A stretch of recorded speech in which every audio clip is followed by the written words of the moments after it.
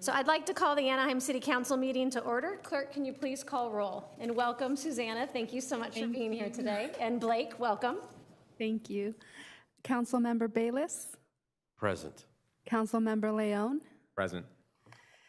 Councilmember Kurtz, Present. Councilmember Maz, Here. Mayor Aiken. Present. Let the record show we have 5 members present. Are there any additions or deletions to our closed session agenda? Mayor Aiken, there are none. Do we have any public speakers coming forward to address the closed session agenda?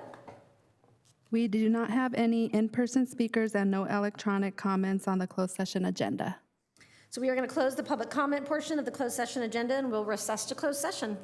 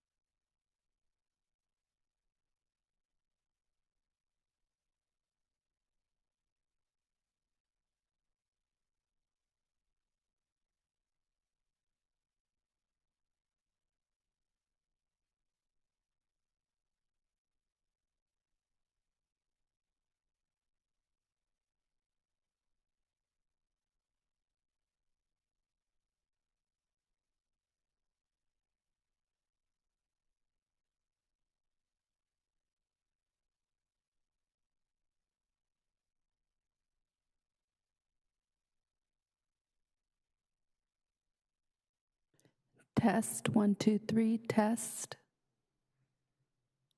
Test, 1, 2, 3, test.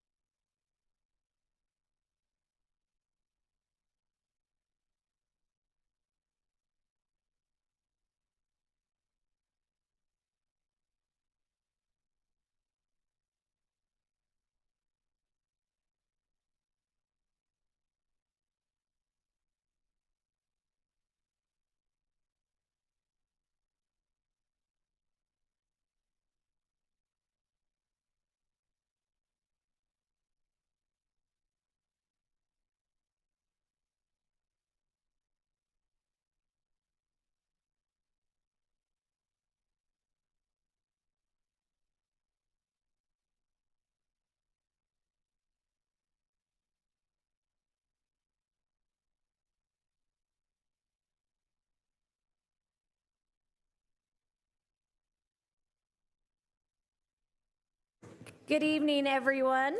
I'd like to call the Anaheim City Council meeting back to order. The first item on our agenda is an invocation that will be offered this evening by Chaplain Jimmy Gaston from the Anaheim Police Department. And then I will ask Councilmember Maz to lead us in the flag salute. Will you please stand? Begin when ready, sir. Thank you. May we all bow, please? Heavenly Father, God, Eternal One, who created us and maintains us and rules over all of us, we invoke your presence on this meeting and on all who attend, personally or through electronic means, who are focused on the city of Anaheim, who are focused on what goes on to make Anaheim the great place it is for all of us to live, work, play, and pray. Thank you for these, our elected officials, who are tasked to oversee and guide all of us. Thank you for city staff who work tirelessly, dealing with the minutia as well as the magnanimous details of what goes into handling the business of such a city as this. Thank you for our police and fire departments who work to serve and protect us. Thank you for all those who work to improve the appearance, the function of our streets, our buildings, our parks. So much is involved. And we're just thankful for those who do what is necessary to make everything work. Will you bless all of us who live here to be thankful for them, to be an encouragement to each one, to provide input for improvement without being super critical. We know there's always room for improvement. We ask your blessing on this meeting today. Be with our mayor and city council members as they weigh the matters that come before them. May they make good decisions that help us all. And may we all recognize the importance of your presence here today and the importance of our being aware of you in every aspect of our lives. I pray in Jesus' name we all approach you as our Creator and our God. Amen. And as we salute our flag this evening, please keep in mind the men and women who sacrificed their lives for our freedoms. I pledge allegiance to the flag of the United States of America. And to the republic for which it stands, one nation, under God, indivisible, with liberty and justice for all.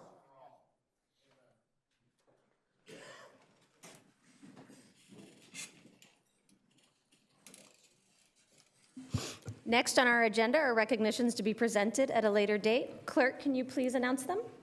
Mayor and City Council, we have two this evening, recognizing May 2025 as Mental Health Awareness Month and recognizing May 2025 as National Cities, Towns, and Villages Month. Are there any additions or deletions to our agenda tonight? Mayor and Council, there are none. City Clerk, can you please outline the public comment procedures and call forward the first several speakers to address our agenda? Thank you, Mayor Aiken. Speakers have one opportunity to address the council. The public comment period is limited to 90 minutes or until all agenda item speakers have been heard. Any time remaining of the 90 minutes will be provided to speakers who wish to speak on any non-agenda related items, but within the council's jurisdiction. A second public comment period will be opened by the mayor at the end of council business only if any non-agenda item speakers were not heard during the first public comment period. The time limit for public comments is 3 minutes per speaker. Those wishing to address the city council must complete a speaker card, which are available at the back of the council chamber. The name and contact information requested on the speaker card is optional. Any unidentified speakers will be called to speak by the speaker card number. Spanish interpreting services are provided at every council meeting. Simultaneous Spanish interpretation is provided through the use of headsets, and consecutive interpretation is available to anyone who would like to address the city council. For translation services in other languages, please contact the city clerk's office at least 48 hours prior to the scheduled meeting. At this time, I would like to introduce our interpreter who will make the same announcement in Spanish. Buenas tardes. En todas las juntas del Consejo Municipal se ofrecen servicios de interpretación simultánea al español por medio del uso de audífonos y se proporciona interpretación consecutiva para cualquier persona que desee dirigirse al Consejo Municipal. Para obtener servicios de interpretación en otros idiomas, tenga la amabilidad de ponerse en contacto con la secretaria municipal al menos 48 horas antes de la junta programada. Muchas gracias. On behalf of the City Council, we would like to remind the public that Anaheim remains committed to freedom of speech, and we ask that speakers address the City Council with civility and refrain from making personal, threatening, abusive, slanderous, or profane remarks towards any member of the council, staff, or general public. We appreciate you reflecting the spirit when you speak. The time now is 5:08, with the 90-minute public comment period set to conclude at 6:38 or until all agenda item speakers have been heard. We ask for speakers to line up at the podium once they see their name appear on the projection screen behind me. We currently have 9 agenda item speakers. The first 3 agenda item speakers are DJ W. Redding, R. Joshua Collins, and Sandy Garcia.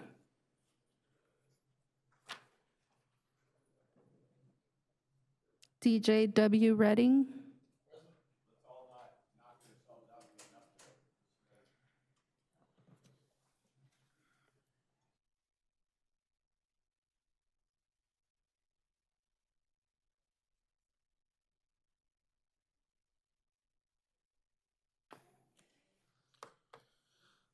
Hi, I'm DJ Reddick. I've been a resident of Orange County for 56 years.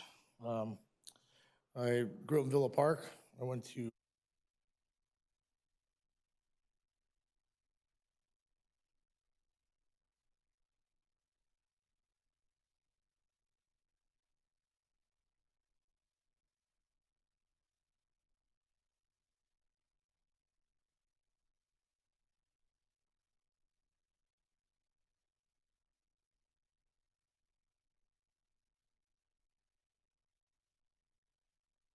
diligent, and I don't have any criminal background. In 2017, I became sick with prostate cancer that was inoperable. I divested my corporation.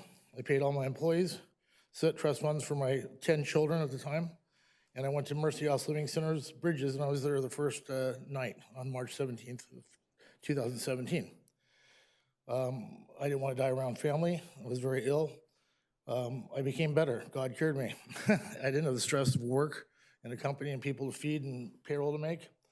And miracles happened. And I was introduced to a whole range of people that I didn't normally see except for the cross hood of my car that were homeless with bikes and bags and all personal issues of family life that I didn't experience. I came from a very healthy family that had a strong commitment, especially the truth and honesty. And my mom was Walt Disney's personal assistant until he passed away. Very deep roots. My my dad's brother just left as the commissioner of the IRS for a 13-year sequence. And my dad was a heavy at the State Department. So I grew up in a family that had huge demands on honesty and rigorous knowledge of the world. I managed to transfer to the next property, which after staying there, at Mercy House, Livingston Bridges, they moved us to the location over off of, which was the Salvation Army. I stayed at the Salvation Army till June 20th during COVID, or June 2020, where I ventured out and was back to a part-time job, and for whatever reason, it healed. I was given an ESG chip program. I've already emailed into the file system on record, and I'll have to ask for another date for the information to be passed.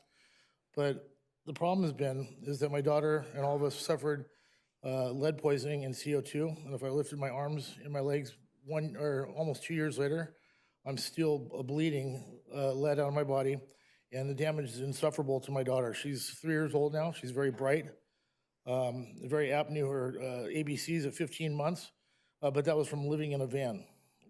We were not tendered, and I have to say this, that City Council, I respect. I put a couple notes into Norma. I understand that you all probably have other lives and things to do, and you come here, and I appreciate that. But we were left homeless when we left our apartment. We left on emergency order. I'm sorry, Mr. Reddick, your time is up. Okay, so what I'm asking for is like some sort of courtesy in order to where under ESG providing or provisions, we should have been given temporary housing until things were, and I have all on record. Do we have a director maybe from our housing department, either, I don't see Grace or Sandra in here, because I know 3 minutes isn't enough time to share all of the details, but we would like to make sure that we get your information so we can follow up. Mr. City But if I Manager? may just say one thing, there's a line of duty that should be followed. I did that personally. I contacted everyone that needed to be through the housing. HUD was involved, and no one showed up to help. Okay. So I'll leave that, and everything's on record, and I'll send the statement of record to you guys. Yep, thank you. Okay, there's a gentleman in the back. Yes, thank you. Oh, thank you. Thank you, I appreciate it. Are Joshua Collins?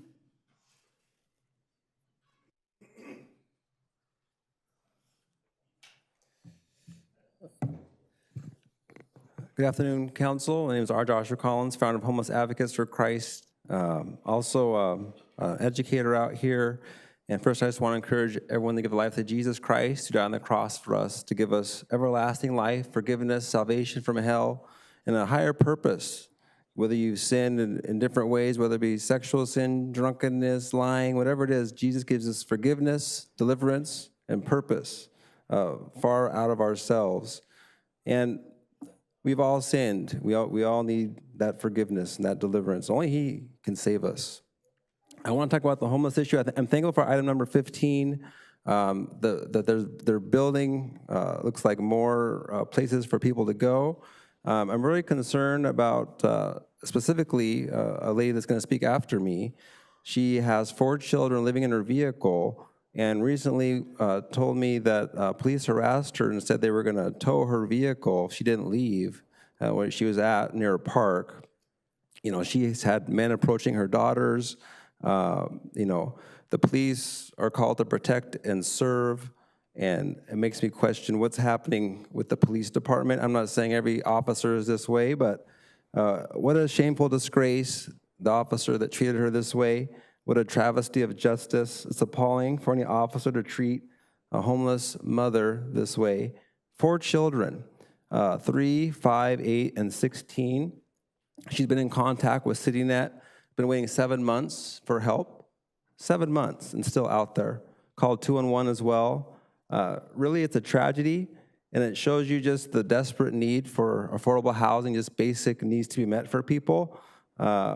As we know, sounds like a 93% deficit in affordable housing units, and that's the impact, is that's who it affects, is homeless mothers also, and others out there that maybe they have medical issues. So many people impacted when we neglect this. I don't know why. I look over here on this sign here, expand affordable housing and home ownership is second to the last on the top priorities. I hope that that's not really your thinking as far as order of importance. I think housing, definitely very important, right? For a lot of people, obviously. And think of it, if that was you out there, and you were homeless, what would Jesus do, you know? Are we thinking that way as far as a city? Are the police thinking that way, all of them? I really hope that will change. That, you know, if there's any officer that's thinking that's okay to treat a homeless mother that way, that officer needs to be removed or changed or talked to or something, but a different policy needs to be in place, that's for sure. But thanks for letting me share.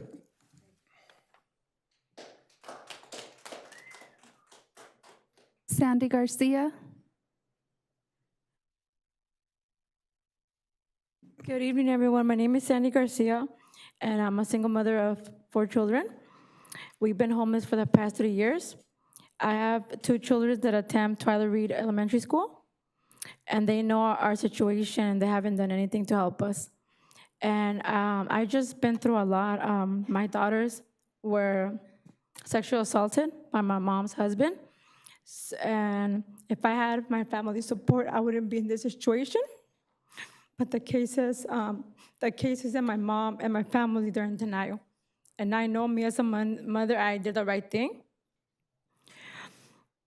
And it's just that 211 or CityNet hasn't really done anything, you know, to provide or any resource for us to help us with. And then my my daughter's father. We were not together, but he was supporting us. He passed away in a car accident 6 months ago. And it's just been really hard, living in our vehicle with my 4 children and then just being harassed by the police officers to leave. And I mean, I understand maybe it could be my color because I'm Hispanic, but they shouldn't be treating us this way. And it's just been really hard, and I hope there's more resources out there, for families or mothers with children. And it's just been very hard because 2 of my children, one of them has special needs. My daughter has the one that was a victim of sexual assault. She was born deaf, and my other son has autism. So it's just very hard, to just sometimes I always get stared at because they're very loud, but it's just because they're different doesn't mean that they shouldn't be pointed or thinking that they should be yelling, but they're kids with special needs.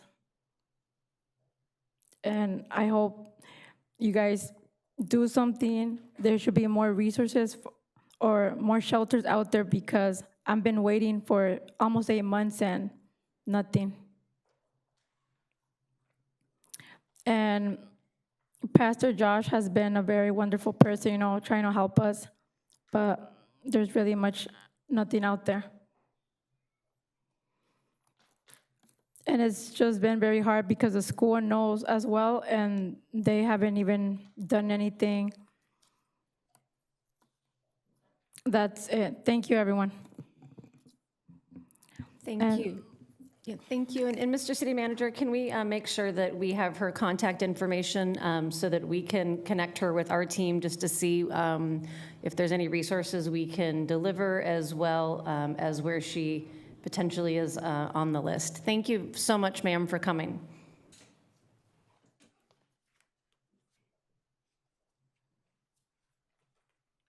And so it goes. I'm going to, in a football analogy, I'm going to call an audible at the line of scrimmage. I'm going to change kind of what I had in mind. Seeing this lady with her kids and the various issues that it just, I can't see how people can even hold up under such conditions. And we're talking about handing out money to, the Visit Anaheim and all these trivial things that really don't need our help. The tourism takes care of itself, and it always has. Basically, it's Anaheim, everybody knows that. Disneyland, oh yeah, the Ducks and the Angels, yeah. You don't have to sell it to anybody, it's there. And I just want to also point out, thank you to Councilmember Leon and Rubalcaba for asking questions. Not just like, oh, that's good enough and just pass it on. You guys actually ask questions. That's what you're paid to do. You dropped the mustache, Councilman. I just now noticed that, so kind of throws me off a little bit, my train of thought. So also, we're talking about the housing element, and Disney's going to give so much money for housing. Those are like a drop in the bucket, man. We're in a situation now. It's like we've never really recovered from COVID.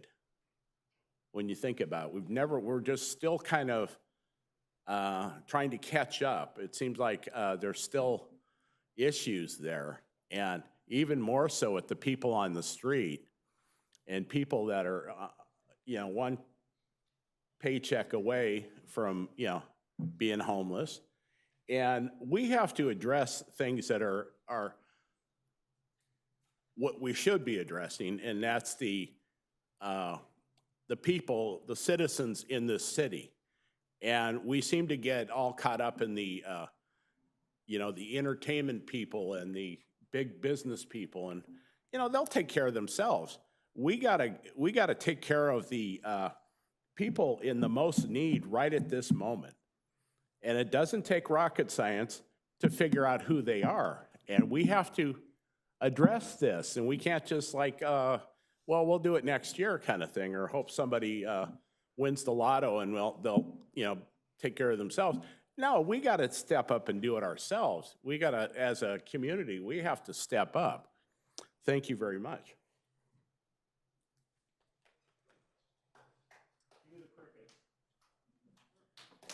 Tracy Camp. Hello, my name is Tracy Camp, and I'm currently at one of your housing facilities, American Family Housing over on Harbor. And let me first say that I am grateful for that program. But my problem is I don't know, I was promised my housing, when I completed treatment, which I did do, and I'm still clean and sober, but I've never got my housing. Now they're telling me that they're going to be closing in October, November, I don't know, October, they're going to be closing.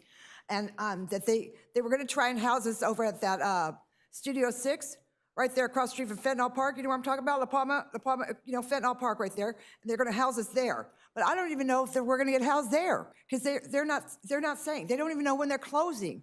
But I don't know, I'm 60 years old, and I can't go on the streets again. Really? You can't use the bathroom anywhere. No one will let you in to use the restroom. It's crazy. I tried to use the bathroom 3 times, and by that time, I've pissed my pants. I'm sorry to say, but I'm just wondering, there's no decency on any of these businesses to let somebody use the restroom, for one. I feel that insulting. I feel like, just nobody gives a shit, about nothing. We said these housing things, and nobody's getting housed. 3 people got housed at my shelter, 3 people. One, $20,000 got stolen from her. That's where she got housed. Another one was a troublemaker, drug addict. He got housed. And the other one, they wanted out of there. That's the only 3 people I see get housed. And they say that they're not picking and choosing. Well, I don't know. They wanted those 3 people out, they got out. They got their housing. I haven't got my housing. Why is that? And then they say they want connection ties to Anaheim. You know what? I've been living in Anaheim. This Circle Seal Controls was here. Do you remember that?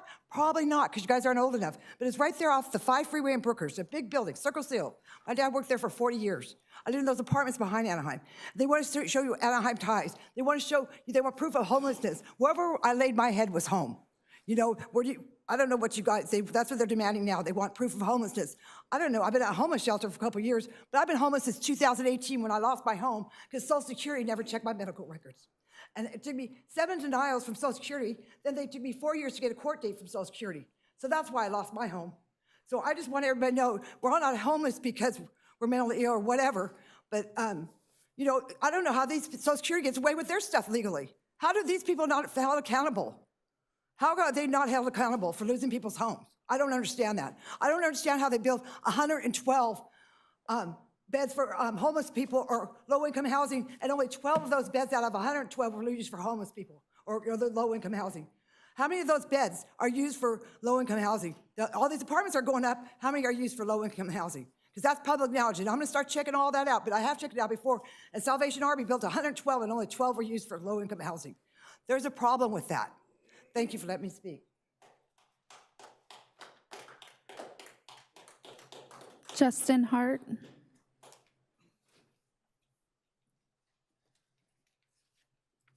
Good evening, Mayor Aiken and City Council members. My name is Justin Hart, and I proudly serve as the General Manager of the Sheraton Park Hotel at the Anaheim Resort, and I sit on the Board of Directors for Visit Anaheim, as well as the Orange County Hotel and Lodging Association. I'm here tonight not only as a hospitality leader, but as somebody who has worked in cities across California, cities with strong destination marketing organizations, and many cities without. Anaheim is fortunate enough to have one of the best in the business. Since Mike Waterman and team stepped in to Visit Anaheim, they've embraced partnership at every level. I've personally experienced this. They ask how they can support my hotel, and more importantly, how they can act on it. Through effective collaborations, programs like Meetings Momentum, the Valet Program, Forecast Webinars, site inspection enhancements, they're all cutting edge programs that have brought tremendous value to our ability to book business and to sell Anaheim. When our ownership group had major concerns about the economy and the future forecast for our hotel, Ronnie, Scott, and Mike offered to meet with our ownership group and to provide as much detail as possible to help put their minds at ease. So people ask, why does this matter? Because like every hotelier in the city, I rely on Visit Anaheim every single day to help fill guest room nights and to generate citywide conventions. When we have compression and the hotel rooms fill up, it means that we're able to drive hotel rates and it helps big hotels, small hotels, and all the organizations within Anaheim. When this happens, we all win. Visit Anaheim continues to promote not just Disney, but the full Anaheim experience, the breweries, the dining, the sports, the culture, and most important, the safety, which is most important to all of us. Everything that makes this a city a world-class destination. Anaheim competes with every major city in California and beyond. We're up against destinations like Los Angeles, San Diego, and San Francisco, all with exponentially larger budgets and far more resources at their disposal, yet we hold our own. Our edge isn't just what we offer, it's how we operate. It's the relationships that Visit Anaheim has built across the travel and tour industry with airlines, tour operators, meeting planners, content creators, and international travel trades. Relationships that bring visitors here that convert interest into action and stretch those limited dollars more further than we can imagine. The success of my property doesn't happen in a vacuum. Without a strong, well-resourced DMO constantly marking our destination, creating demand, and driving global visitation, we simply wouldn't see the success we have today. Anaheim deserves to be in the spotlight. And Visit Anaheim is the engine that's going to make sure that we head into the golden decade of Anaheim with OC Vibe and Disney Forward sitting close on the horizon. Sitting in board meetings and hearing things about the Savannah Bananas, the partnerships with the Anaheim Ducks, the new exhibit booth, tells me that things just keep getting better and better, but there is still a lot more work to be done. That's why I'm standing before you tonight, because I believe in this city, I believe in our industry, and I believe in the power of Visit Anaheim to move both forward. Me and my team. Mr. Hart, I'm sorry, your time is up. Are all in for the future of Visit Anaheim. Thank you for your continued support. Thank you.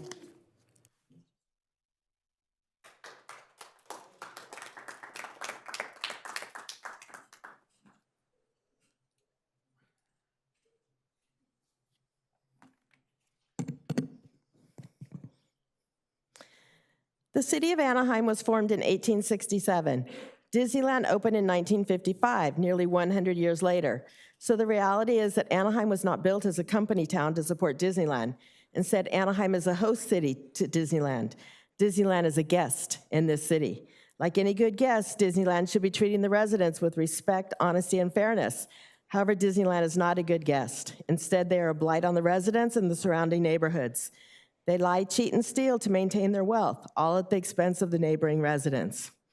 You 7 are sitting up there patting yourselves on the back for negotiating Disneyland Forward. Do you not understand that you have allowed Disney to rip off the residents? Or maybe the fact that they bought you those seats makes it okay for them to steal from us. You are making a huge deal about Disney giving $15 million to affordable housing. Yet, according to my research, Disneyland had 29 million visitors in 2024 and contributed almost $8 billion to Disney's theme park revenue. Divide that by 365 days, and Disneyland is making almost $21 million a day. So you need to stop patting yourself on the back, because what they are giving to the city is $6 million less than they make in a day. Please take a second and let that sink in. And please explain to the residents why the balance of an additional $15 million is not due for 5 years. The residents asked for a gate tax to increase the general fund, and Disney furiously protests that people might not come if they have to pay an extra $1 or $2. Yet the price for a one-day ticket for one park is currently over $200. 10 years ago, that same ticket cost $96. That's a 108% increase. In 2020, it cost $25 to park. Today, it costs $35. That's a 40% increase. The cost of the lowest price annual pass has increased 20% in just 3 years. Yet Disneyland furiously campaigns against a gate tax that would immensely benefit their host city. Let me touch on the hot button topic of the nightly fireworks. It's a proven fact that Disneyland is poisoning the residents. The residue from the fireworks is polluting our city, and they and you don't seem to care. Cars, yards, and houses are coated with the firework debris, schoolyards and park playgrounds and personal gardens, all coated in firework debris. Studies on the neighborhoods around Disneyland all show that residents have greater than normal health issues, including but not limited to respiratory diseases, heart disease, asthma. The list goes on, yet you are allowing the residents of this city to be poisoned. Other cities have banned firework displays for this very reason, yet somehow Disneyland is permitted to expand their nightly poisonings. Disneyland has been ordered to pay $233 million in back pay to the employees for Measure L, which the residents overwhelmingly voted to approve. To the best of my knowledge, they have not paid it yet. I was always taught that you are judged by the company you keep. Well, consider yourselves judged. You are in bed with the devil, Disneyland, and Visit Anaheim. And that $15 million you're so excited about is simply blood money. Sorry, Ms. Robbins, your time is up. And Natalie and Carlos, thank you for questioning Visit Anaheim. It's really appreciated and noticed.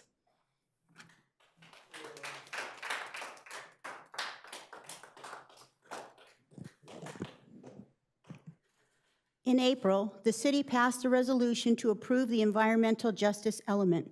This new element was not introduced on its own in a public hearing. Instead, it was grouped into a general plan update, approval for the 6th housing cycle, a zoning update, and a few specific plan updates, and much more. The 24-page staff report labels the subject General Plan Focused Update and 2021-2029 Housing Element Update, Project Development Application Numbers 2021-00223 and 2021-00002. Perhaps this is why most residents have no clue what the environmental justice element is, or if they live, work in an environmental justice community. Senate Bill 1000 defines environmental justice, the fair treatment and meaningful involvement of all people, regardless of race, color, national origin, or income, with respect to development, implementation, and enforcement of environmental laws, regulations, and policies. The City of Anaheim, in the environmental justice element, has identified disadvantaged communities within the city.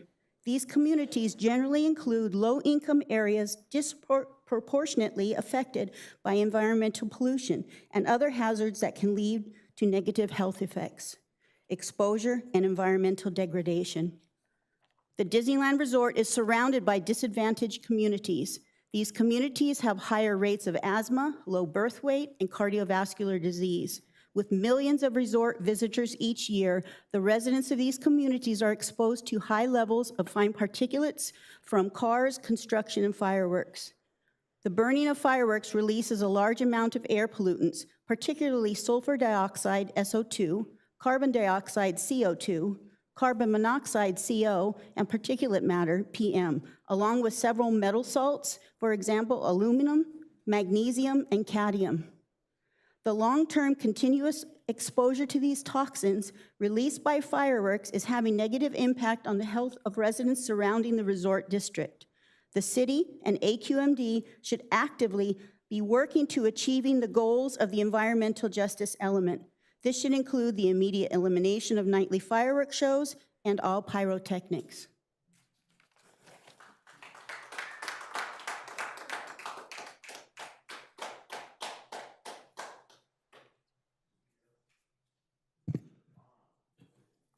Visit Anaheim certainly was a corrupt nonprofit, but today they're just they're a nonprofit with an overpaid CEO.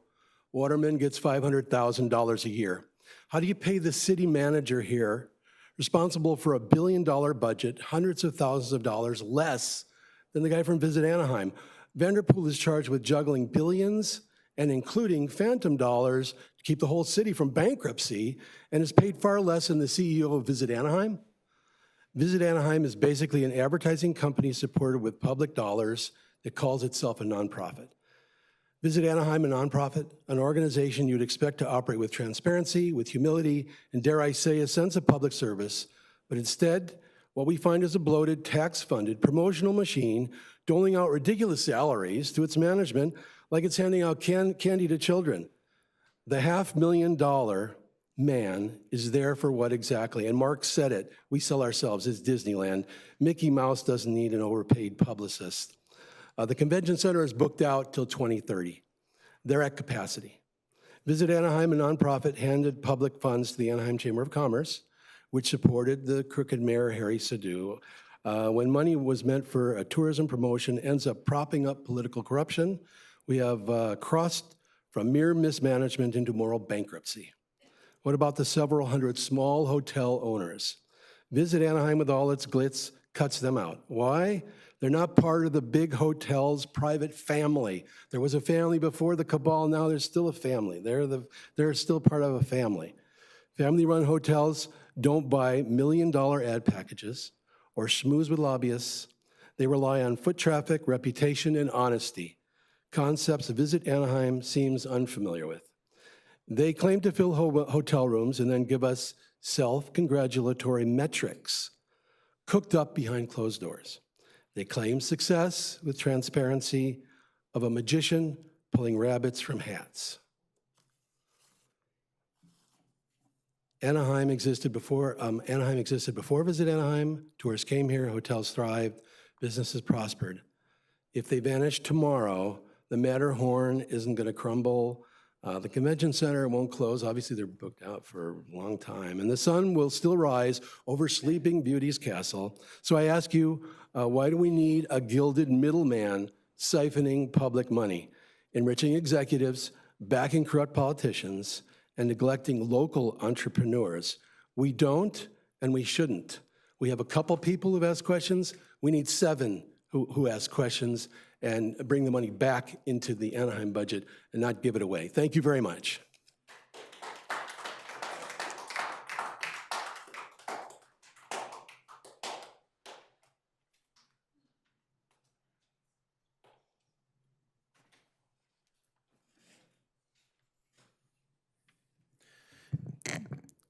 Good evening, Madam Mayor and council members. My name is Bill O'Connell, and I'm here representing the Stovall, O'Connell, and Lemire's families, which proudly operate 4 Best Western hotels, serving the community over the past 60 years, or 6 decades. Tonight, I want to speak plainly as a stakeholder and Anaheim resident who has dedicated his life to the growth and future of Anaheim. There have been a lot of commentary recently about Visit Anaheim, and I'd like to take a moment to highlight the travel and tourism industry, as well as the important work that Visit Anaheim has done. We hire consultants and experts in any field because we know we can't be experts in everything. And in this case, Visit Anaheim is the expert. They understand that attracting visitors to a city like Anaheim isn't a one-size-fits-all. We have to appeal to multiple audience segments: convention attendees, families, sports fans, entertainment seekers, international travelers, and more. And within each of those audiences are different demographics, each with different motivations, booking behaviors, and marketing touch points. That level of strategy takes deep knowledge, real-time data, and relationships built over years and decades, not a plug and play that can be replaced. Visit Anaheim is working across every front, meeting planners, vendors, and industry networks to make sure every segment is being reached, and they're doing it with measurable success. To suggest that actions of several former leaders somehow define this current leadership team is a distraction that none of us in the hotel community can afford. We need help driving room nights now, and Visit Anaheim needs to be focused on that mission. Our families own small independent hotels. I know the stakes, and I have no doubt, zero hesitation, that Visit Anaheim is allocating its resources wisely, equitably, and effectively on behalf of all stakeholders, both large and small. I invite you to meet with them, to ask questions, and continue collaborating together. I encourage you to join Visit Anaheim during local conventions, attending trade shows or conferences, so you can see firsthand how the team is valued by our clients and industry leaders. Our shared goal for the benefit of the city and the destination is to strengthen all partnerships, and that especially includes our city leadership. I want to thank you in advance for your support of Visit Anaheim and the team. Thank you and have a good night.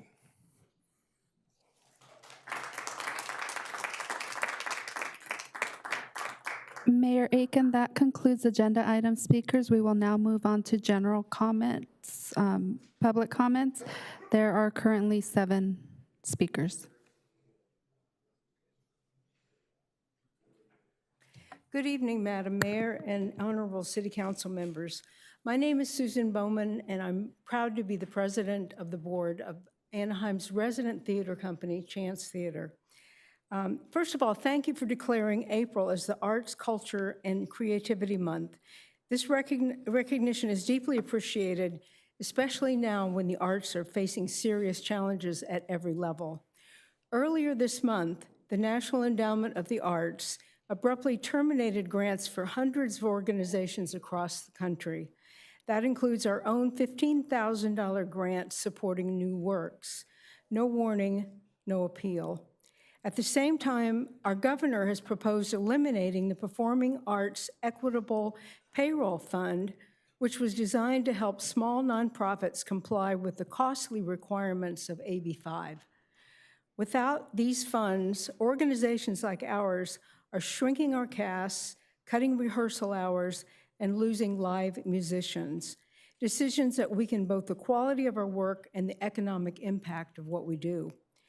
Despite these setbacks, we are persevering. On April 28th, the Orange County Theater Guild held annual awards, and Chance Theater led the county with 44 nominations and 11 wins. We're proud to bring this award home to Anaheim. Last weekend, we opened the regional premiere of The Chinese Lady, a powerful and moving story featuring TV, film, and theater actress Michelle Krusiek.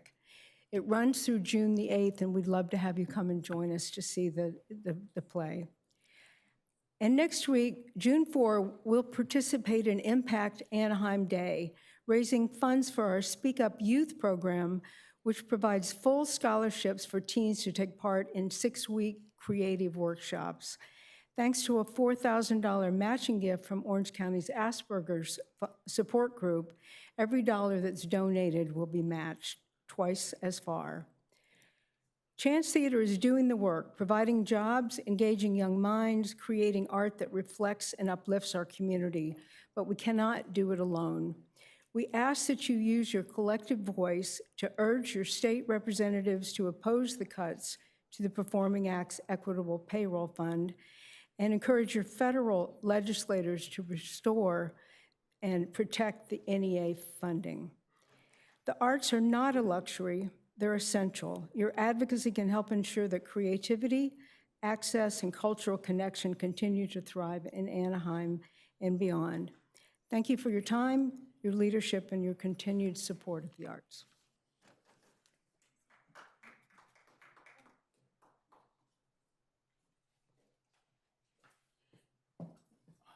Good evening, Mayor and City Council.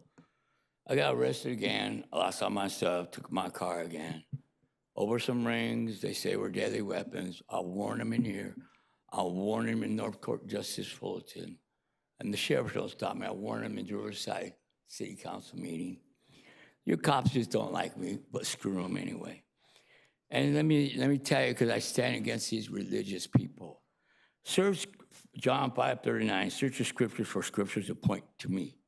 As Jesus was arguing with the religious leaders of his days, he challenged them to find him in the pages of the Old Testament. Every Old Testament has a shadow of Christ to come. The golden thread of redemption is woven in every book of the Bible. Now, that's what I do. I stand against what they do because they're wrong.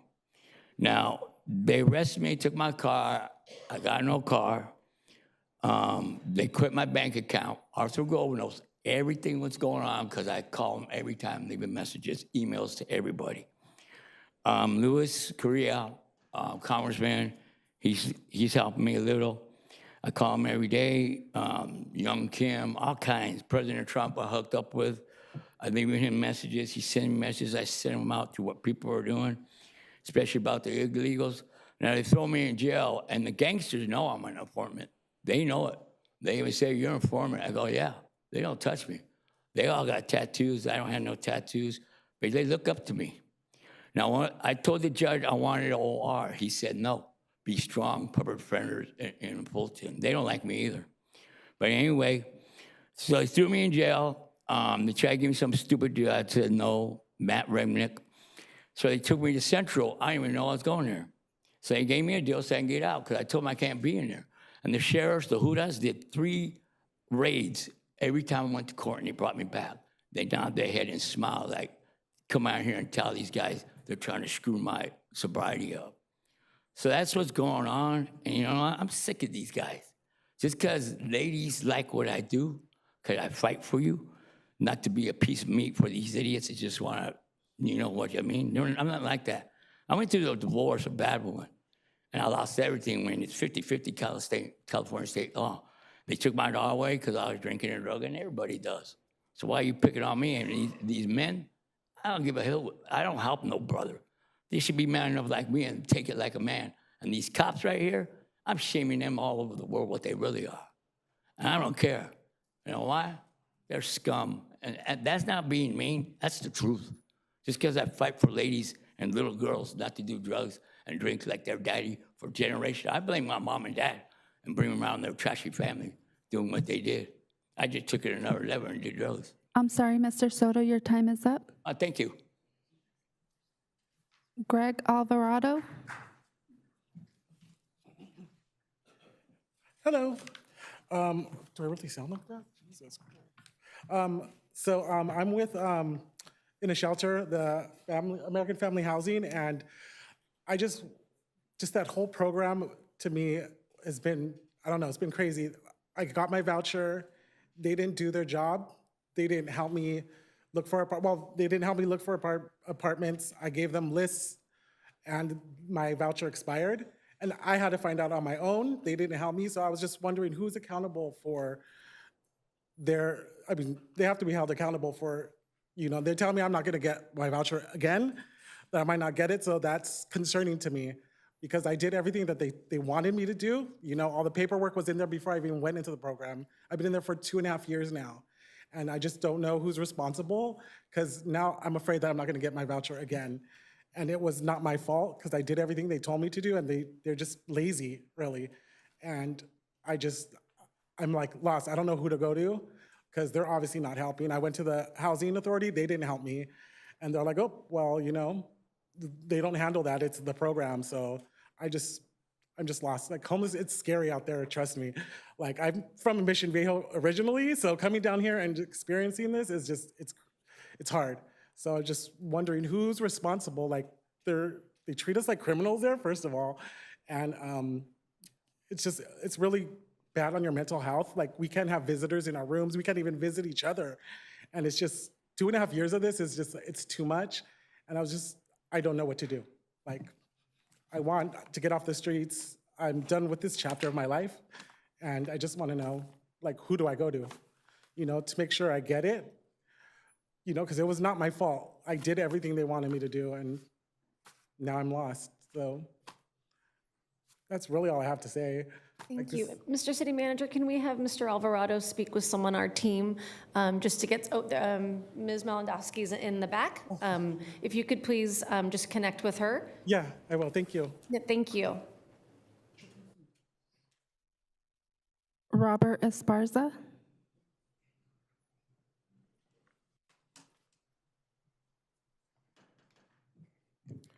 Good evening, Madam Mayor and council members. My name is Robert Esparza, a proud resident of Anaheim within the Councilmember Leon's District 2. I'm also honored to serve as a commissioner on the Anaheim Housing and Community Development Commission. This morning, I had the privilege of attending the demolition of the Rainbow Inn. I want to commend everyone involved in this impactful project. As a resident, it's encouraging to see that we share a common vision, improving the areas that need attention and making our streets safer for all. Anaheim is a city built on pride and tradition. My own connection runs deep. Many of my family members have owned homes here dating back to the 1930s. Nearly a century later, I'm continuing that legacy as a homeowner, and it's a legacy I hope others begin as well. In my role on the Housing and Community Development Commission, I've had the opportunity to contribute to a program that aims to make the dream of homeownership a reality for more residents. As a local real estate professional, I regularly encounter first-time homebuyer programs. Unfortunately, many are burdened by rigid requirements that make them inaccessible to the very people they are meant to help. In some cases, the intended beneficiaries are sidelined in favor of investors using straw buyers. Tonight, you will be presented with a thoughtfully developed program that is truly designed to serve genuine first-time homebuyers, those who want to plant roots and build their family legacy here in Anaheim. Purchasing a home is one of the most significant financial decisions a person or family can make. For first-time buyers, the process can be especially daunting, challenged by down payment requirements, closing costs, and credit hurdles. That's why programs like the one before you tonight are so important. As someone whose clients are overwhelmingly first-time buyers, roughly 75% of my business, I can confidently say this initiative meets a real need. Together with the Housing and Community Development team, I'm here to answer any questions you may have. Let's take this opportunity to be the reason a new generation of families can begin their own 100-year legacies of homeownership right here in the great city of Anaheim. Thank you.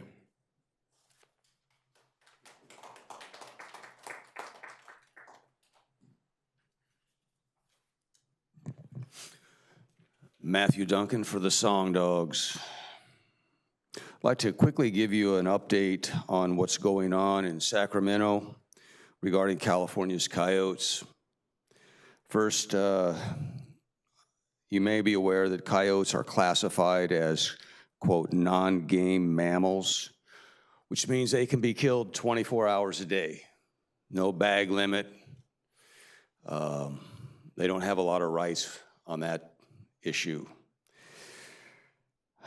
Well, in February, at the California Wildlife Resources Committee meeting, the committee recommended to the California Fish and Game Commission that coyotes be removed from what they call take, which means killing, provisions of Section 472 of the California Code of Regulations. This is certainly, obviously, good news, but it's still pretty early in the process. Well, at that February meeting, I spoke about Anaheim gassing 84 coyotes, and a statement in your own plan that they can be killed because they appear too comfortable. And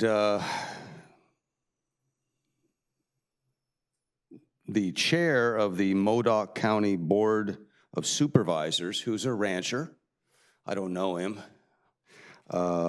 he spoke at the meeting 2 weeks ago, and he wanted to comment on my comments about Anaheim and the 84 dead coyotes in the gas chamber. And he was opposed to what I had to say. Again, he lives in a very urban county, Modoc County, and I live in Orange County. But he acknowledged coyotes are highly intelligent, and coyotes provide free rodent removal. And he mentioned again that the two counties are very different. And so there's not maybe a one-size-fits-all approach that's going to work for both. But what this brings up is what's most important, and that is that we need to talk and we need to listen. We did talk and we did listen. And I think there's a way that maybe we can solve these issues. Again, there are two counties, no two counties more different than Orange and Modoc. So I thank you.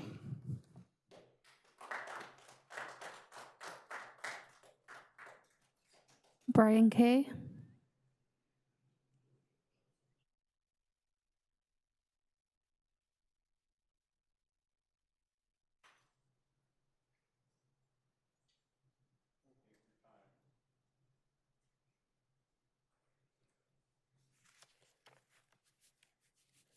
Happy day.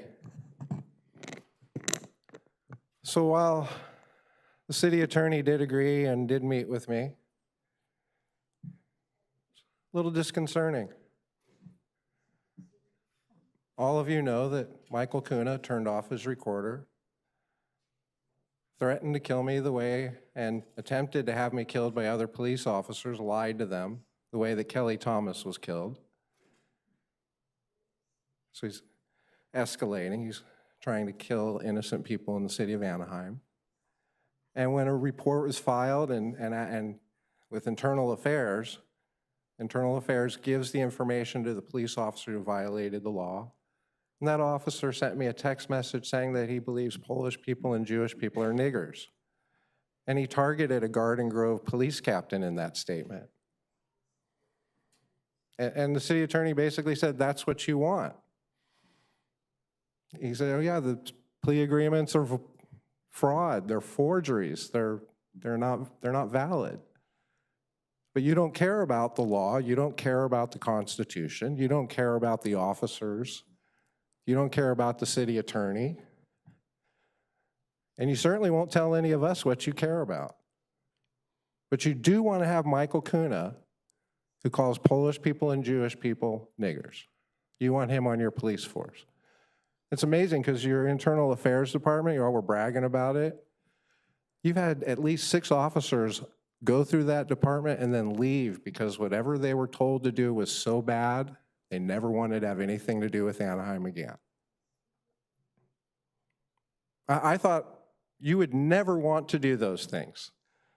So I took the time out, I came down here, I presented evidence, showed you laws, facts, very simple, very straightforward. As a matter of fact, except you, each and every one of you except have had family members and advisors, 2 separate groups, family members who sought me out. They found me wherever I was and said, Brian, please talk to Carlos. They know I can't talk to Natalie. Please talk to Ashley. Please talk to Natalie. Please talk to Norma. Please talk to Kristen. And please get them to follow the law.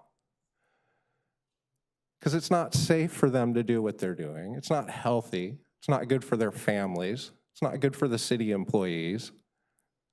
I've had, again, no fewer than, and just in the last week, 5 Anaheim police officers who said, please get this done. So why the fuck do you want to do what you're doing? Why? Why is it so important to call people nigger? Why is it so important to destroy evidence? I'm sorry, Mr. K, your time is up. You don't have to apologize. You can just, I'm wrapping it up. Thank you. Happy day. Follow the law, it's not what you want to do.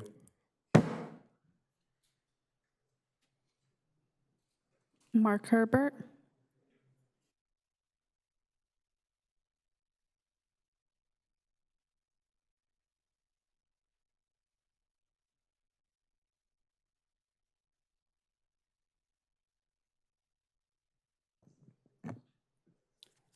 Mark Herbert, AnaheimGrease.com. Continue on public engagement and housing.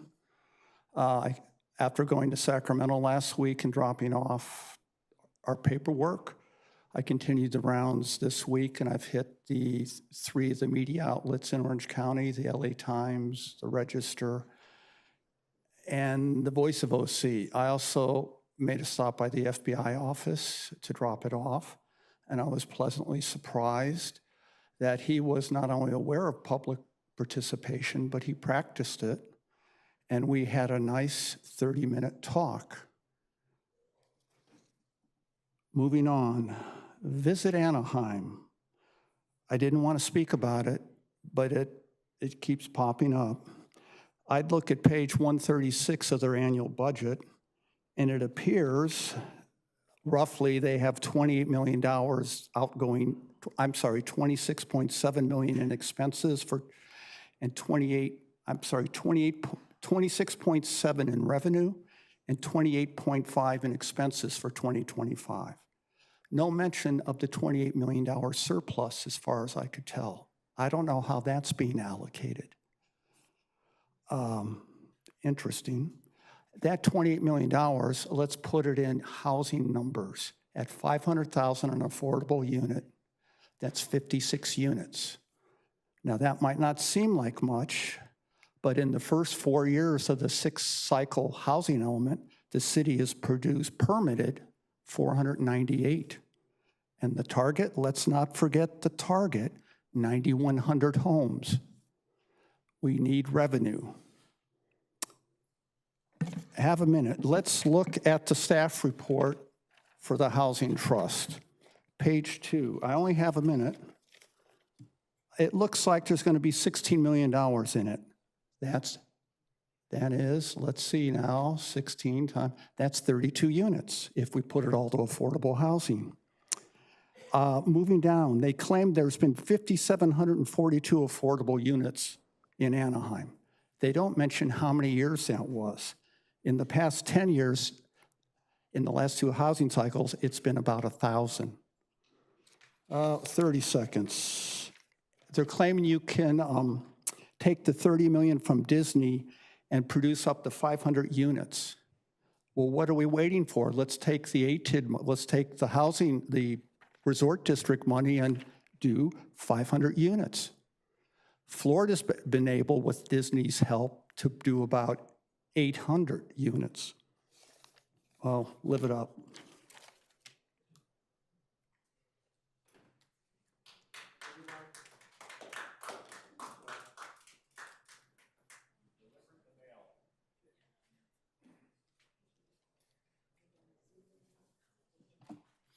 Hello, everyone, Madam Mayor, everybody on the council giving honor to God, and those on the council who serving the God, and God of the people.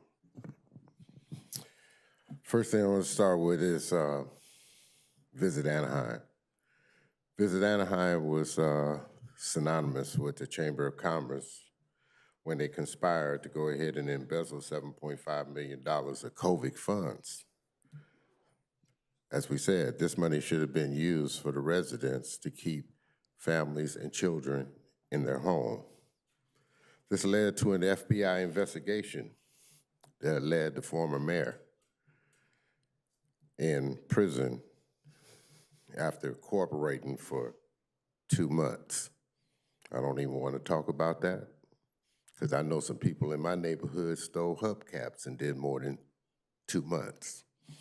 But anyway, and this is why he was trying to steal over $1 billion plus with the Angels. Corruption was running rapid.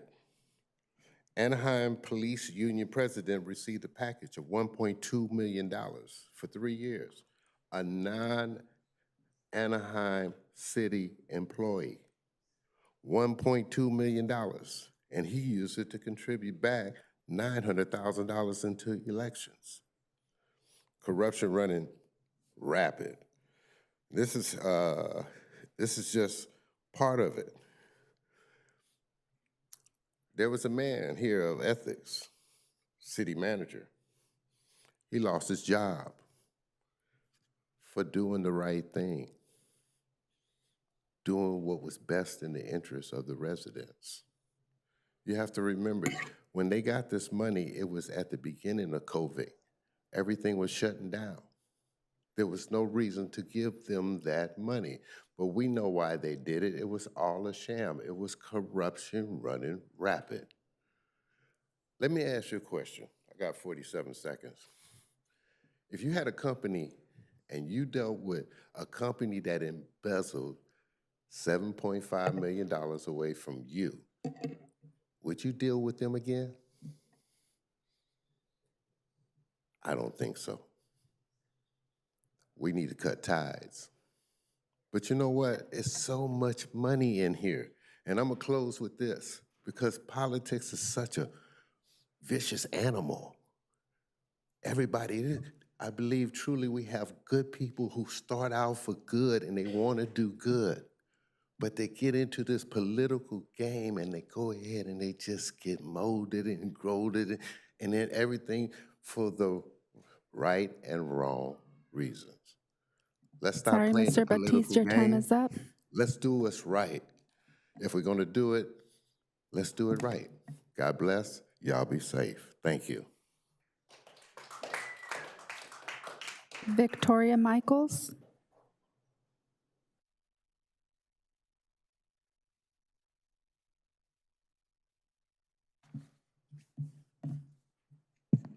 Good evening. Victoria Michaels, 30-year resident of Anaheim.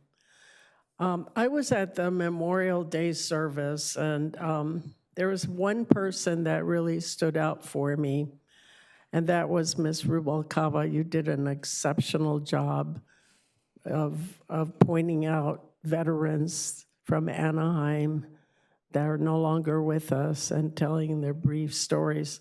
The rest of the speakers I could have done without, to be very honest.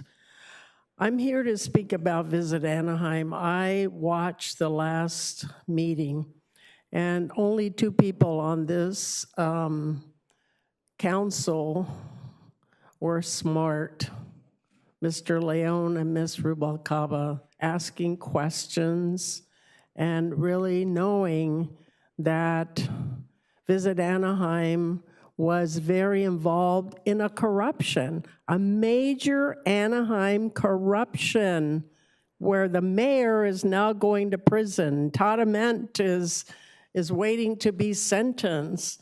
How could you just allow all these people here, even listening to them, I know you have to listen to them, but praising Visit Anaheim? And are you aware that the board members of Visit Anaheim are the same board members, with perhaps the exception of the president, that were involved at the time of the corruption? And Mr. Vanderpool, you were involved, and you sit on Visit Anaheim's board right now. I request you recuse yourself, as well as the rest of the board members that were involved during the corruption.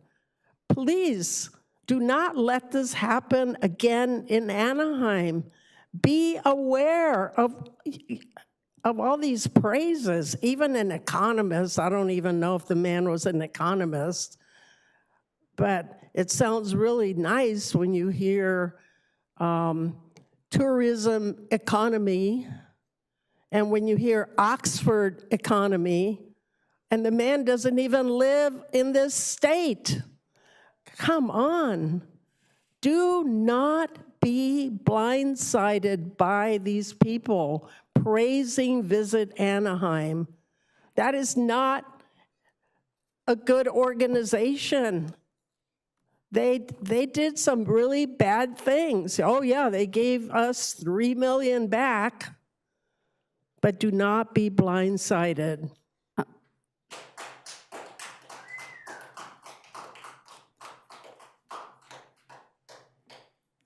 Mayor and City Council, that concludes our in-person speakers. Noting for the record, we did receive 8 general electronic comments and 1 electronic comment for item 22. All electronic comments were distributed to City Council and posted on the city's website. Thank you. So we're going to now close the public comment portion of the meeting and move to council communications. If any council members have items to share, can you please ring in? I'll start with Councilmember Rubalcaba and then Councilmember Maz. Thank you. I just have one item that I'd like to share. So I represent District 3, which is approximately 50,000 residents. And we are a working class community. And I just wanted to recognize one of our recent graduates who lives on Sycamore and Vine. He went to Cal State Fullerton and earned a degree in computer science. So I just want to recognize this young man today. His name is Dylan Zuniga.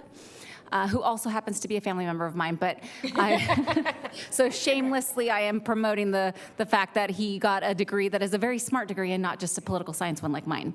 So just wanted to recognize him today and all of the other graduates who are from our city. Thank you. Councilmember Maz. Thank you, Madam Mayor. I have a few slides this evening.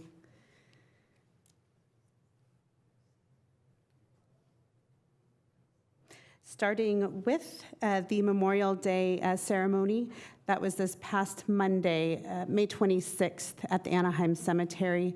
It was organized by the Orange County Cemetery District and the VFW. So it was an honor to be there and standing alongside the brave men and women who have served our country. Next slide, please.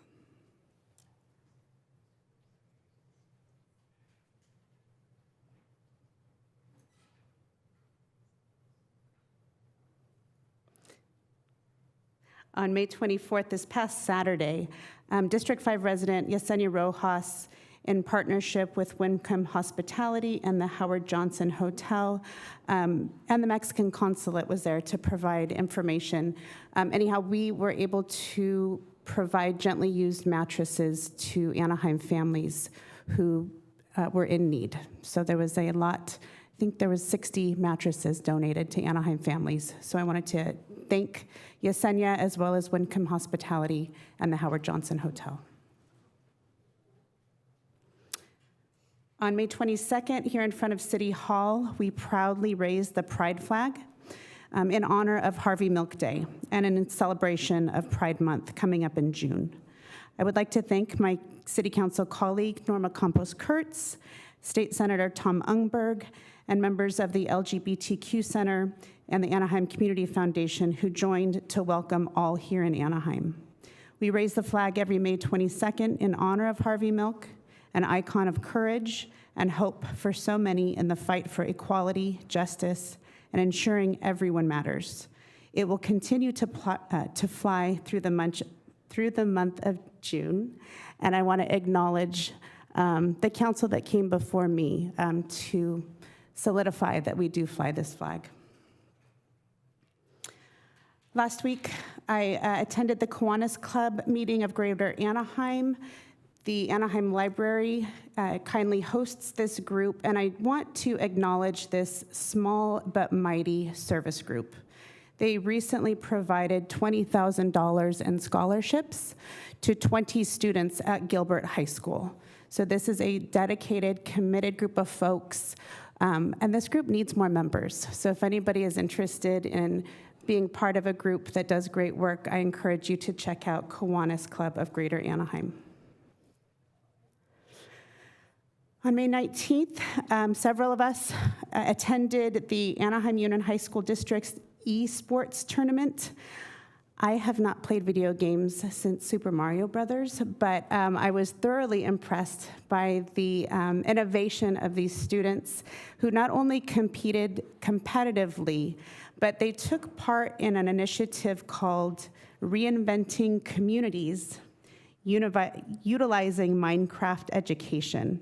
And this is where they reimagined Anaheim working together, and they found creative solutions through their video game design. And the last slide I have here is the St. Anthony Claret 70th anniversary. This was their annual fiesta, and it was also acknowledging their 70 years here in Anaheim. I went to 1st through 8th grade there, graduated in 1994, proud alumni.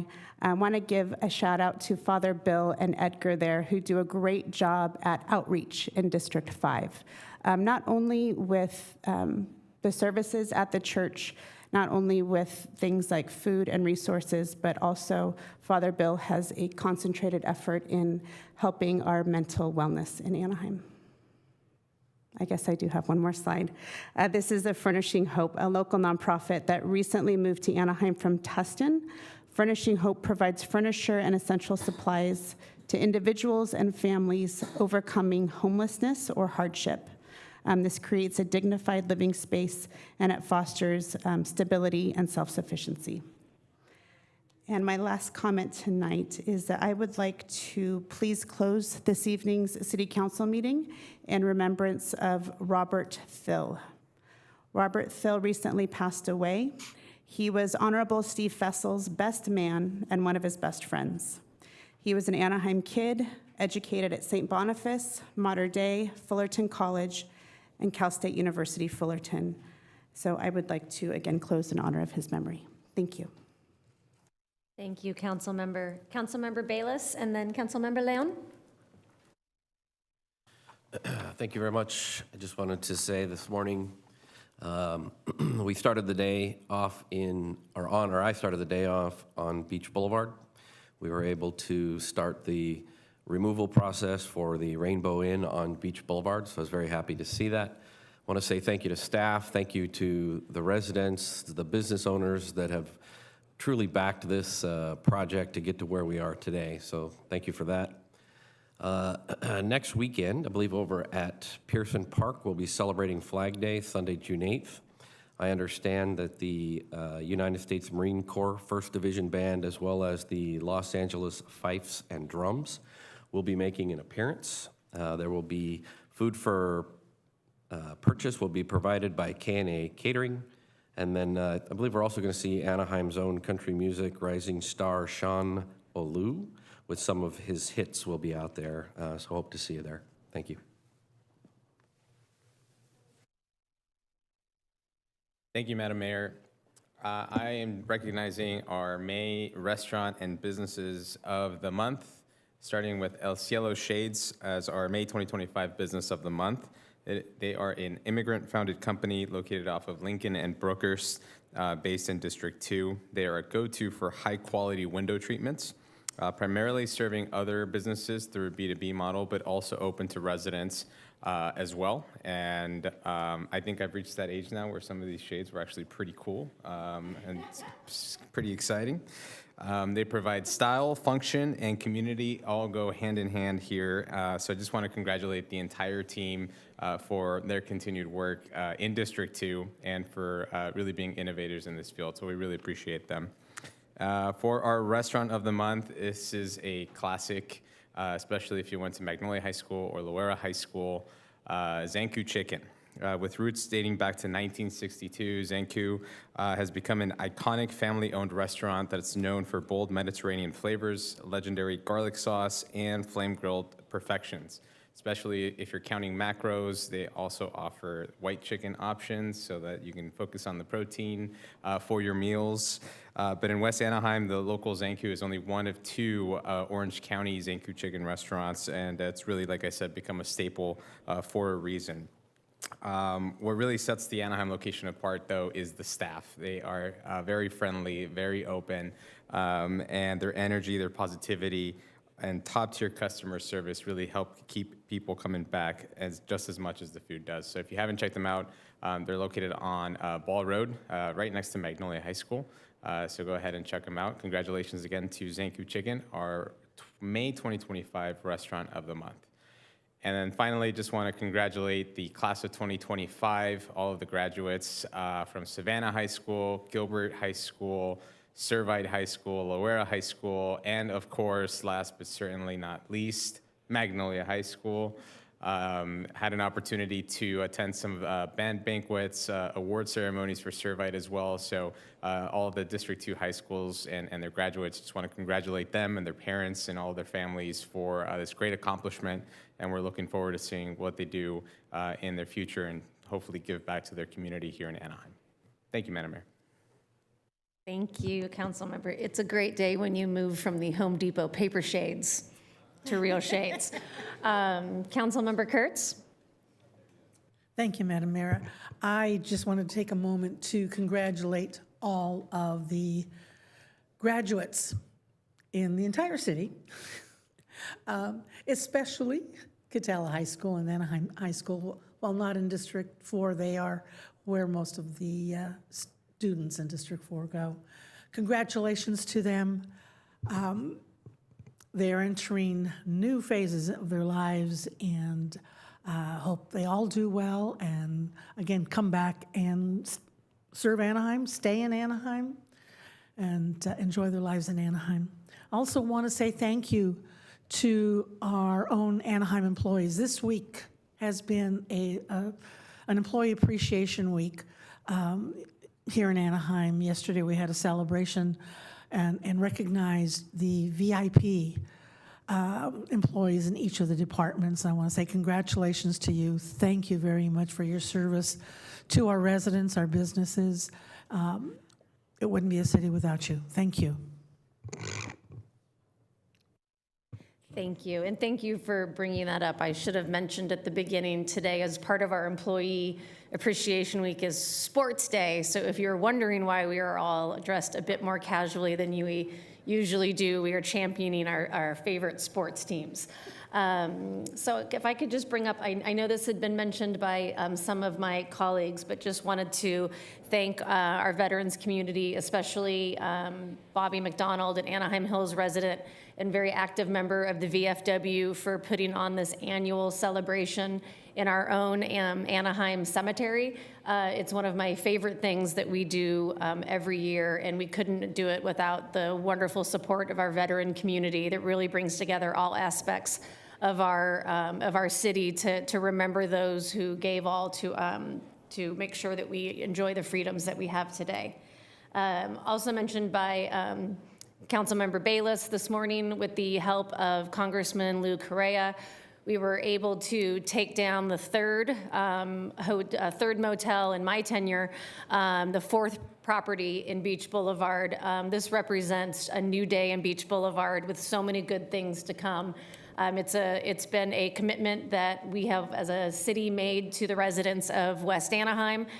We are now looking at these properties as a way to build affordable housing, opportunities for first-time home buyers, as well as partnering with the private sector to bring new industry and really revitalize this area of beach. So thank you to Public Works, Public Utilities that was there, the city manager's office, as well as so many that worked to make sure that this event took off flawlessly. And I'm sorry, Councilmember Bayless, that they did not let you drive the crane. They haven't let me drive it yet either, but I wanted to, in the spirit of transparency, bring something up and just report my attendance at a recent U.S. Mayor's delegation trip to Doha, Qatar. I was invited to attend by the government of Qatar, and no city tax dollars were used for my travel expenses. The purpose of my trip was to meet with their government officials responsible for the security, transportation, infrastructure, and tourism marketing surrounding their hosting of the World Cup, the FIFA World Cup in 2022, and learn from their government officials' experience around hosting an international sporting event. It was extremely eye-opening and insightful, as it was my first time to the Middle East. And as the mayor of a city with a large Arab American population, I was so glad to learn so much more about this region, and I want to thank them for their hospitality. In addition, I was able to visit with some Southern California service members at our Al Udeid Air Base and got to spend some time with several of our airmen and women from the Southern California area and give them a little bit of flavor from home, and got to bring them some wonderful gifts from our Public Works Department, from challenge coins from our police and fire. So thank you to those that made that possible. So moving on. It's time for the city manager's update. Mr. City Manager, do you have a report? Thank you, Mayor. 2 quick items. Public swim at Pearson Park Pool. Beat the heat and join us for free public swim at Pearson Park Pool beginning June 6th. Sessions will be offered Fridays, Saturdays, and Sundays. Reserve your spot for free by visiting anaheim.net/play today. And while you're reserving your spot, make sure to check out many swim lesson options offered in partnership with the Anaheim Family YMCA, offered at Pearson Park Pool, Anaheim High School Pool, and Canyon High School. Get your friends, your family, your sunscreen ready. Something offered for everybody. Also, Orange County Green Expo. Anaheim Public Utilities is once again hosting the Orange County Green Expo on June 7th between 10 a.m. and 2 p.m. along Center Street Promenade. Last year, 1,200 residents and visitors explored ways to be more sustainable by reducing their energy and water use, planting a shade tree, test driving a zero-emission vehicle, and recycling electronic waste. Join city departments, nonprofits, eco-friendly organizations at this free event. For more information to register, please visit anaheim.net/greenexpo. Thank you, Mayor. Thank you. So we're going to now move on to our consent calendar. Items 1 through 21 are before us. Are there any members of council that wish to remove an item for further discussion? I will start with Councilmember Campos-Kurtz. I'd like to remove item 20. Item 20, thank you so much. Councilmember Leon. A brief question on item 3, please. Thank you. Councilmember Rubalcaba. Item 19, please. Seeing no other items. Can I have somebody somebody make a motion to move the balance? I'll make that motion. We have a motion and a second on the remainder. Please vote. Madam Mayor, I'd like to note an abstention on item number 21. And we have an abstention by Councilmember Bayless on item number 21. The consent calendar includes adoption of Ordinance 6611, an ordinance of the City of Anaheim, adding Section 18.16.090 tobacco retail permit to Title 18 of the Anaheim Municipal Code to establish requirements and procedures for tobacco retail permits, impose regulations on tobacco retailers, prohibit the sale of illegal items and activities, and authorize inspections and enforcement to ensure compliance with federal, state, and local laws. Includes determination that the proposed amendments are not subject to CEQA pursuant to Sections 15060C2, 15060C3, 15378, and 15061B3 of Title 14 of the California Code of Regulations.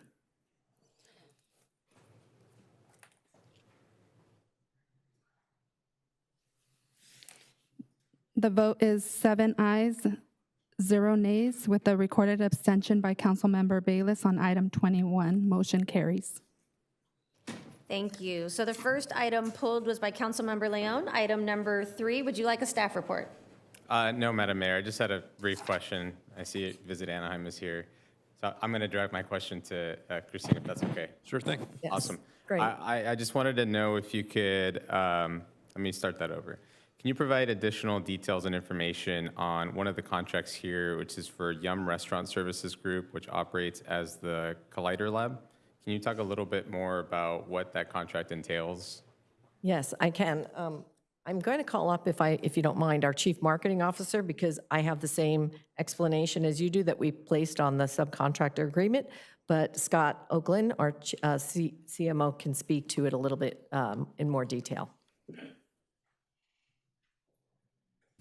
Hey, Councilmember, happy to answer any questions that you had, unless you wanted me to just give a brief overview of their services. If you could, please. Yeah, sure. So Collider Lab is an incubated strategic marketing arm of Yum Brands. So they specialize in working with a number of different businesses to really help them understand different strategy, different brand positioning, insights, working with stakeholders, the organization as a whole, to as well as residents in our case, to understand how we should best position our brand, our destination, and our message moving forward with some very data-driven insights. When you say residents, are you talking like Anaheim residents or residents in other parts of the country? Yeah, so it would be visitors that would be looking to come into Anaheim, into our destination, so what they would be looking for out of a destination to take a trip there. Okay. Are you able to share a little bit about what some of the deliverables are for that contract? Yeah, absolutely. So they're doing a brand health assessment, which I think is notated in the subcontractor agreement, as well as the brand strategy and repositioning. So they're giving us, they went out into market to a lot, and the breakout of what they did on a qualitative and quantitative basis was to actually survey people that are in California, Washington, Arizona, the different domestic destinations that obviously are driving travel into our city. And with that, they are providing back to us the insights from those surveys. So they're coming back to us and telling us, this is the perception that people have of Anaheim, this is the perception that people have of some of your competition, whether that's San Diego, Vegas, Los Angeles, whatever the case might be. And then they're coming back to us with those insights over how we can best prepare our messaging based on what some of the comp is doing domestically here in the United States. Okay, thank you. And then the other part of this was strategy and positioning research for rebranding. Is that a rebranding for the organization, for certain programs, or what is it that you're looking at there? Yeah, for both our organization as well as how we'll be messaging out why people should come to our destination as we move forward with a number of the economic developments that are taking place across our city. Got it. Okay. Thank you. Yeah, sure. Councilmember Rubicalva? Thank you. So you could probably stay up. I have a couple questions. So Yum Restaurants, that's Taco Bell. So what do they know about marketing a city? I mean, I know they're marketing food service and QSR. not necessarily the city of Anaheim and putting heads in beds. So why would we choose that agency? Yeah, great question. So Collider Lab itself actually is not, they're the agency of record for Yum Brands. The individual who runs Collider Lab is actually the CMO, used to be the CMO of Yum, and they work with everybody from pharmaceutical companies to restaurant, hospitality companies.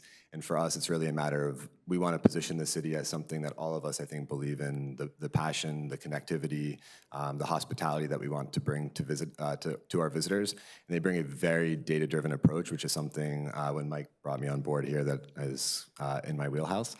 So they bring a very fresh, new approach that I think that we need as a destination.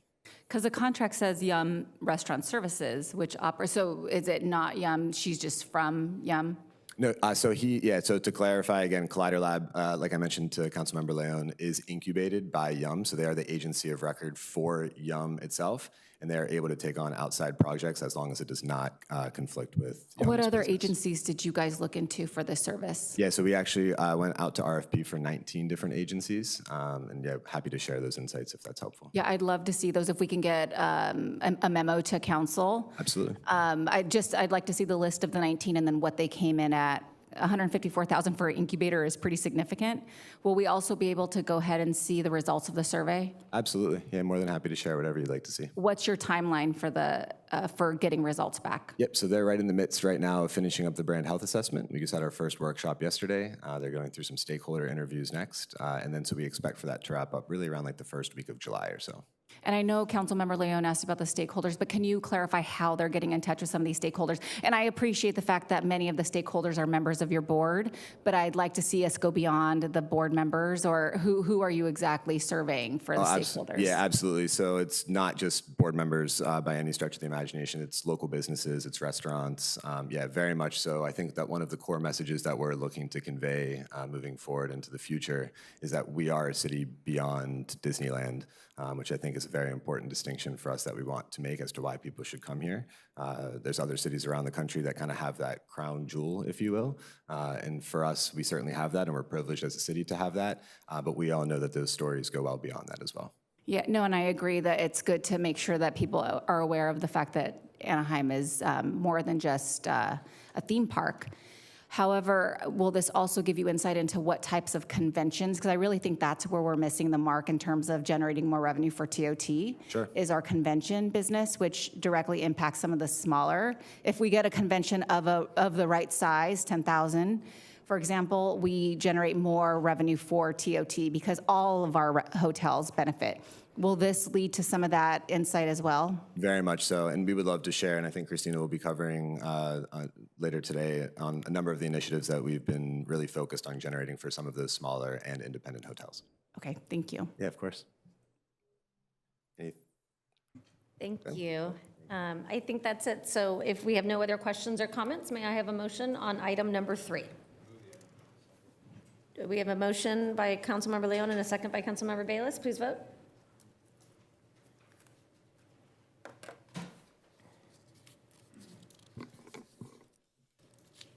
Councilmember Rubicalva? Oh, sorry. I was just looking at this at Mickey visit. I wanted to see what that was about. The vote is 7 ayes, no nays, motion carries.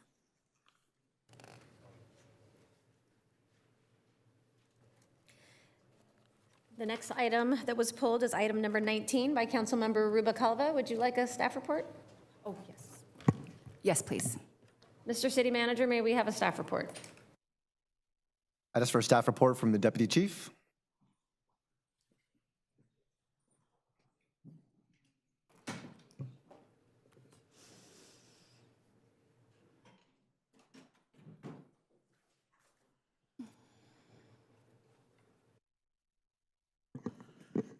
Good evening, Madam Mayor, Mayor Pro Tem, and members of the City Council. Deputy Chief Chuck Cinemo here on behalf of Chief Armendariz. With me this evening are our Chief Assistant City Attorney, Kristen Peltier, and Police Support Services Administrator, Kirsten Vega. Before you this evening is a request to approve an attorney services and consulting agreement with RF Alicon Esquire and Alicon Insights LLC. For a one-year term with 4 one-year optional renewals, in the amount not to exceed $400,000. The agreement also authorizes the chief of police or his designees to execute and administrate the agreement and any renewal options and amendments that do not change the contract amount. In consultation with the city attorney's office, the police department has identified a need for an attorney consultant to analyze the practices, processes, and protocols of the department and develop a program and strategy to ensure compliance with the principles of constitutional policing and procedural justice. The proposed contract will provide APD with an attorney consultant who will review and assist with policy development, systems and processes, accountability systems, including auditing and compliance procedures, disciplinary investigations, continuity for complaint procedures, and reviews of uses of force and other critical incidents, programs and efforts to prohibit discrimination and workplace conflict, efforts to eliminate bias-based policing and promote procedural justice principles, training, education, and leadership development programs for sworn and civilian personnel, community engagement, partnerships, and outreach program efforts to promote transparency and public communication, and risk management and harm reduction efforts and initiatives. On March 19, 2025, APD issued a request for proposal on OpenGov bidding. 3 responsive proposals were received from 3 vendors: Alicon Insights LLC, Liebert Cassidy Whitmore, and Oppenheimer Investigations Group LLP. Those proposals were evaluated and, according to the vendor's experience, provided the type of service or similar services that the vendor resources, knowledge, and skills in relation to the services require, the experience and qualifications of personnel assigned to the contract, price, and responsiveness to the RFP. Following a thorough evaluation of each proposal submitted, RF Alicon Esquire and Alicon Insights LLC demonstrated a clear advantage with the best overall, value-based, and totality of factors considered in the review and scoring. It's anticipated that these needed services will taper off in future years if and when a deputy city attorney to support the PD is hired and a transition can occur. With that, we are available for any questions or comments. Thank you so much, Deputy Chief. Councilmember Rubacalva? Thank you, Deputy Chief, and thank you for the briefing prior to this. This is an item that I think came before council a couple of years ago, which was a concern, and we asked for it to come back because it's a lot of money. But when we met, a couple things that I did ask for is, can you share how many police officers have benefited from this training, and just give some detailed I guess, KPIs on how this, because I know he exceeded his 100,000 last year. So I'd just like to know what our return on investment was for that amount of money. Okay, ma'am. So first of all, several hundred officers and professional staff members were trained. Every year, we strive to have 100 hours of training for each of our staff members. Part of that 100 hours included training provided by Mr. Alicon in our Train to Serve program and several other leadership programs that he teaches. He's also provided some benefit to the executive staff in terms of ensuring that our goals and objectives under the blueprint strive to meet the moral and ethical obligations of providing police service to the city. As far as the other part of your question, can you repeat that one more time for me, please? Well, I guess, so you actually touched on something that we spoke about, the 100 hours of training. So one of the things I asked was, we do invest a lot in our police officer training, and the constitutional policing, which is related to civil rights and all of that, should be something they're learning in the academy. So how come we are paying an attorney to come in and basically teach things that they should already know or are getting from the 100 hours of training that is provided through POST and other things? So as far as the academy curriculum is concerned, it is the very basic standard for what it takes to be certified as a peace officer in California. So it talks about the idea of constitutional policing and procedural justice at a very basic level. What Mr. Alicon's providing, either in terms of training through Train to Serve and leadership programs, as well as the policy review and pieces that he does on the back end, is fulfilling the moral and ethical obligations to the community. What things that we're required to do by law versus what things that we're required to do by moral and ethical standards. An example would be this. By law, we're not required to respond to 911 calls. There's nothing in the law that says we're required to do that. However, there's a community belief and ethical and moral obligation that we do those things. When the public calls, we should respond to those calls. We should handle them accordingly, both within the confines of the law, but also just doing the right thing by people. And so Those are also policy. Correct. Okay. And that's part of where he comes into that, is he helps us develop the policy to shape and mold around that. Policy, when it comes to us, is very black and white, very much a framework. He starts to fill in some of those pieces and talk about those issues so it makes more relatable sense to the officers, both in terms of what their obligations are, but also why they should do those things. Do you have does he provide one sheets or presentations that are canned, because a lot of this stuff is not changing annually, right? So, I mean, I know that there are laws that the state of California puts into place that directly impact our police officers and their ability to do their job. However, the majority of the things that you just described are just normal day-to-day, which we already have policy within the city for. So I guess I would like to see more detail. And you mentioned all the officers. I'd like to see a list of who's received the training, when they received the training, what type of training they received. I'm just very curious because I guess I'm concerned about how the budget is being spent when we have dispatchers who are not being paid what they need. We're losing them to other cities like the city of Irvine. I'm also concerned that our mounted unit is out there having to do fundraising to house their horses and feed their horses when we're paying an outside consultant to do something that, you know, is a lot of money that we should probably be able to obtain through post. And I know our attorney's office is very compacted and they are overwhelmed, but I guess I'd just like to see what exactly we're getting for the service. Because it sounds wonderful to have constitutional policing, but what you just described sounds a lot of like city policy, things that we already are doing. So I'd like to just see more detail. Okay. Thank you. Councilmember Meeks and then Councilmember Campos-Kurtz. Thank you. I met with you, all of you, to discuss this and learn more about it.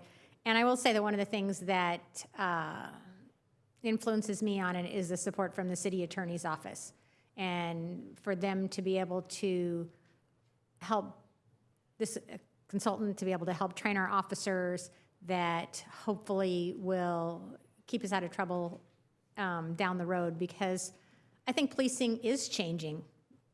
Practically, you know, every month there's a new court case that comes down, and to have somebody that has that broad perspective, that tracks all that, that comes in and teaches our police officers where are those gray areas outside of a black and white policy, and helps them to make that correct decision, because we can't predict every scenario that they're going to walk into. And so teaching them as much as we can about the policies, but also the moral obligations, the ethical obligations, and what the correct response would look like in a situation similar to that, I think is important. And, you know, through the RFP process, I appreciate you guys doing that, because I think that is super important to make sure that we are having all of our consultants on a level playing field. But this one came to rose to the top and has served us well from what I understand. So I'm going to support this, but really it's strongly based on the recommendation from the city attorney's office too. Thank you. Councilmember Campos-Kurtz. Thank you. I also met with you, and a question I asked at the meeting, and I just ask again to make sure I had a clear understanding. You know, one of my concerns always is, you know, why the consultant? Why can't we do it in-house? And so maybe the city attorney, the representative of the city attorney's office can tell us why this is so important to reach out to a consultant to do this. Good evening. I think there are a number of reasons why that is something that is important. I think that Mr. Alarcon focuses more on the preventative side, and he has a broader base. He works for the DOJ. He works with troubled agencies. He's kind of a channel and a conduit between, for example, the Department of Justice and other agencies. So he has that broad-based knowledge where he knows where the gray is. He knows how the law is evolving. That type of background and experience, and the resources to provide the training and do it with credibility. The city attorney's office, we do function as a legal advisor, but having the time to train, to network, to attend national conferences, to do all of that, that's just not a resource we have. And so I welcome it, because it's also somebody that I can consult with when I see a gray area, when I see a policy and say, what are other agencies doing? How have other agencies avoided consent decrees? What can we do and do better? This agency, as big as it is, does not have a full-time police legal advisor. I'm it, and I do a lot of other things in this city. So they're really underserved, and that's part of the reason why I support it. Thank you, and I too will be the item. Thank you. Councilmember Bacall, a comment? I do. So this item, I think the thing that also bothers me a little bit is the 4 years that you need to, like the renewal. That was the issue that I also had before. And I'm not saying that I won't support this item, but what you just described, Kristen, really should be something that is written down. So once we are getting advisement from this individual who is making a lot of money off of our city, these should be case studies that we're sharing with our Anaheim police officers. And the reason why I ask whether or not, I asked for the list of police officers who are receiving this training is because I want to make sure it doesn't just stay in command staff and not trickling down to the people who are actually boots on the ground, who are impacted by some of these issues. Every day I get calls from residents who feel that they are not being treated the way that they should be. And you only hear the bad stories, right? We never hear the good, because I know that our Anaheim police officers are doing a lot of good in our community. They're keeping our neighborhoods safe, and visibility of them is a #1 priority because I think it deters. But I want to make sure that this is not limited to just command staff. I want to make sure that these resources are things that are benefiting the people, the 400 sworn officers whose badge is on the line when they have to make a split-second decision, and not just one person is getting benefited from it, but everybody. Because I really think that it's hard for, nobody wants to be a cop, right? Everybody wants to be something else, because cops have really hard jobs. They are constantly scrutinized and criticized for their decision-making. So that is my concern, is that this individual, came up last year or the year before, and I still haven't seen, I actually asked you for this, so I thought we'd have a list of the people who have benefited from it, and not just some random number of hundreds of police officers have received it. I want to see who has received it, what type of training, and I also, moving forward, would like to see all of the feedback that this attorney is giving us. I want to see it written down, so it's a white paper or something on constitutional policing that is benefiting even attorneys within the district attorney's office, because hypotheticals is how we learn the law, right? It's how we apply the black letter law to everyday things in the world. So I think that's something that we should use as a standard moving forward. If we're going to have a consultant, we should be documenting the work that they're doing, and not just letting them sit in the office with our chiefs to sort of shoot the shit and talk about things that are going on in the city. So I would really like to see just more standardized bookkeeping and record keeping of the things that we're paying for as a city.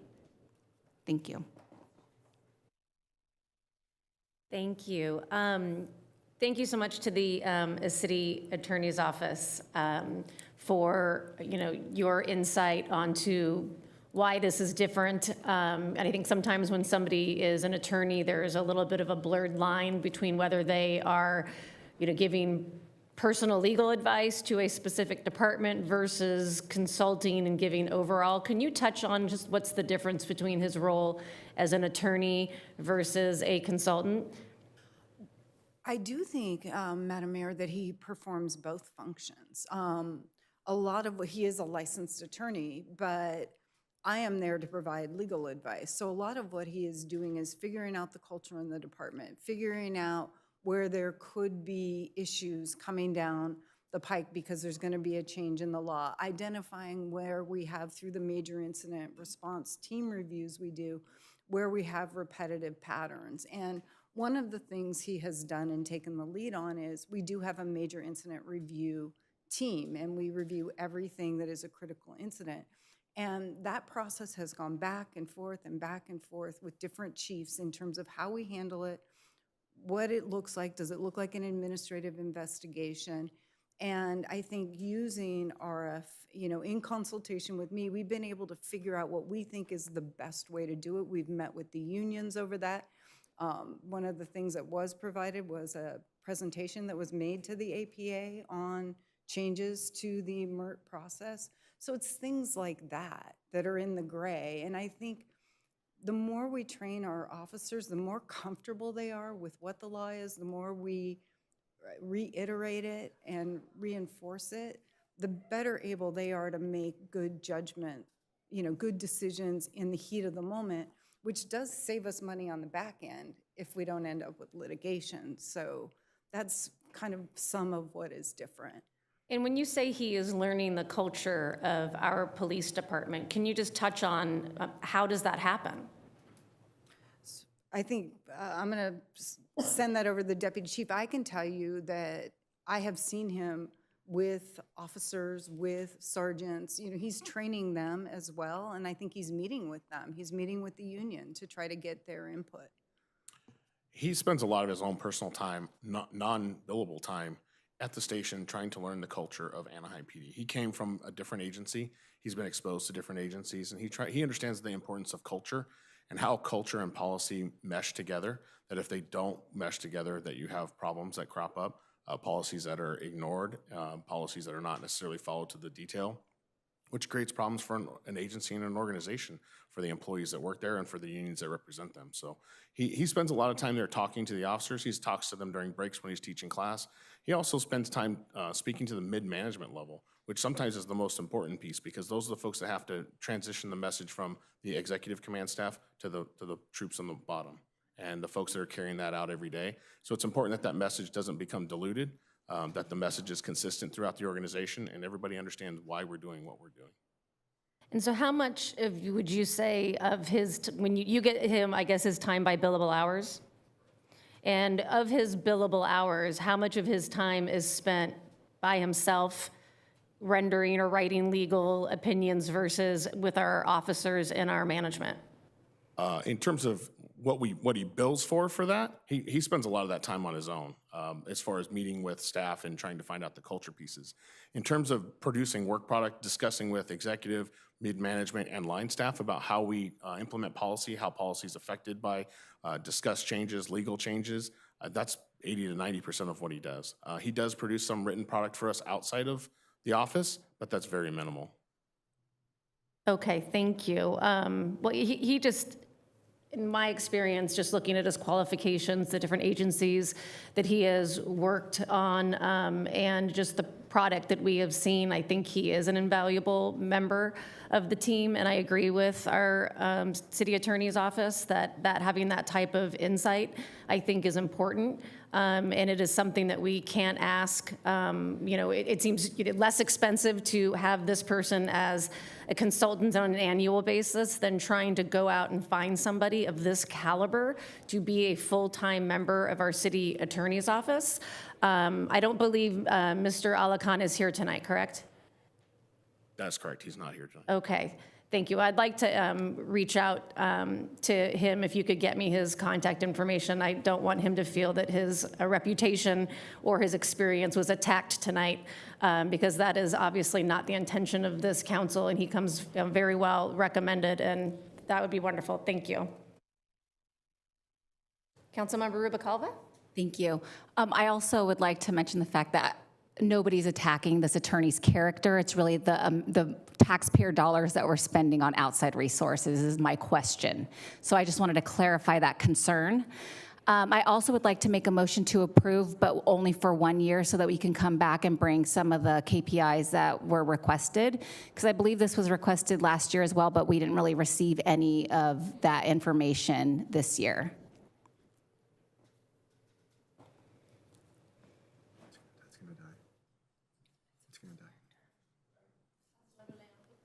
Can I just ask? Councilmember Leon and then Councilmember Meeks. Thank you, Madam Mayor. Deputy Chief, is there a downside from just being able to do a year and then coming back with that information a year from now? We would have to fly another RFP, which takes a lot of time and resources. The renewals are optional. Maybe one way of looking at it would be, we did provide some additional information today, the deputy chief did, and I think it's fairly concrete in terms of work product and things of that nature, but we could always agendize some sort of a review, or we could look into it and provide some information before there is a renewal, because it's not an automatic 5-year contract. each year we have, the police department has the option to renew it. And if services aren't being provided that are value added, I don't think we would renew it. And we do hope to taper off. The law is always changing, but we hope to taper off. I'm hoping to get another position at some point when we have money. But this is much, much less expensive than giving me a lawyer. And it serves the immediate need. And we'll continue to do the best we can with the resources we have. Well, then, can I ask, I guess I'll ask my colleague, I mean, if we do the 1 year, so to recap, what I heard you say is this is a 1-year contract with 4 optional renewals, but those renewals, they're not automatic. You have They're to, not. But do you have to come to this council for those renewals? We do not.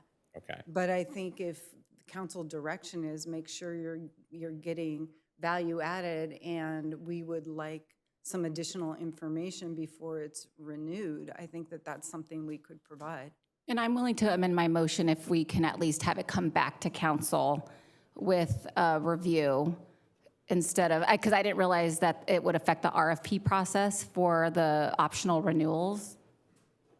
So then maybe. I don't think, just for clarification, I think what she was saying, just I believe, that this is made clear. I think what Kristen was saying, that in a year, right, if this is a year contract, that's when we'd have to do an RFP, not that it would affect this particular RFP. Is that correct? Correct. It's just, it takes us about 6 to 9 months to do an RFP, so we're going to have to start here very shortly. Okay, so you're just, so with the current RFP, if it comes back before council, just to bring an informational item so that we can at least see what progress is being made, although we'll get a memo before that. We can get that next year before you decide to exercise your renewal option. And actually, it's not mine, so I'm going to defer to the deputy chief. We could certainly provide some information to follow up on that. Okay, in an effort not to affect the RFP process and have to go back out next year, I will amend my motion to approve this, but to also just have you come back before your option to renewal to come to council. Second. And if there are items that the council member has requested previously that she hasn't received, that can be followed up more immediately than a report in a year, correct? Thank you. Councilmember Meeks. That was what I was going to recommend, so perfect. Okay, thank you. So we have a motion and a second. Are there any other questions or comments? If not, please vote.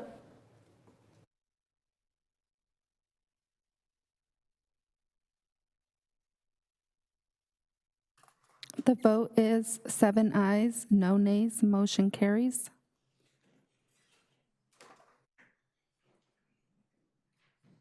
So our next item pulled was item number 20 by Councilmember Campos Kurtz. Would you like a staff report? Not at this time, because I'm going to take my questions in a different direction. In the annual report, Visit Anaheim addressed 75% of the ATID. The other 25% is the transportation that is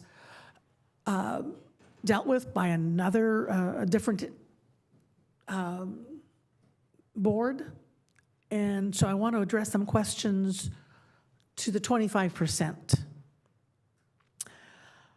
Let me pull that up. There were 2 items that caught my attention. The Ball Road and Disneyland Drive issue. The items, the report stated that $250,000 was approved some time ago. Do you know when it was approved? Can you tell me?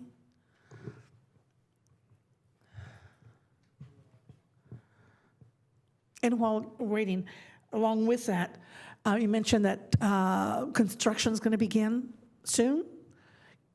Can you tell me when construction will begin and when it is expected to end? Sure. So construction has already begun. We're expected to, we're already beginning to receive deliveries of the equipment. So you're actually going to see construction in the field, or the heavy construction, start here in June. And then we're looking to end construction by late summer or fall of 2025. So just within the next few months, it'll be started and finished? Yeah. That is great. The impact to the residents in that area on Ball Road that's heavily traveled, are there going to be any closures, or is it just going to be a change in the lane direction? How are you going to handle the traffic while it's under construction? Well, we always handle traffic in the resort very carefully. We coordinate closely with all of our partners in the resort. So sometimes we'll have to work off hours, especially when we have to close all lanes. There is a portion of this project that requires multiple gantry structures that go over all of the lanes, so that'll require closure of all the lanes. So that'll likely be done in the overnight hours. But the rest of the work that can be done during the day will be done with typical lane closures, but those will be limited to certain hours that are off-peak, so it won't impact the traffic. Thank you. And will there be postings letting people who use Ball Road know when that construction is taking place so that they're aware to maybe change their traffic pattern if they can? Yes, well, for all of our projects in the city, we put out project notice signs at both ends of the projects, letting the public know what the project is, contact information project, and more importantly, the date and time frame of the project. So they're aware that construction is going to be happening. They may not get notice day to day unless it is something significant like a full lane closure. But if it's, I'm sorry, all of the lanes being closed, but if it's one lane being closed and traffic impacts, we just limit it to the project signs. And did you find out when the money was approved? Yes. In fiscal year 18-19. I'm sorry, 2018? 18-19, sorry. Okay. That long time ago. You sat on that money a long time. Thank you. I ask that you also work with communications to maybe post something on social media, on the city's website when there's going to be full lane closure, because that will affect not only resort and visitors, but our residents as well. Certainly, and we'll definitely look at social media as well. One of the benefits we have in the resort is we have a lot of fixed changeable message signs, so we can instantly get information out there. So when we're doing lane closures in weeks in advance, we can put that information out there so people. I appreciate it. That intersection is in dire need of the changes that are coming. So thank you that they're finally coming. The other question I had was regarding the circulation study. Yes.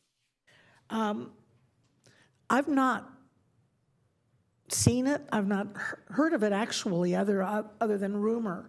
When did that take place, and when was it approved, and what is it doing?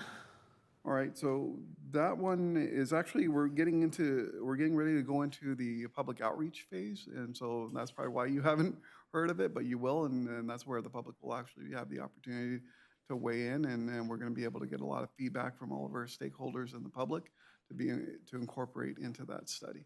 So when you do public outreach, are you doing public outreach with what you consider a tentative plan?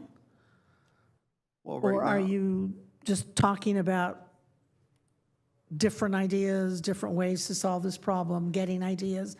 What's the strategy? well, the first piece is to gather the data and get everyone's concerns and figure out what everyone is looking for, what are the issues that they see today, and then also talk about what we know is coming in the future and how do we meld those and how do we plan for the future. Specifically with the pedestrian study, a couple of things I'll point out. You know, when the resort was originally planned, it was all planned with the same size sidewalks all over the entire resort, where we know they all concentrate to one major location and a couple other ones. So as you get closer, those sidewalks get fuller and fuller. So we have to look at, maybe do we want to look at some areas that need to have wider sidewalks to be able to accommodate the amount of people that are walking through there. We want to look at bridges and where they're going to be located and how they plan and work with future developments. So a lot of that information gathering and that study and being able to coordinate with all of our stakeholders is this next phase. So all that has been studied, is in the process of being studied, and that study will be shared? Ultimately, that will go into the final study. Once we gather all that information, we will have a final study that we will share with everyone. Okay, and when do you expect to start the getting input from the businesses, especially along Harbor? September? Oh, in the summer. In the summer, sorry. This summer, soon, next month? Yes. Okay, and I just asked that I be advised of when you're starting to do that? Certainly. Thank you. For now, that's the end of my questions. Thank you so much, Councilmember. Councilmember Leon? Thank you, Madam Mayor. At the risk of having them repeat stuff, I actually wanted a staff report, if that's okay.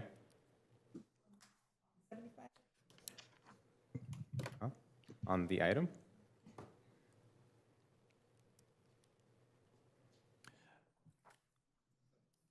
So, Councilmember, we're just going to load up the PowerPoint. Councilmember Leon, the transportation piece or the marketing piece, or both? Yes. Okay, so.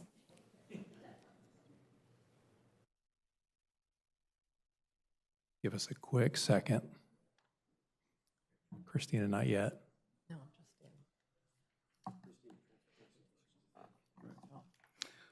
All right, well, as we all may recall, the Anaheim Tourism Improvement District, or the ATID, was established by the City Council in 2010 with the stated goal of promoting local tourism and convention-related programs and transportation improvements in the resort and Platinum Triangle.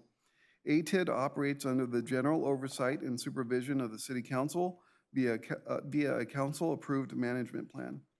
Marketing component funds are overseen by Visit Anaheim, and the transportation components are overseen by the ATID Transportation Committee, which includes city staff, a resort hotelier / ATN board member, and a representative from Disney. Both the Marketing and Transportation Component Fund annual reports are required to be submitted by the City Council to the City Council during each fiscal year. As such, staff this evening is seeking your approval of these two component funds annual reports as filed. In the next few slides, I will provide an overview of the Transportation Component Fund annual report, which starts on page 159 of attachment 2. And after my presentation, Visit Anaheim will provide an overview of the Marketing Component Fund. I also want to note for the council that the Marketing Component Fund annual report was reviewed and revised by the ATID Advisory Board, and they are recommending City Council approval of this item.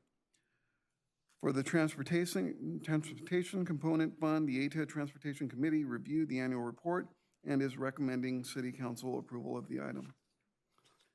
And here on this slide, we have an overview of the Transportation Component Fund's annual reporting. 10 projects were reported on the annual report, and I'll give you a brief overview of these on the following slides. Next, in terms of finances, in fiscal year 23-24, ATID Transportation Component revenues came in at $8.2 million. Fiscal year 23-24 expenditures were $3.1 million, and outstanding encumbrances equaled $10.3 million. And at the end of fiscal year 23-24, there is approximately $26.7 million balance in the Transportation Component Fund. So overall, the Transportation Component Fund is in good health. In terms of active projects, we reported on 7 currently active projects, which are highlighted on this slide. For the Bollards project, $2.5 million was allocated to this project. Phase 1 construction is now complete, and Phase 2 construction is anticipated to be completed later in 2025. The Ball Road Disneyland Drive had $1.15 million allocated to it, and the last year, the design work was completed, and construction is currently underway. And the pedestrian resort circulation study had $1.9 million allocated to this pedestrian bridge feasibility assessment, and outreach is expected to ramp up this summer, and final report is anticipated in 2025. And we have the ATN operational support, where $2.7 million was approved to support ATN with its operational shortfall in FY 23-24. And these funds were issued in the current fiscal year and will be reflected as a closeout in next fiscal year's annual report. And here we have 3 projects listed where we are now complete but have not formally closed them out in the annual report. They include a changeable message signs update project, which was completed in 2019. Then there was a resort mobility plan and bridge feasibility study. This study was completed in 2022. And finally, there was the ATN multimodal transit plan, and that project was completed early last year. These projects are simply being reported for documentation purposes, and once the ATID Transportation Committee later this year takes action to close out these projects, they will be removed from the annual report process. Mayor, this concludes my overview, and I will now hand things over to Tom Thornton in Visit Anaheim to provide the Marketing Component Fund annual update. Tom? Thank you, Rudy, I'm sorry. I'd like to introduce Christina Dawson. Visit Anaheim will have a brief summary report of their Marketing Component Fund fiscal year 23-24 annual report. Great, thank you, Tom. Good evening, Mayor Aiken and members of City Council. I'm Christina Dawson, Chief Operating Officer with Visit Anaheim, and I'm also joined here today by our President and CEO, Mike Waterman, as well as several staff. Thank you for having us here tonight. As you know, our team at Visit Anaheim works diligently every year to capture and communicate the full depth and scope of our impact on the city. This year's annual report includes more than 160 pages filled with data and insights on Visit Anaheim's progress. To make tonight's conversation as clear and useful as possible, we've prepared a summary deck of the full report each of you have already received. This report is a recap and includes a handful of slides showcasing our most important results, trends, and strategic decisions. I'm joined here today, as I mentioned, with several team members, and we're happy to answer all the questions that you may have once our slides are regarding the slides or anything in the broader report itself following the recap. We're incredibly proud to serve with the city as a partner in promoting and supporting Anaheim, sharing where we've been, the work and the results we've accomplished, and where we're headed next. On the agenda, you'll see tonight's agenda will cover several key areas. We'll begin by setting the stage, providing context on how we track our success. Then we're going to review our key performance indicators, both on calendar year and fiscal year. We'll share a few success stories that support our strategy. Afterward, we'll review our reserve allocations and our fund balance strategy. And finally, Mike Waterman, our President and CEO, will share what's next for Visit Anaheim. Next slide, please. First, let's clarify our reporting methodology. Visit Anaheim tracks its business on a calendar year basis, as mandated by our board of directors and aligned with the majority of our hotel partners. The city, of course, operates on a fiscal year. To keep things aligned tonight, the majority of our report follows the city's fiscal timeline. Because our standard reporting and goal setting are oriented to the calendar year, we adapt our practices and reports for the annual report, which means we must recast data in ways that don't necessarily match our normal or usual systems. While we're fully committed to transparency and alignment, this process can occasionally introduce questions and clarifications involving data. Next slide, please. Before we dive into the rest of tonight's summary, I want to take a moment to proactively address a few clarifications related to fiscal year 23 and 24 in the annual report. As part of our commitment for transparency, we've identified a handful of areas where minor clarifications were needed, ranging from simple typos to small refinements in language or data context. These updates help ensure that the report reflects the most accurate information. These include a revised sentence regarding our convention booking actuals reflected on page 4. The numbers reflected of 51 and 53, respectively, for 2023 and 2024 were our final numbers, each exceeding the respective goals for those years. On page 14, further clarification defining non-citywide business includes and references what is 1,000 peak rooms or less, and also use of the Anaheim Convention Center, use of the Convention Center. Page 31, clarifying the figures reflected are for the period ending June 30th of 2024, the city's fiscal, and the percentage change is only for half of our calendar year, not the full year. And a note that some figures, like the percentage change on page 31, reflect only partial year-to-date data through June 30th of 24, as requested, not the full calendar year comparisons. On page 141, it reflects a corrected number for our economic impact total of $1.995 billion, where the KPI dashboard reflected $2 billion. The actual number was $1.995 billion, which still exceeded the 2023 goal. But we are noting that correction.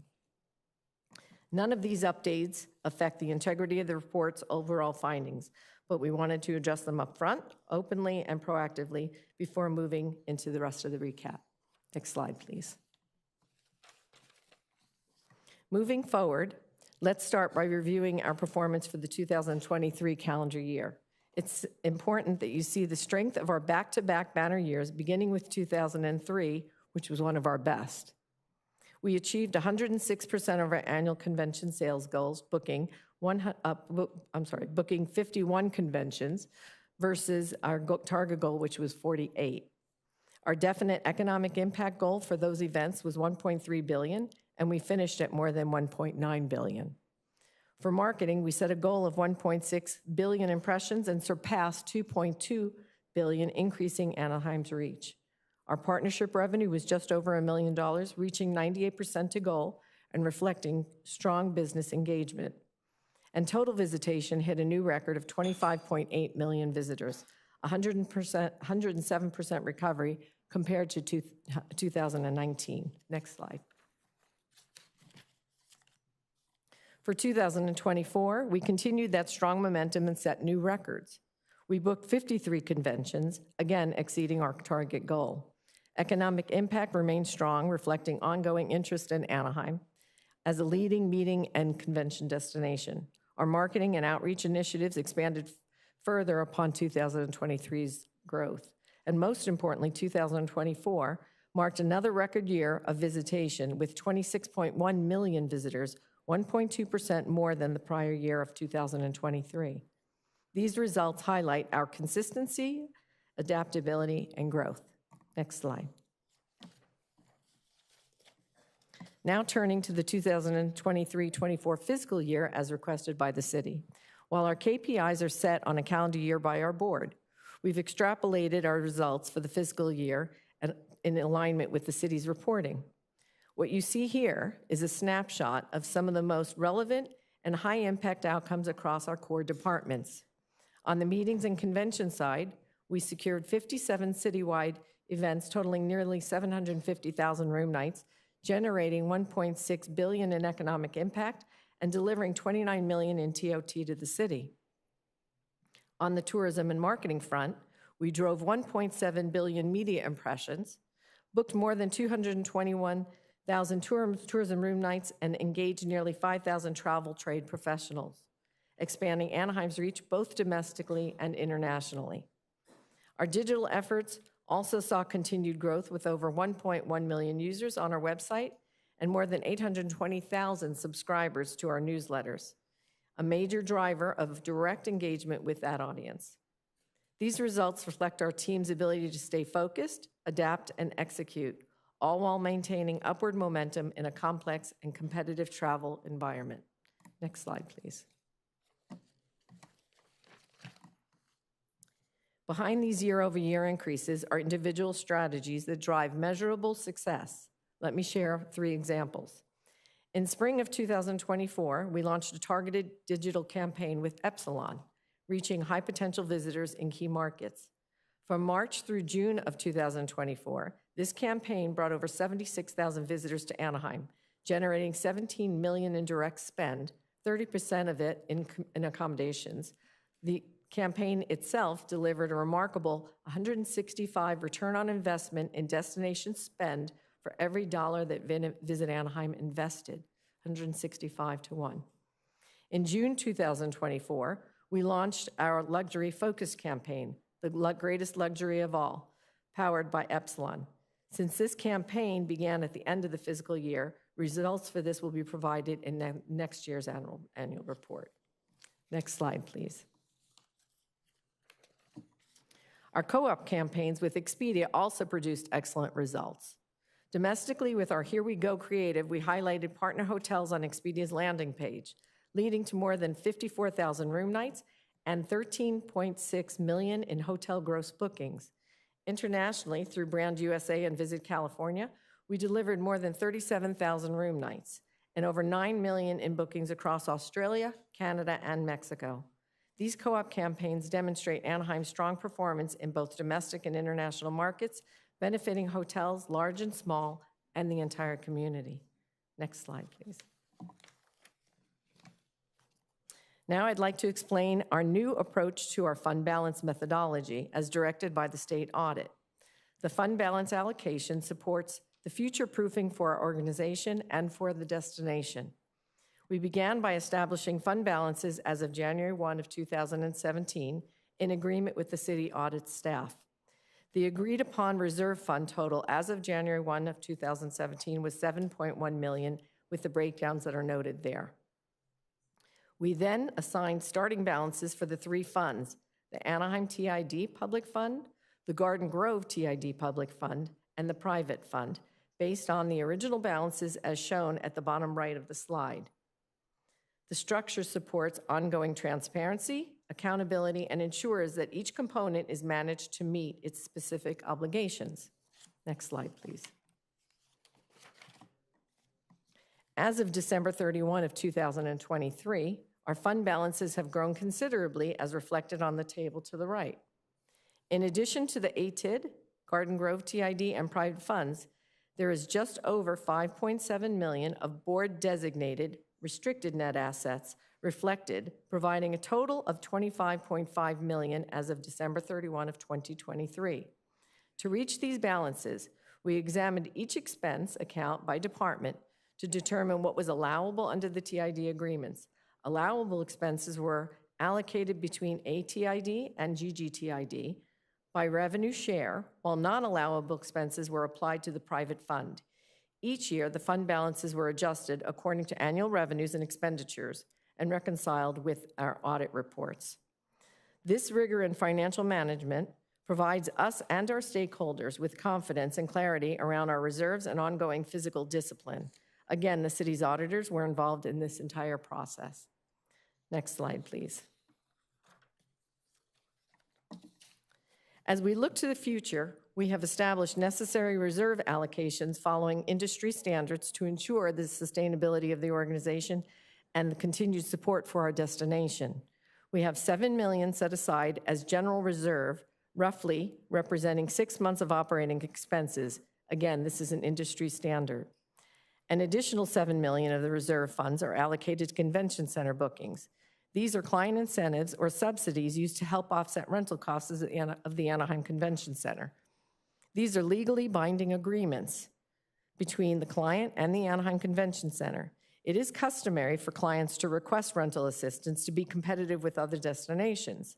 Our sales team uses this funding strategically to maximize the economic impact for each booking. The $7 million reflects what has been committed as of April 1st of 2025, and that number continues to grow. We are allocating $6.7 million to support industry events and secure our position as a premier meetings destination. Each of these events will bring thousands of key industry professionals to our destination. Looking ahead, we've earmarked reserves for several high-profile events to ensure that we meet our obligations as the selected host city for each of those events. These allocations strategically position us to support industry partnerships, pursue signature events, and safeguard our operations through any business cycle. Next slide, please. I'd like to now invite Mike Waterman up.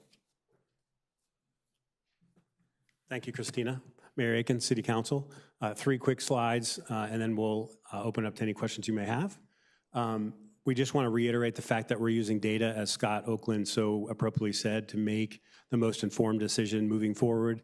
We have engaged tourism economics in the Symphony attribution tool, and we're confident they're going to allow us to drive the most relevant, appropriate decisions moving forward. Next slide. And Councilmember Rubikava, to answer your question from a couple weeks ago about summer, what we're doing about summer, these are two of our campaigns. We launched a 100 Days Till Summer campaign, which is really focused on driving business with a $100 savings offer into all of our hotels, big hotels, medium, small hotels.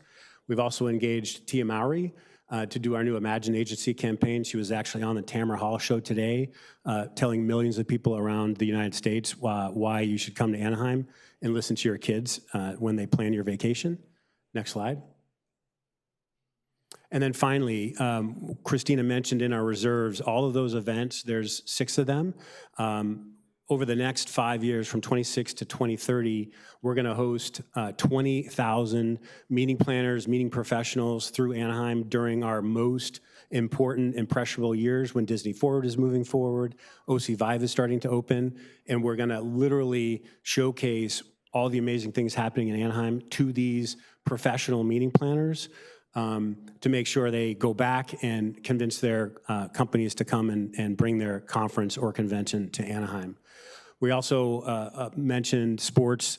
We separated from the OC Sports Commission by design, but we added a dedicated sports professional. Katie is an amazing sports talent, and basically, just to keep it simple, what the OC Sports Commission does is they identify the venues, and then our team finds the sleeping rooms or accommodations in Anaheim and Garden Grove to accommodate those events. And that's it for our report, and now we will open it up to any questions. Thank you. I'd like to start with Councilmember Leon. Thank you, Madam Mayor. Thank you to the Visit Anaheim team for that presentation. I do appreciate the clarification at the beginning of, as you're aware, it's important that we be as transparent as we possibly can, especially as it relates to any and all public funds, of which these are. So again, thank you for sharing that in the presentation. So in that spirit, I do have some additional questions that I wanted to ask, some of them more clarifying, and just want to get a little bit more input. So you started with page 14 on talking about what a non-citywide event is. Can you, I know there was a clarification on the slide, but can you further clarify what that is and what that means? Sorry, musical chairs. Yeah, so a non-citywide event, we also call it an in-house opportunity. So it's not 1,500 room nights or more and using 2 hotels and the convention center, that's a citywide. So if IBM comes in and says, I got a 500-person meeting and I just want to be in one hotel, that's what we call a non-citywide event. Got it. Okay, thank you. I appreciate that. Can you talk about, I'm looking at the report that was put in here in the agenda. Can you talk a little bit about the group cancellations? I think it's page 13. Yeah, I can talk to that. So there's a variety of reasons why a group cancels. It could be the majority of reasons why the 4, and I wasn't here for that.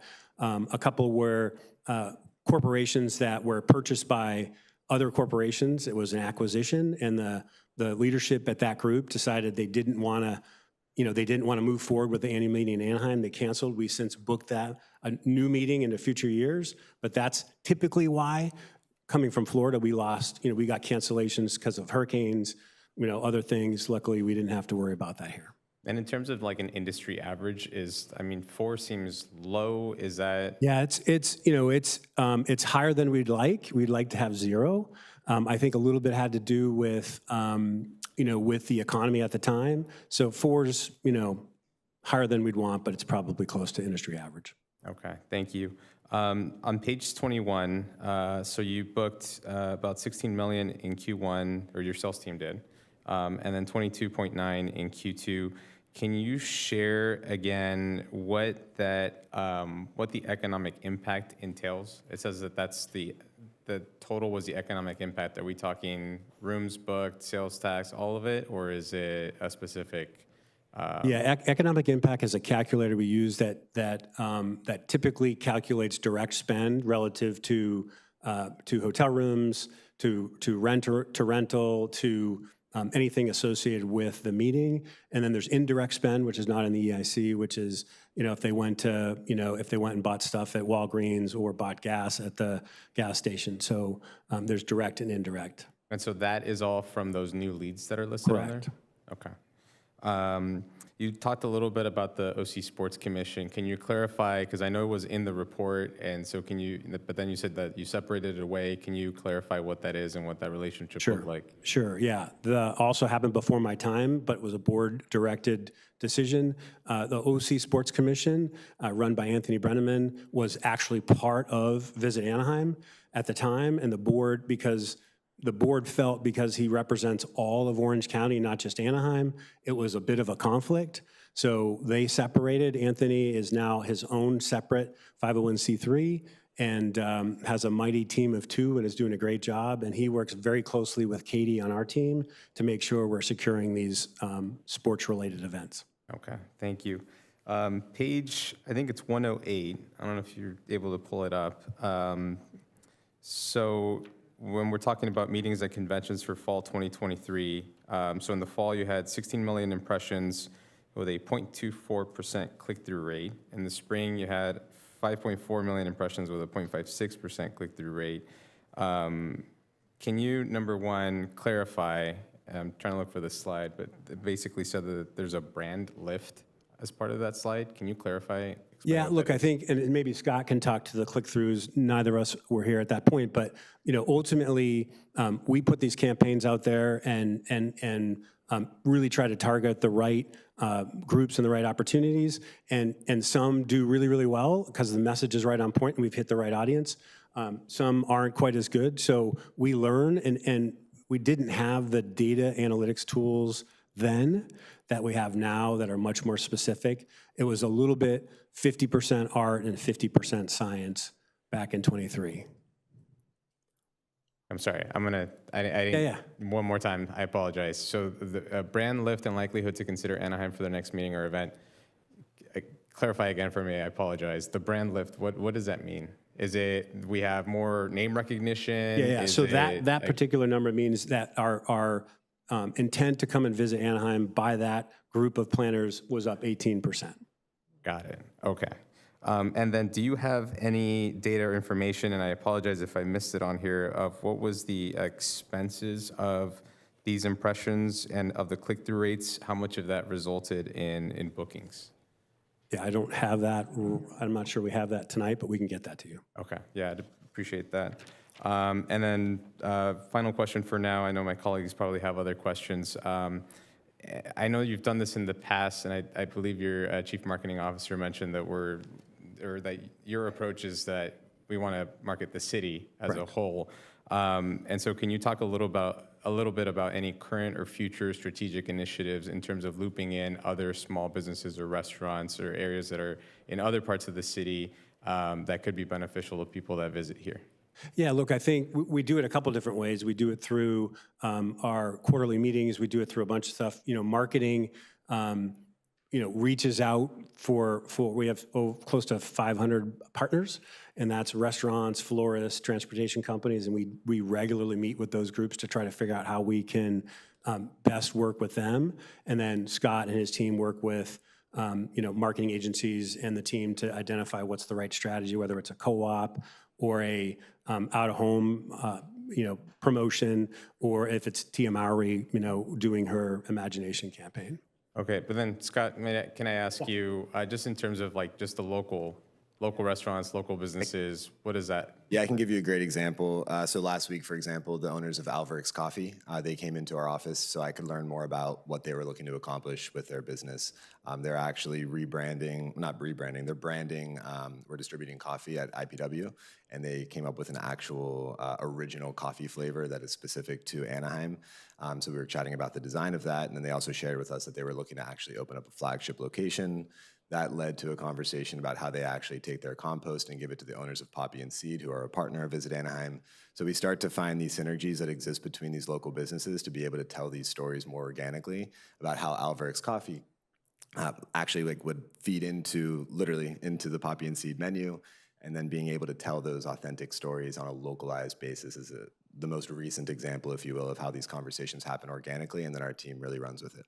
I appreciate that. And so is that outreach, Alberix, as an example, reaching out to you, you reaching out to them? And are there any other examples of you reaching out to other local businesses? Yeah, it varies across the board in terms of how some of those conversations happen. I think that one of the focal points of our team, Lindsay Swanson, who's our VP of Communications, does a fantastic job with our social media strategy.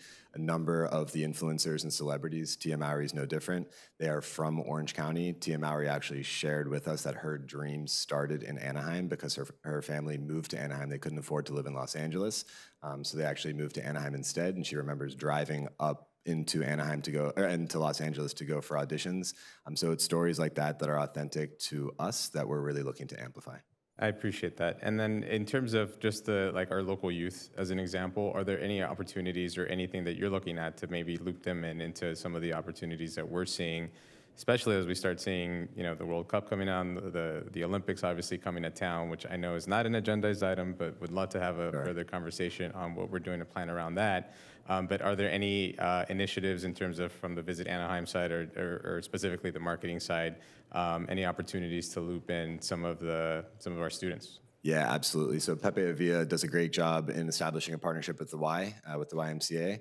And part of the Imagine Agency campaign that we have underway is utilizing kids, again, who have a tie to Anaheim. One of those individuals is Tinka Gudis, who's the daughter of one of the Ducks players. And we're having conversations about how we can actually have our Imagine agents from the campaign go to these local businesses, to the YMCA, speak with kids that are there to, again, just amplify what it is that we're looking to accomplish. Okay, thank you. I appreciate that. And then I'll just end, Mr. City Manager, if we can ask our Economic Development Director to make sure that Alberix opens up their flagship store in District 2, which they're currently in. I'd appreciate that. Thank you. Yeah, of course. Thank you. Next was Councilmember Campos-Kurtz, and then Councilmember Maas. Thank you. I have a couple of questions on clarification. When you had a list of funds, the Anaheim TID, Garden Grove TID, then you had private. Yes. And then you had restricted net assets. Can you explain those two? Yes. Obviously, the ATID is the funding that we get, the Garden Grove, and then the private is what we get through dues, our membership dues. It's also co-op campaigns that we do when we use our money and we get some revenue from the partners, and then that money is also used for some of those campaigns. It's private. It's considered private because it's not touching TID money. As far as the restricted, we have that is board restricted and designated. So that is what the board decides how we can support some of these events that come in that we're hosting. We allocate money for that, or in this case, even towards additional money for like our trade show booth that we did. That was some of that $2.5 million that they approved out of that those funds. Okay. Although I didn't see the term in the report, you just mentioned membership. That's just rolls into what is considered private funding. Correct. But you've mentioned, and sometimes in the report is referred to partners. Or partners, yes. Partners? Partner and membership. It's membership dues, but we refer to them as partners. Years ago, when I was on the membership side, we utilized and transitioned to partnership for the fact that it is a two-way street. Membership has a connotation that you would join something and then the business would come. A partnership is a two-way street. We bring the business here, bring the meeting planners, but our partners need to do their part to make sure that they're meeting with clients, following up, getting back to them, providing proposals, et cetera. So it's essentially the same audience. Okay, thank you. One last question. And one of the slides that you showed us has the domestic travel and the international travel, and you have goals in each. What do you see in international travel? Are you, and the reason I ask is how nimble is Visit Anaheim? If you're seeing something go wrong out of your hands, out of Anaheim's hands, in an area, something that you cannot fix, how nimble are you in moving that around so that realizing that goal may not be attained, how much money do you spend throwing bad money after? Yeah, well, I can speak, and then some of my colleagues may want to join in. But I will tell you that we have already adjusted initiatives that we had budgeted in international markets and focused and adapted more toward our domestic feeder markets that will give us a better impact because of the global impact of what's happening. This morning, I heard it was international travel nationwide is down 9%. So we're addressing that already. We've been ahead of that. That is why the 100 Days Till Summer campaign was started, as well as other OTA campaigns like Expedia and that, where we know we can get that return on that investment domestically. So that a year from now, you can stand in front of us and say, our goal for international travel was this. We didn't make it, but we switched and did this. Absolutely. We're replacing it with other initiatives that we know are going to produce and where we have the ability to impact. Other than, obviously, our hands are somewhat tied on the international side based on what's happening globally. Thank you. Thank you. Councilmember Maz and then Councilmember Meeks. Thank you. That really ties into my question. Just given the geopolitical and greater economic factors, how are we planning or mitigating for the impacts here to Anaheim? With programs, I mean, our 100 Days Till Summer was just the first. And we'll be continuing that. We monitor everything on a weekly basis, monthly basis. We also have any opportunity that we have to work with the state, Visit California, Brand USA. We referenced some of those in the past. And if there's co-op campaigns, that's where we're applying those. We're not dismissing those key international markets altogether. We can't do that, because if we do that, we will lose market share to other destinations that we compete against. So we stay still involved to a degree, but we have curtailed a lot of that and again transitioned into areas or co-op opportunities with the state or Brand USA where we can have a greater presence and still make those impacts. Thank you. And then one last question. There was a comment earlier this evening that the convention center is booked out through 2030. Is that an accurate statement? No, actually, it's much longer. 2035. And again, this is the funnel. I'll just say this is the funnel that we have to operate on, because if you wait, these conventions, if we wait a couple of years, they're already booked in other cities. We lose that opportunity. So our team is constantly selling, constantly putting new groups into that funnel. Yeah, just to clarify, we're not fully booked through 2035, but we have pieces of business on the books through 2035. There are opportunities for us to put business in 26, 27, 28, 29, 30. The goal is to book it and then layer business, as Tom well knows, to fill those gaps with with whatever space is available as it gets closer. And Councilmember, and just to add, we do have space still available. Yeah. Thank you. Thank you. Actually, I do have one more question. You mentioned about the buy down, and I'm wondering how our convention center compares to others in the country as far as rates. Ronnie, would you like to come up? You could probably speak to it a little bit more detailed. Certainly. I think overall, hi, I'm Ronnie Collins, Chief Sales Officer, Visit Anaheim. Thanks so much. I think overall we're competitive. When you look at what it takes to operate a building of that size in California, it's quite costly.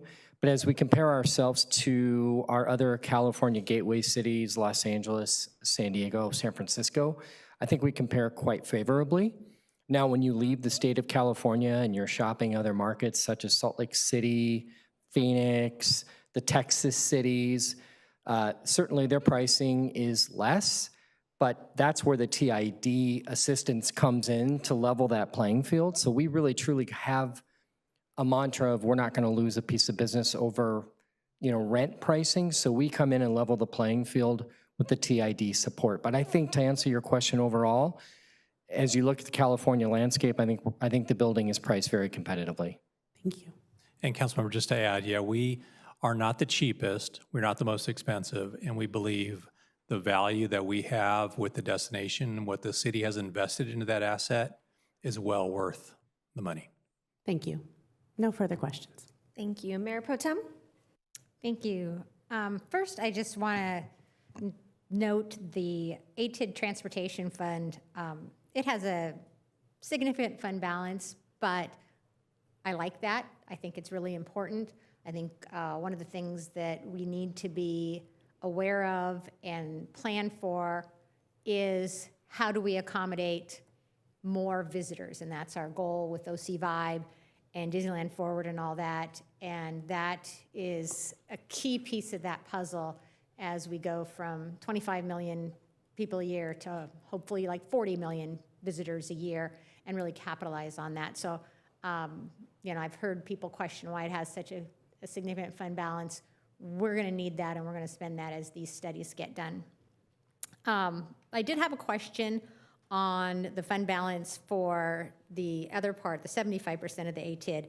And one of the things that you're planning out there for is IPW in the amount of $4 million.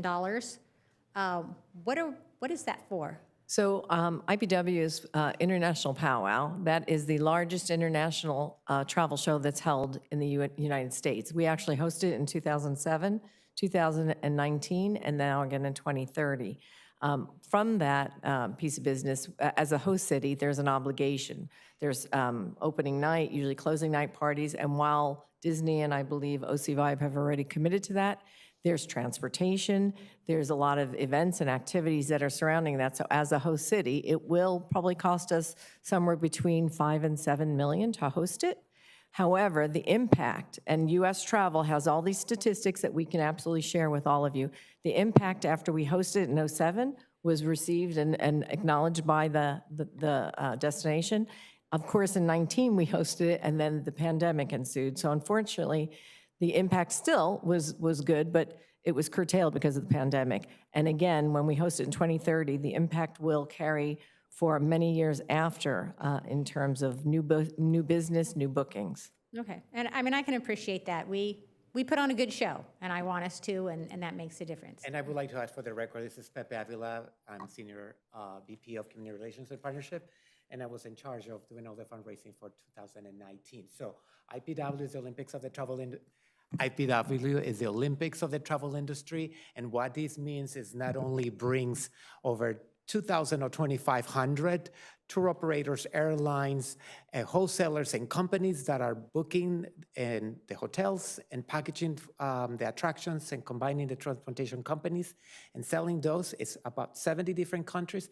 It also brings media, about 500 media members that are also required to write about the host city. So that is also the part of the impact that this program generates.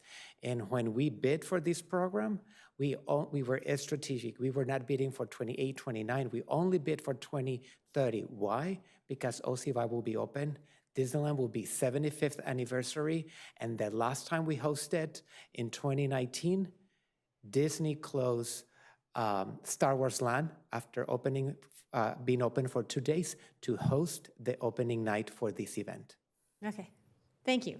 So that's an important event. I do think that it might be a little early to be allocating $4 million and not, I mean, you're going to get more money over the next 6 years, so maybe that fund balance has a little more flexibility in it than what's being shown here.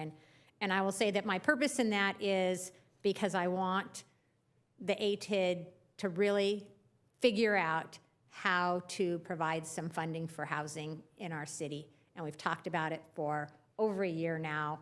And just personally, I don't want to see a report come back next year without that piece solved. Understood. Because I think that it is important for all of us, for you, for the resort community, for the community of Anaheim, to have you participate in the solution for housing in our city. Absolutely, we agree, and I know that we have had many conversations and also want the same. Okay. And then my last question was the Sports Commission. You talked a little bit about that. And from what I heard you say, the commission was focused on booking county-wide sporting events, and then they look to you for hotels, for allocating hotels. Is there anybody on your team that focuses on getting those events in Anaheim? Yes, as Mike had mentioned, Katie Wright is our sports Okay, so she at works full-time- closely yes, with Sports exactly. She Commission. works with the OC Sports Commission as well as directly with the convention center and groups that we book direct ourselves, like the cheer competitions and any sports-related business. Okay, all right, I think that's an important segment of our visitors. So, Absolutely. all right, that's all I had, thank you.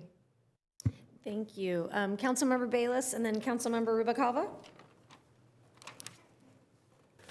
Yeah, thank you very much. I have a quick question, maybe on the legs of transparency a little bit.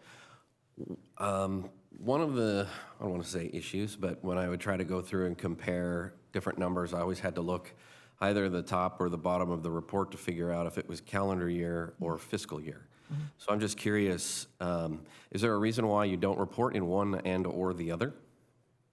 Prior to the TID, we operated on a fiscal year like the city, and then with the inception of the TID, and of course, because of all of the hotels operating on a calendar year, they wanted us to operate on a calendar year with them for budgetary reasons.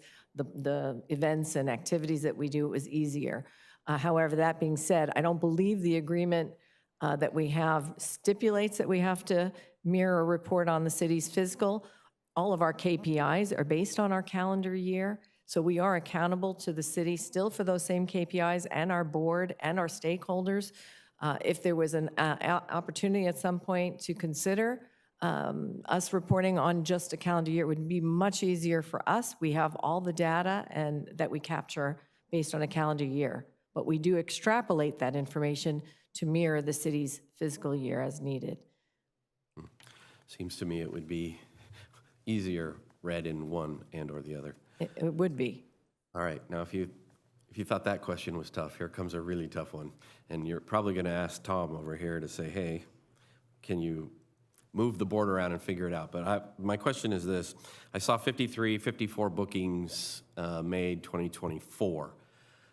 At some point, you know, you've got a market and maybe there's no more feasibility left. So I guess my question is, how much of the, by a percentage, let's say, if you can, you know, figure that out, but what is the percentage of open space still left? I mean, how many more bookings is realistic to be added into the equation? As Christina looked at me. I do. Our occupancy is about 50% right now. So from a convention center perspective, there's a term called practical maximum occupancy. So when you start to hit upper 60s, 70s, you are full. So we still have some room to grow. In terms of the 52, it really depends on what that 52 represents. So one of those 52 could be NAMM, for example, and that's, say, 10 days. So the ability to book another event with a full facility event is difficult. So there is a little bit of room there, but from a goal perspective, from a convention center operations perspective, and we continue to grow that number a little by little. And the key is the layering with the most recent expansion has allowed Visit Anaheim to layer events in. So we don't have a lot of downtime. We just kind of keep going, which is great for the hotels because the hotels stay busy. They're more steady with their business. So not a lot of room in there, but there is some. So if I got my math right, that was roughly 10%. So if we applied that, what, another 10 more bookings? That'd be about right? Assuming we have the space, I would love that. Okay, I was just curious. All right, well then, I guess I'll wrap it up by saying this report is incredibly detailed, maybe even more than what was certainly required, but I'll say thank you very much. Thank you. Councilmember Rubacava and then Councilmember Leon. Thank you. I'd like to direct my questions to Mr. Waterman. Thank you.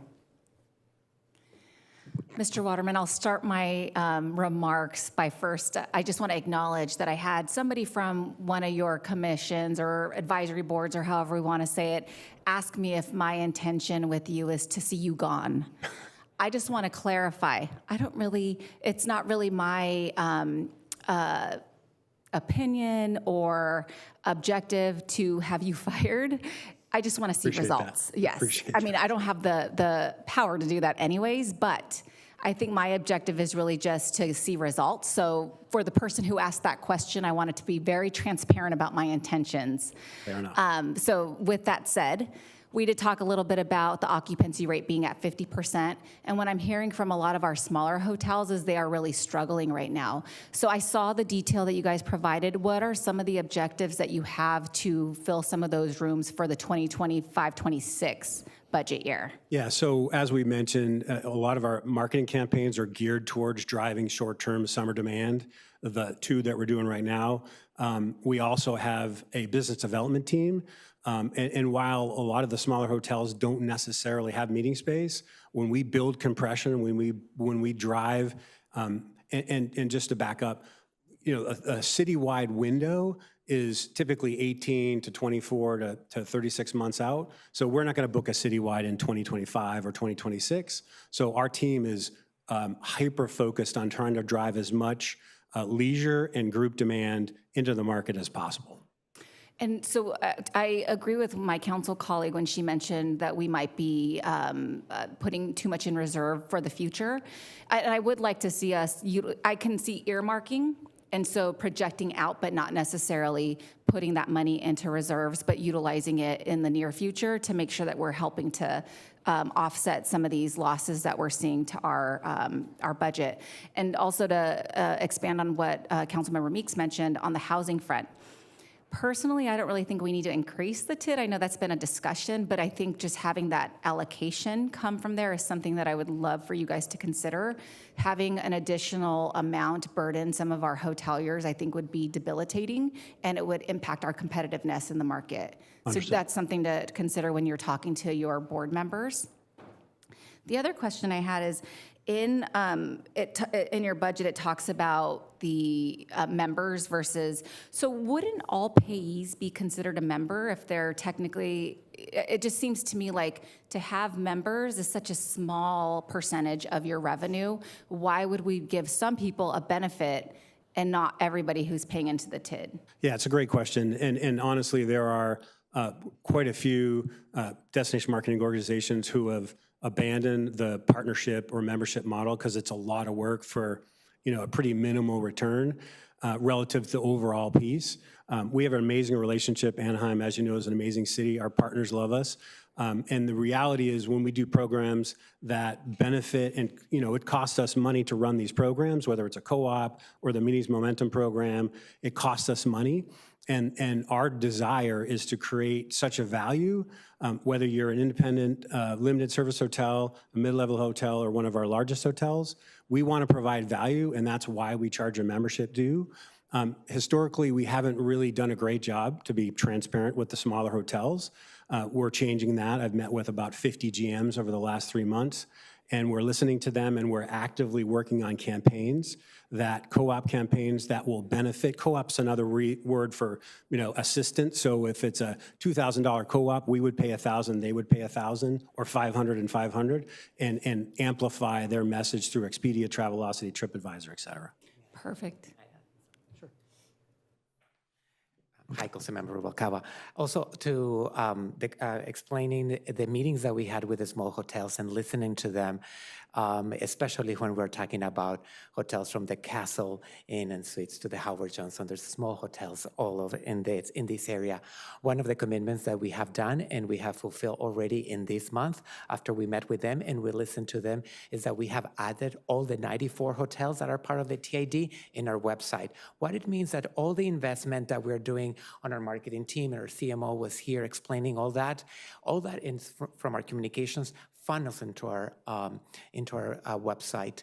Each hotel has in the hotel landing page, they're all listed there. But each individual hotel has a dedicated listing with their website link. So what we are also providing now is that as our visitors are coming and are finding out about Visit Anaheim through our marketing efforts, and they're looking for hotels, they could book a partner hotel or a non-partner hotel directly through our website, and the conversion happens at the hotel's website, which is the best rate that a hotel could wants to get versus through other channels. But we are also maximizing our partnership with other channels.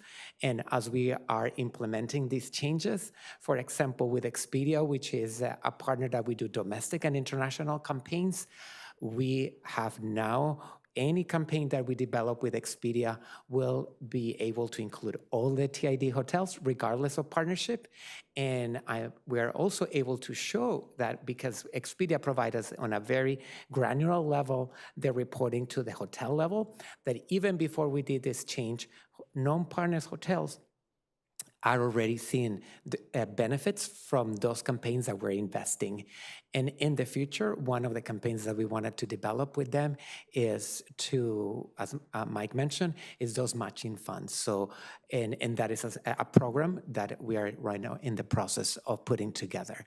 But we're already offering certain benefits to the non-partner hotels, and in general, there's also an opportunity to attend our annual meeting, like the regular partners, or a destination forecast, where you'll have been invited in the past, and that's where we share all our intelligence, our business intelligence resources, our forecast for next year, this crystal ball that helps our partners. This event takes place in August, and you will all be invited to attend. We hope to see you there, because this program is developed for our businesses in our community to get the intelligence that they need to plan for 26 and ahead. And so I'm glad to hear that you added the ATID pays, because it really did seem a little unfair that the people who are funding the marketing campaigns are not actually benefiting from it. So I'm glad to hear that you have done a little more and are speaking to them. Yeah, we're listening and happy to continue the conversation. Yeah, some of the things they mentioned to me also was they felt that the Expedia campaigns or similar campaigns to that were undercutting their current marketing because they're also investing in Expedia, and we all know how that type of marketing works. So if you might also talk to your payees, because technically they are the ones who are, they're the ones driving the revenue that helps you do the things that you guys do. But I would also talk to them about how do you streamline that process so that there's no duplication in efforts, because that's a waste of taxpayer dollars. And in answer to your question, there's different ways on partnering with Expedia. There's the media solutions, there is the travel ads. There's also a ways when we travel, especially in international, where the operators sell through travel agents that are booking through Expedia, and especially in international, Australia, New Zealand, with the TAP, which is a travel agents platform where travel agents could book and sell the hotels here in Anaheim through that platform. That's where we are looking through different channels, and it's not just one strategy, one distribution channel. Could be AAA, could be an airline, could be Getaway Today, which is in the domestic market, the number one of the top producers for Disney. So we have a diversified channel when we're looking into that domestic or international visitor. And can you share a little bit? The last time you guys were here, I mentioned hearing from some of our hoteliers that there is like what they are referring to as a kickback. Can you clarify what exactly that means and where in your 2025 budget that is allocated? I'm looking at page 151. Yeah, that's, I believe you're referring to the Minis Momentum Program, where we offer hotels the ability to offset a competitive bid. So there's two criteria. It has to be competing against another city. It could be San Diego, it could be Dallas. And each hotel who's a TID hotel has access of TID money, and we did verify that through several attorneys that it's okay to use TID money to benefit the TID hotels. They can use that to, in essence, incent a group to come to Anaheim versus Dallas or Denver or Detroit, and it pays directly to the customer. It doesn't get paid to the hotel. So does it get paid to the customer or to the booking agent? To the customer. Okay, is it possible to get a list provided as to who's benefiting from that? Because I think that would be great for Not a problem. transparency purposes. Yep. I think the concern is that there might be booking agents who are benefiting from it, and in that case, there is a problem with that. Understood. You see what I mean?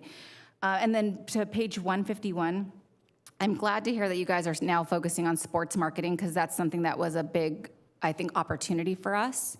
But I'm looking at your 2025 budget compared to last year, and it looks like your sports development is down. Can you explain? It's down $446,000. Hold on. Or that's expenses, is that because Orange County is gone? correct. The Orange County Sports Commission, so do we still pay them at all, or are they? Yeah, we like the other organizations like Mission Viejo, Costa Mesa, Huntington Beach, Newport, we pay a membership fee to be represented by Anthony and the OC Sports Commission. So yeah, we do pay a fee to them. So if we're not investing that 500, is it 500,000? Yeah, we went out and hired a dedicated, Katie Wright, a dedicated sales sports professional who is working on our team and works not only with Anthony, the OC Sports Commission, but also works for, she and I had a call with the head of USA Volleyball, and we're working on 7, 8 leads, potential leads that could impact 25, 26, and 27. Oh, good. So you brought that person in-house, so that'll be under administrative? Correct. Okay.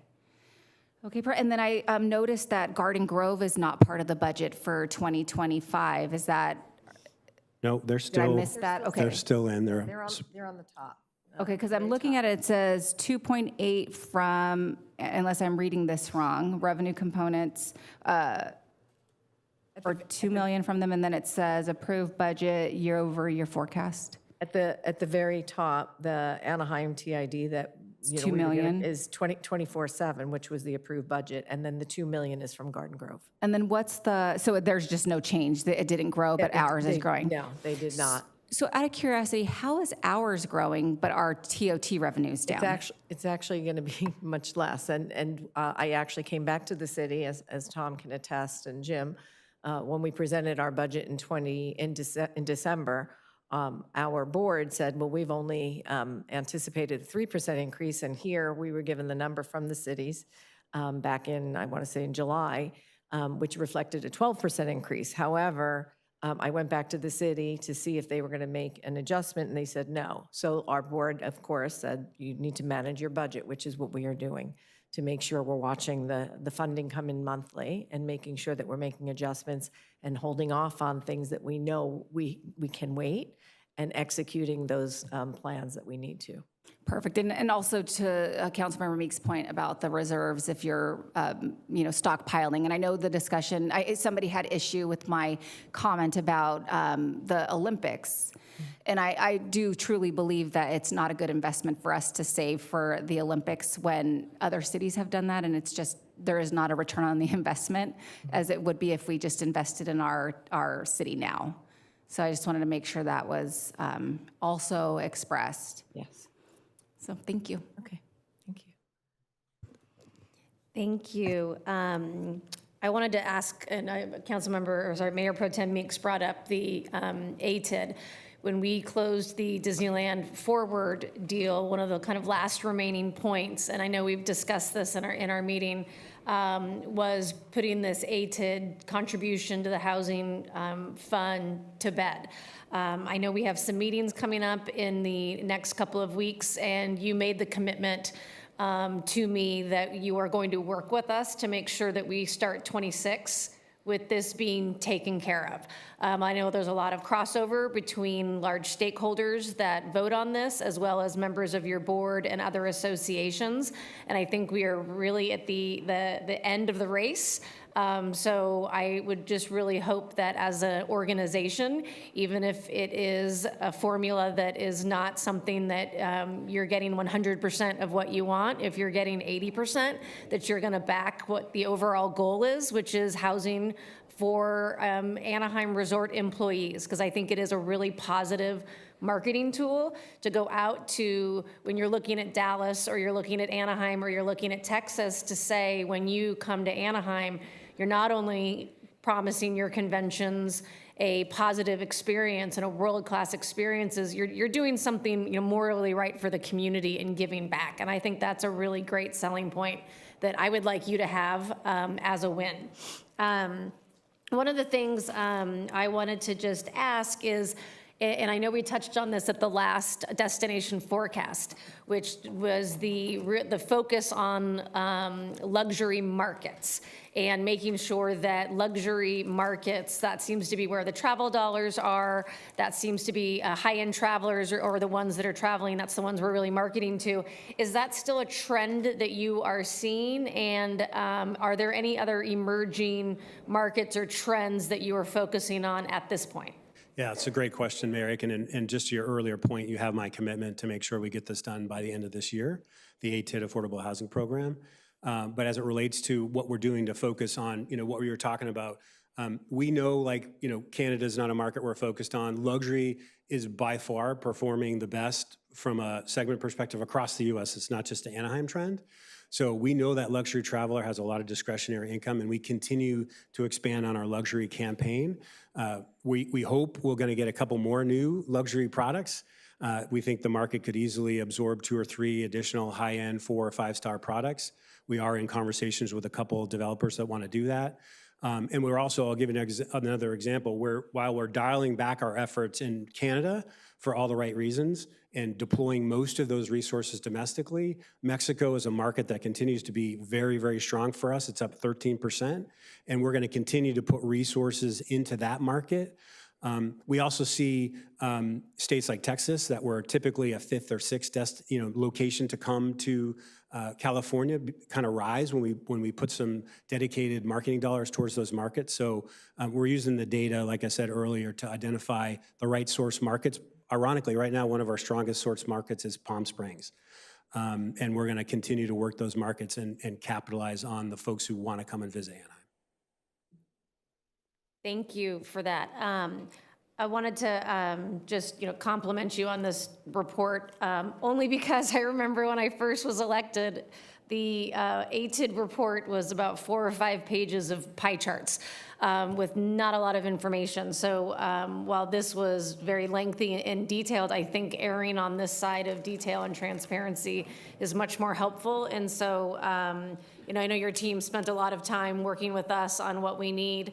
How we define things, what we define as reserve and not reserve has been a laborious chore, but I think going forward, year after year, it'll be a lot easier and help us get the deliverables that we need as a council to feel comfortable, and you have the support that you need to move forward and to market Anaheim. Thank you, Mary. Councilmember Rubalcaba, do you have another comment? Yeah, I just have a question. So during the destination presentation, I think you mentioned that your impact was $6 billion, but you reported here that it was $2 billion. Is there a reason for that discrepancy? Yeah, I can't recall saying $6 billion, but we can look in that and try to figure out. Yeah, if you could double check, because that's $4 billion. Yeah. So that's pretty significant. I am a sales guy, so Yeah. possible. Perfect. And I just want to definitely reinforce the fact that I'm going to be really watching our TOT, because I really think that is how we measure the impact and the success of Visit Anaheim. And it's really important for our city and for the residents who live here, because that directly impacts our general fund. So I appreciate the update. However, I want to make sure that we're staying on top of the main purpose that you serve. Understood. Thank you. Okay, thank you. So this was a pulled. Do I have a motion and a second to move the item? I'll move approval. I'll second. Mayor, can we just add to accept the clarifications as per the presentation as well? Do you accept that amendment? I accept that amendment. Motion and a second, please vote.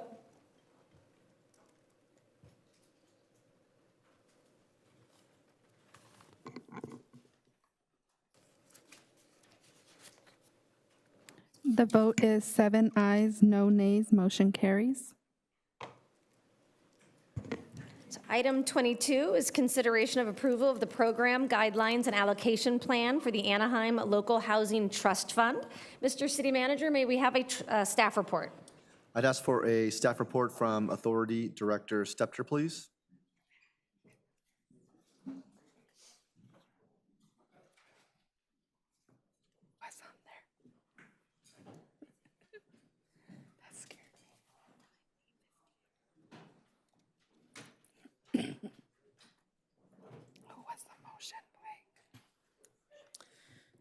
Good evening, Mayor and City Council members. Thank you for the opportunity to present this important item this evening. With me tonight is Andy Nogal, Deputy Director, Kevin Clausen, Community Investment Manager, and a new member who you may not have met before, Monica Pinto, Staff Analyst, who is assigned to oversee the city's homeownership programs. By way of background, we're starting this presentation with a brief outline of the resources used by the city historically to address affordable housing needs. As we've shared previously, the most significant source of funding for housing flowed from the former Anaheim Redevelopment Agency. The purpose of those funds was to eliminate blight through development, reconstruction, and rehabilitation of residential, commercial, industrial, and retail districts. The Housing Set-Aside Program under redevelopment allowed the cities to support a variety of housing programs, inclusive of rental and homeownership programs. The chart here contains a timeline of funding since that source was eliminating, providing a picture of the funding landscape as it exists today.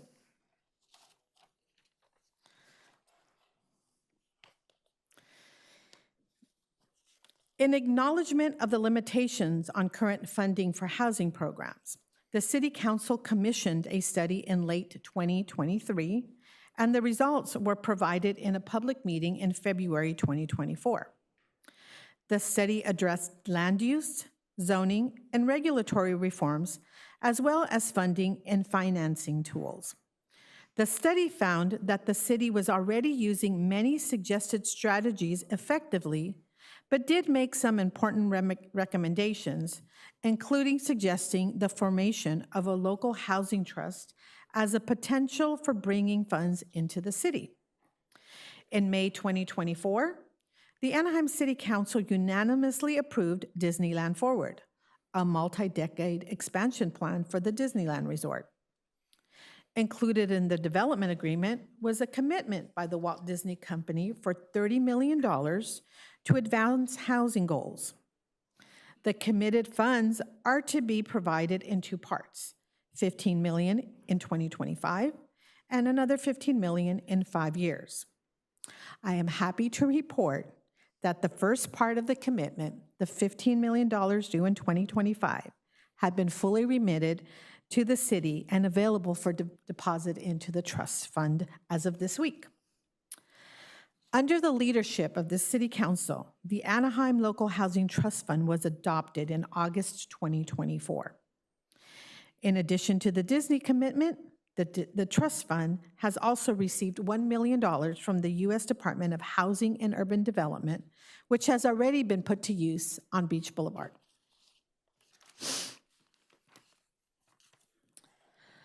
Following the adoption of the ordinance enacting the trust fund, staff was tasked with coming back to council with a complete set of guidelines and an expenditure plan. Given the unique nature and flexibility of these funds, staff reviewed many data points to ensure that we had a solid proposal to put before you. As a starting point, we sought to understand the profile of Anaheim residents from a housing perspective. There are over 340,000 residents in Anaheim, and their housing profile indicates that the majority are renters. Renters represent 55% of the Anaheim population, and just under 45% are homeowners. This data point was top of mind as staff sought to address the council's expressed desire to see programs that will increase homeownership rates in our city. We also reviewed income data to understand who would likely benefit from proposed programs, and also to ensure that income demographics are being served by the programs, all income demographics are being served by housing programs to some extent. Using existing Anaheim programs as a basis, we assessed need data, Currently, there are over 4,000 households on various affordable housing lists in the city, and the Regional Housing Needs Assessment Program suggests that Anaheim needs over 6,000 rental units to meet the needs of low-income families. These data points served as anchors for the recommendation to include a production program that will help the city to continue to provide financial assistance to developers of affordable housing in Anaheim.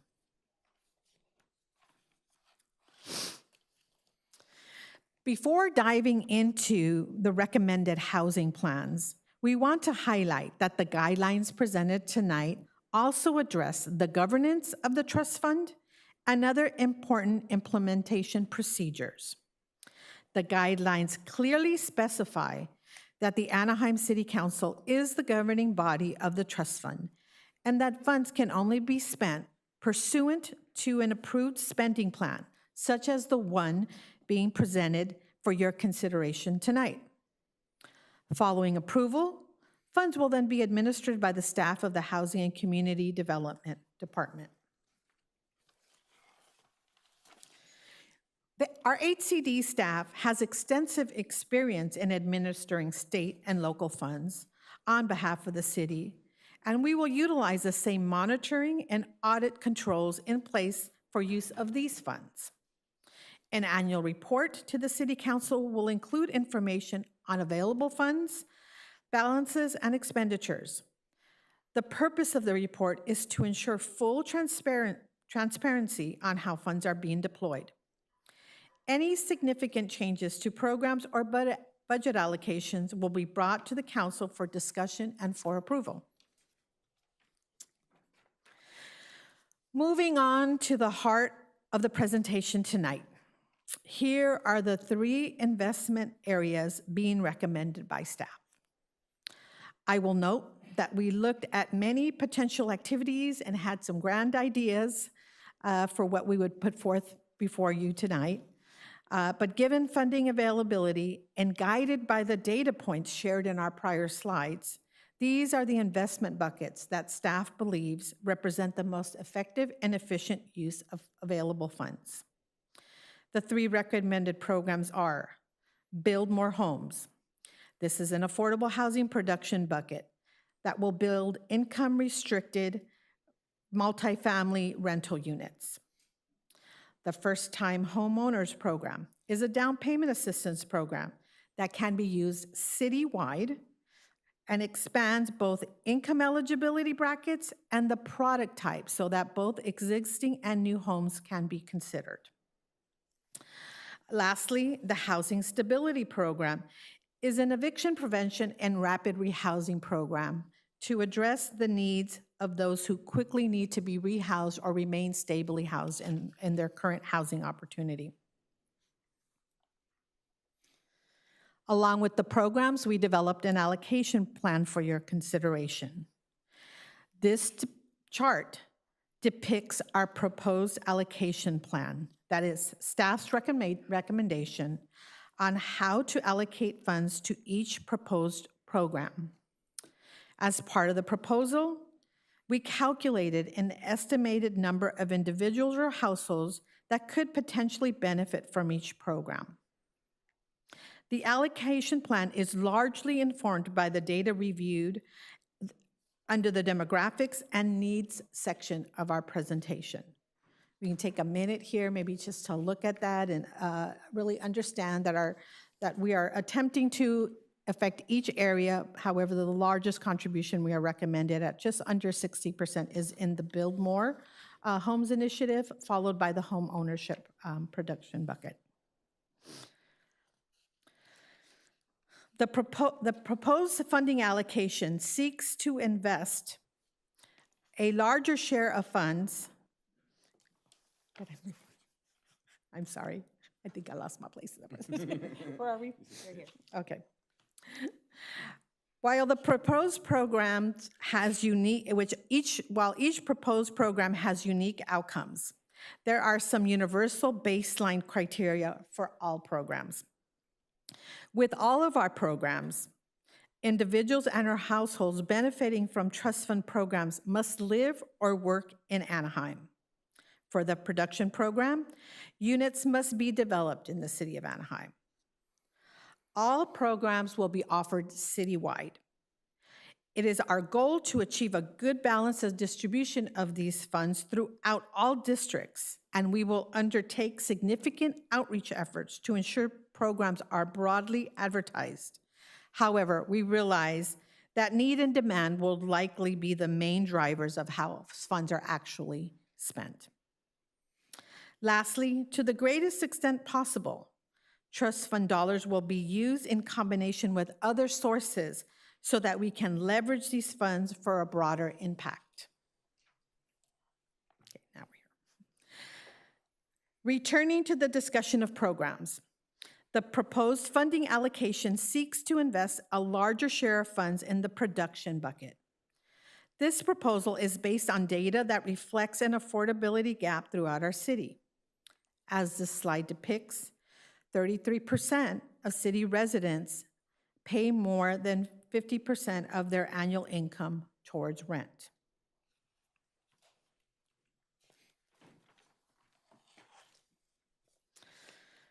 Funding allocated to the Build More initiative can be used for a variety of production activities. New construction. Our most recent example of this type of project is Miraflores site at Midway in Anaheim and D4. We may also be able to do adaptive reuse, as depicted here by Buena Esperanza, a motel conversion project in District 1. It is also possible to use funds for conversion of existing housing, that is, adding long-term affordability covenants to buildings, such as was done in Hermosa Village and in the Avon Dakota neighborhood in District 3. Expanding on eligible uses, we foresee funds being eligible for acquisition, for site preparation, and for gap financing.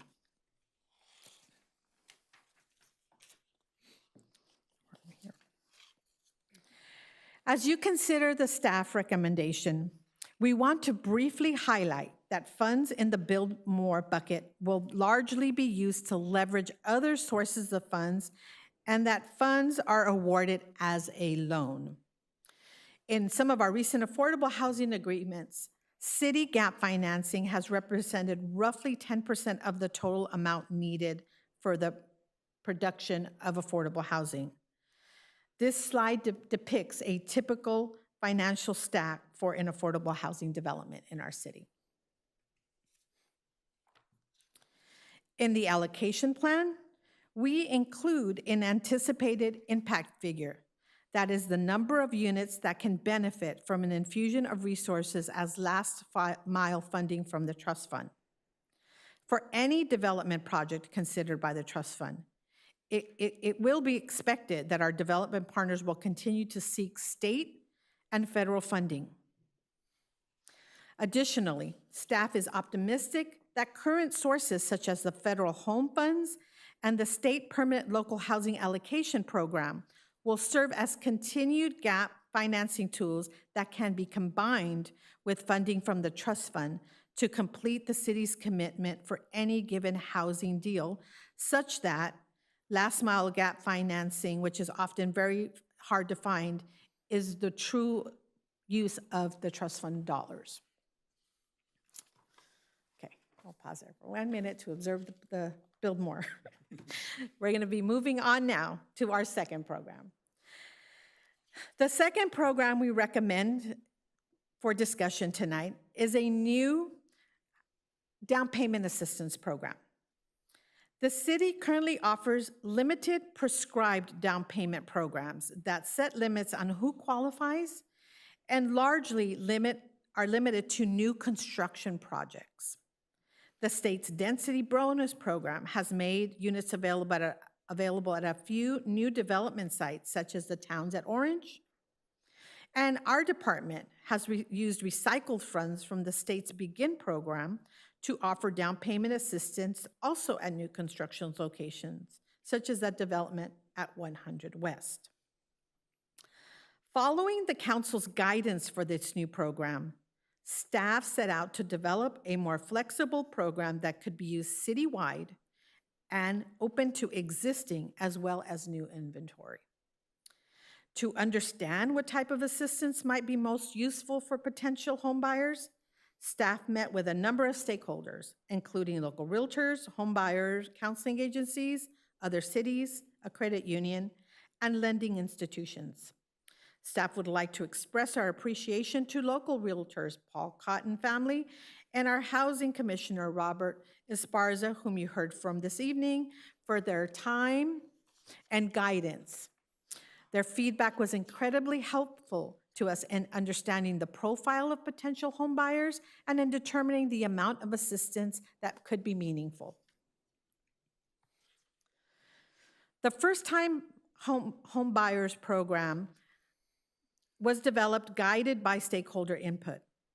Based on this input, staff is recommending a program that offers $50,000 down payment assistance loan. The loan is offered as a silent second mortgage, where payments are deferred until the home is sold, refinanced, or paid in full. This means the borrower does not have to make any monthly payments on the second mortgage until the home is no longer held by the first loan. The new program would be available citywide, would be open to purchase both new and existing homes, a departure from our current programs, open to first-time home buyers, and the home must serve as the primary residence of the buyer. Additionally, all borrowers on an application must live in the home. This is at the recommendation of our stakeholders to eliminate potential straw buyers. As stated, these funds are distributed as loans. The terms of the loans are typically a 30-year fixed loan with using 3% simple interest. Because the funds are awarded as loans and not grants, it is expected that interest payments will help grow the fund in the future and be available to assist additional future home buyers. Both the initial investment, the $50,000, and the growth due to interest should come back to the trust fund. We anticipated questions involving whether or not the $50,000 would be a meaningful assistance. To ensure the program that we were proposing would actually be useful, we did look at a few potential buying scenarios. In this scenario, we reviewed a household earning 150% of the average median income for Orange County with estimated monthly debt, car payments, things of that nature, of roughly $2,000 a month, and with a down payment contribution of 3%. While this is an aggressive loan using banking terminology, nonetheless, we have seen this very scenario funded by institutions participating in other city programs. Taking the same household, however, with greater down payment assistance savings of their own, this household could potentially obtain a loan of up to $799,000. And you will see that by providing greater down payment from their own sons, this moves from an aggressive to a stretch loan, which we have also seen funded in our programs. The usability of the program will really largely depend on housing inventory, interest rates, and down payment resources from potential buyers. Here, I will note that the city is not restricting the use of our down payment assistance in combination with other types of down payment assistance program. The limitation is only on the amount of gift funds that can come into the transaction from a family member for the purposes of ensuring that these funds are being used by those families who need it the most.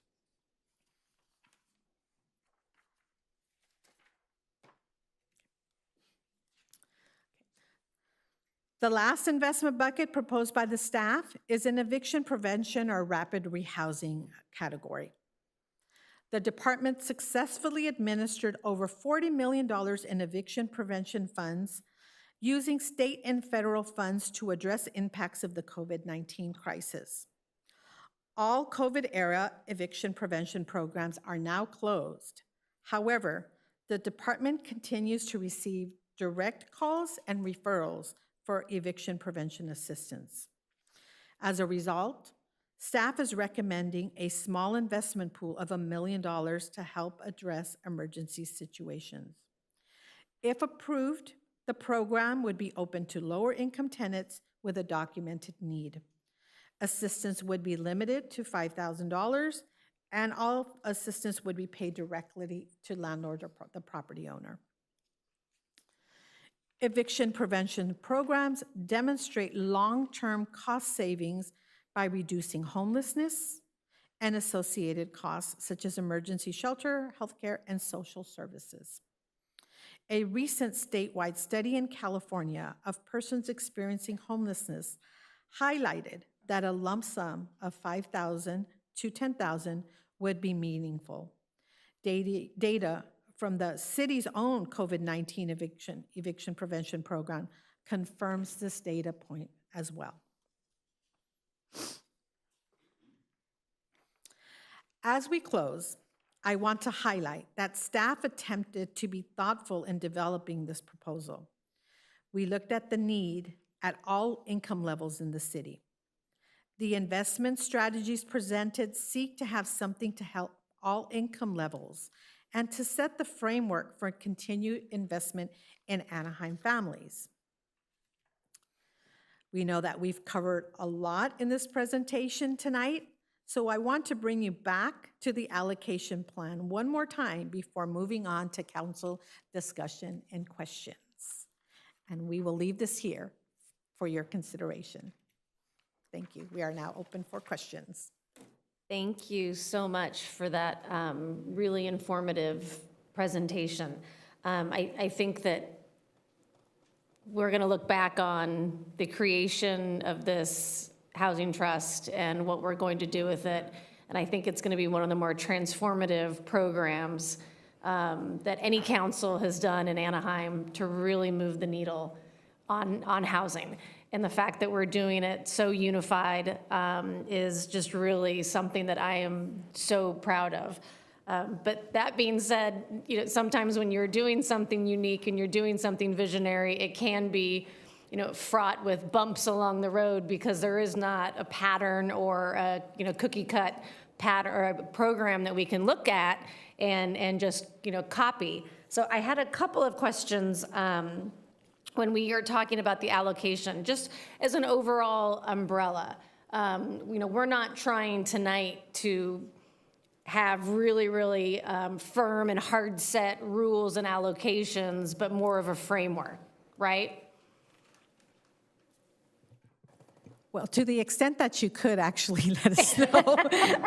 Well, I guess, yeah. I guess what my question is, because we would make commitments based on Yeah.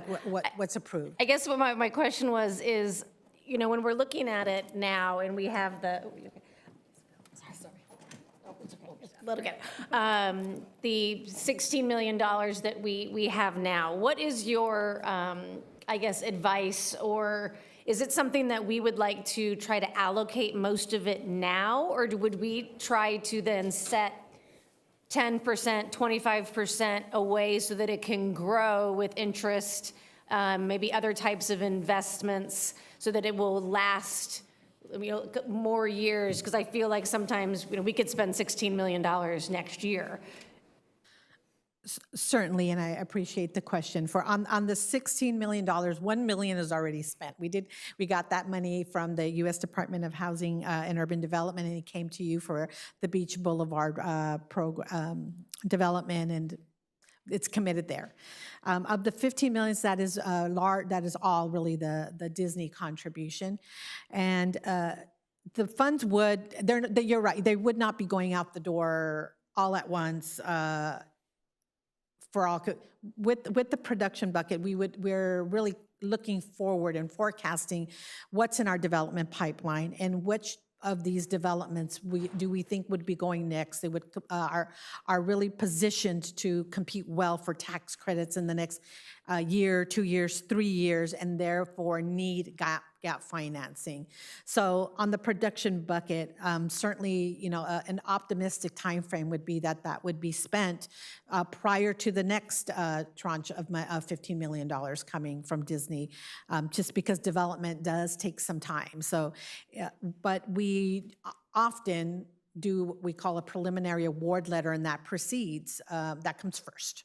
And so whatever is authorized here would be what we would use as our framework for knowing that we could or could not offer that in our preliminary award letters. But yes, our timeframe, I think, for that build more, that 9,000 is probably within the next 5 years before the next tranche comes. The first-time home buyers program, it's really going to, this is a little bit where we're kind of building the plane as we're flying it, so to speak.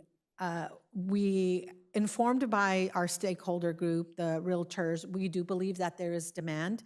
How much demand, though, is really, we're going to go out into the market and test it. There's a potential for us to be oversubscribed right away, or to learn lessons that maybe we need to adjust the amount, maybe the sweet spot is closer to $10,000 more, or something of that nature. We do believe that this proposal is, like I said, well-informed by stakeholders, but again, the time frame in which that money would go out is to be determined. The slowest spending bucket will probably be the Build Homes More bucket. The eviction prevention program, just based on demand. Yeah, well, we're probably more, we're more, to say, familiar with the building of affordable housing. So, and you kind of touched on my next question, which was about, are we going to roll out smaller pilot programs to try to figure out what that sweet spot is, so we're not either overwhelmed and oversubscribed, or not offering, or our standards are too high and then not enough people qualify it. So it sounds like we're going to be kind of rolling off some initial standards. So are there other cities or states that have first-time homebuyer programs that our realtor stakeholders looked at, or is this something that's quite unique?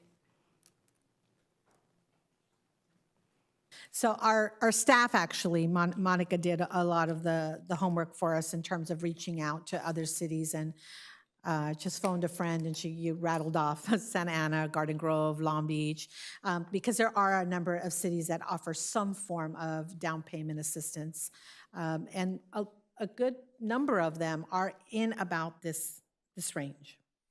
Thank you. How do you define first-time home buyer? Is it, I understand that we're not going after somebody that already owns a home and then is rolling in that equity plus this program to buy a second home.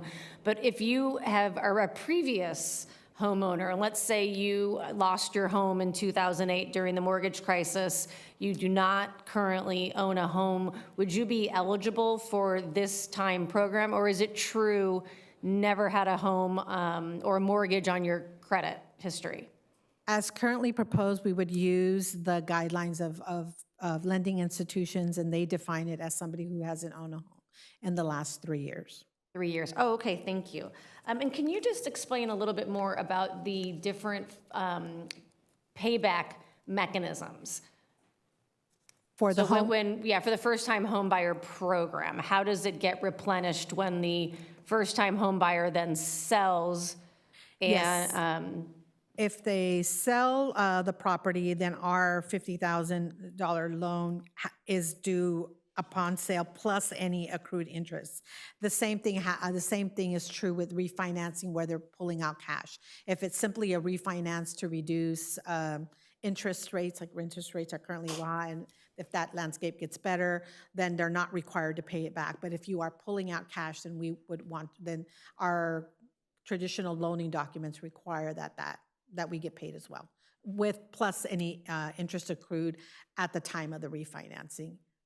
Okay, thank you. I probably have a couple more questions, but I want to turn it over. Councilmember Campos Kurtz. Thank you. Grace and team, thank you for phenomenal work. It is much appreciated, as the mayor said. This is something that the whole of the city is going to be very proud of as it moves forward. And I know it's a lot of work, and I thank you for it. I have a couple of questions. This should be easy. We talk about the $16 million. We're not just relying on the $16 million and then waiting 5 years to get another, or 15, and get another 15. Especially once our housing element is approved, I have an opportunity to get other money into the Housing Trust. I know the Orange County Housing Trust continuously works with others. Cal Optima comes to mind. They've provided money for housing. I'm assuming we're going to do that? That is correct. What we presented here tonight is based on what the bird in hand, so to speak, but no, definitely we would be looking to grow this through other sources of dollars. Okay. And with that, would your recommendation at this point then to keep the same percentage relationship? And say somebody, Kaiser comes to mind, but gave us $5 million for the Housing Trust. Would you then keep that same relationship on the percentages? Not necessarily. I think we would come back to council and advise that there is a commitment. And we also could foresee that the contributor may have some specifications as to how they want that money allocated. I think the framework really here is to start, if a funder were to come forward and says, well, how could you spend them, for there at least to have some idea of how the city established programs, and perhaps, they might like the first-time homebuyers program a little bit better, or they might say, for example, recently the Samueli Foundation gave a number of nonprofits eviction prevention dollars. They may say, that is really where we're investing currently, and we see an opportunity here. So I think certainly if it was open money, we would come back to the council, present how we're currently allocated, and get really direction from you as to how to allocate that. But if the funders themselves prescribe something, then that's how we would implement. Thank you, and thank you for being very nimble with that and being able to work through those, hopefully, many contributions. Thank you. Thank you. Mayor Pro Tem Meeks, and then Councilmember Leon. Grace, the way to fund, you talked about funding of the Build More initiative, and you talked about the tax credit equity. That seemed to be a large portion of the funding. Where does that come from? What is that money? The tax credit allocation is authorized through the federal government, but the tax credit pool, the availability of it, then it is allocated through state competition. So is that, it's kind of like a substitute for what we used to do with redevelopment? It is a tax credit? It is a tax credit. housing? At the time that we had redevelopment, both existed, so we would use both redevelopment and tax credit. So we had both tools. Oh, okay. All right. And is there anything at the state level that people are looking at to try to fund more housing, like redevelopment? But redevelopment was much broader, and is there some program that is being championed at the state level? The largest initiatives that we are following is really a proposal to do an affordable housing bond issuance that would come before the voters. Okay.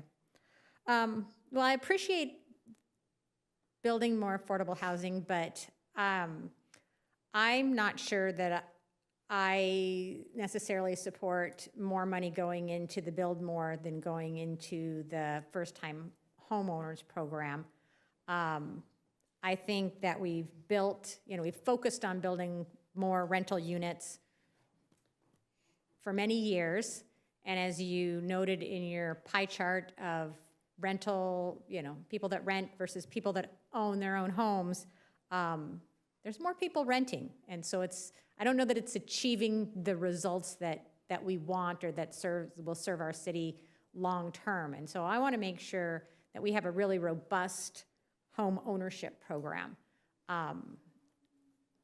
I'm thinking that, and I'm not sure that the homeownership program that we're laying out, because it is new and, we're trying to figure out what does move that needle for people and get them into homeownership programs. I'm not sure if the $50,000 is enough to move the needle in this housing market.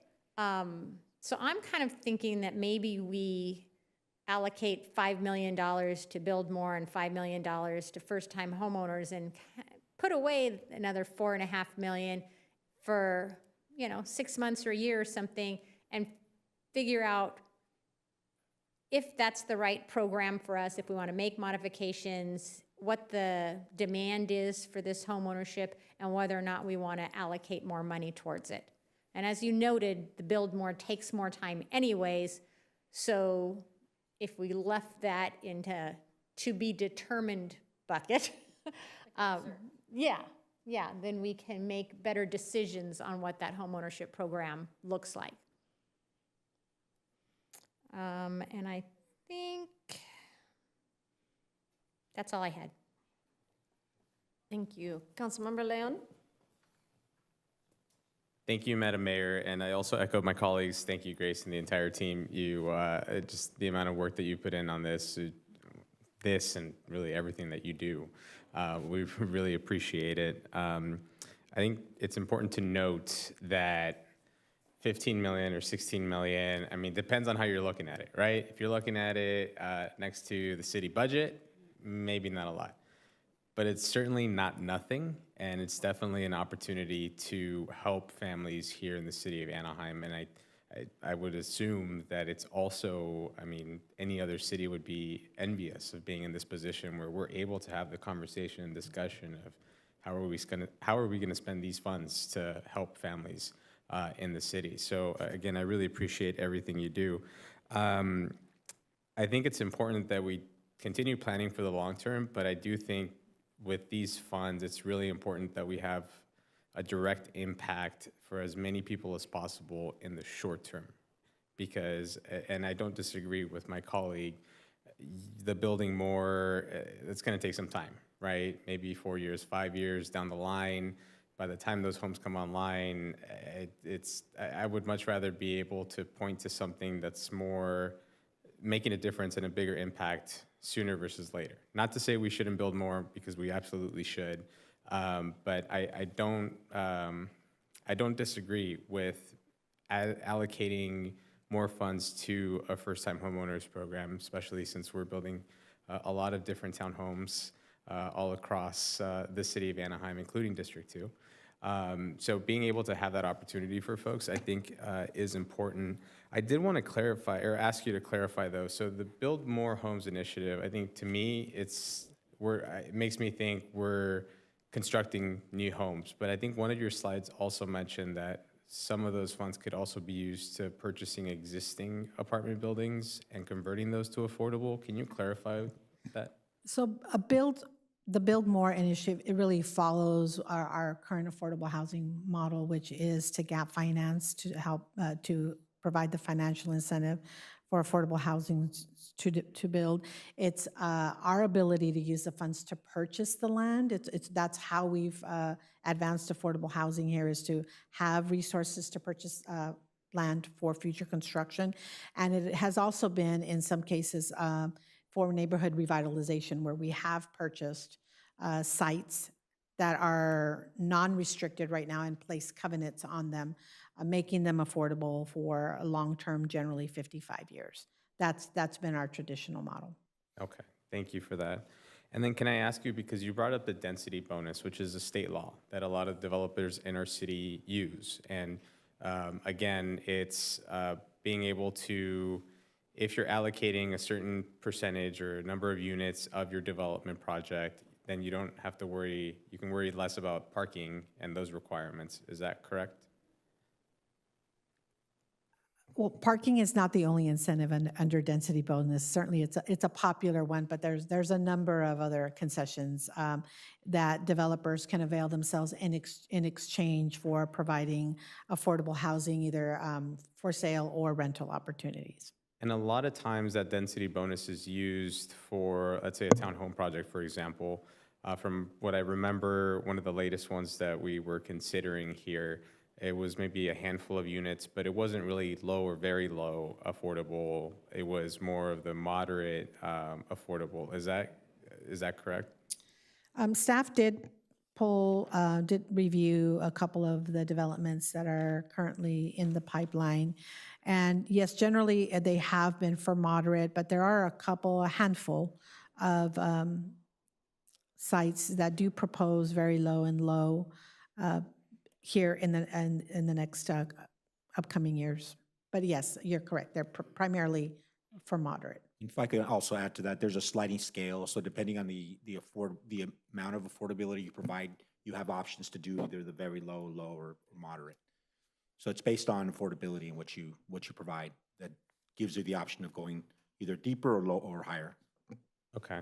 Would it be possible for us to add in sort of not our own density bonus, or I guess a requirement of if you're going to dip into these funds, if you're going to apply for the Build More Homes Initiative funds from the city of Anaheim, of saying, as an example, 50% of your units have to be low to very low affordable, or something along those lines? Are we potentially able to do that?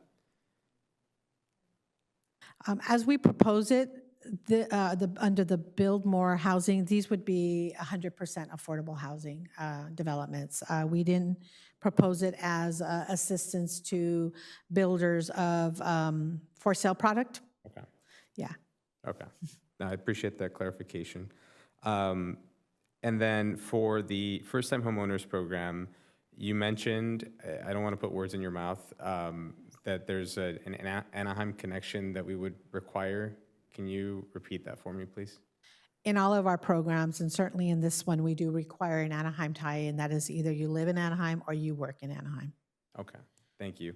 And I know that's really important because there are folks even that I went to high school with that they live with their parents because they can't afford some of the new housing or any housing in the city of Anaheim. So I appreciate that we have that requirement and have them have that connection. I'm supportive of Mayor Pro Tem's idea of adding more of the investment amount into the first-time homeowners program. And I also appreciate you saying that we're kind of flying, or building the plane as we're flying it a little bit, but being able to do pilot programs to see what works, what doesn't, and then being able to adjust accordingly. But like I said, the more positive impact we can have on a short-term basis while also planning for the long-term and opportunities that might arise, I think is really important. So I, again, appreciate all the work that you're doing, and I know our residents appreciate it as well. Thank you. Councilmember Maz and then Councilmember Rubalcava. Thank you, Madam Mayor. Couple questions. First, in regards to mechanisms of transparency. Will there be public reporting on funded projects, including their status and outcomes?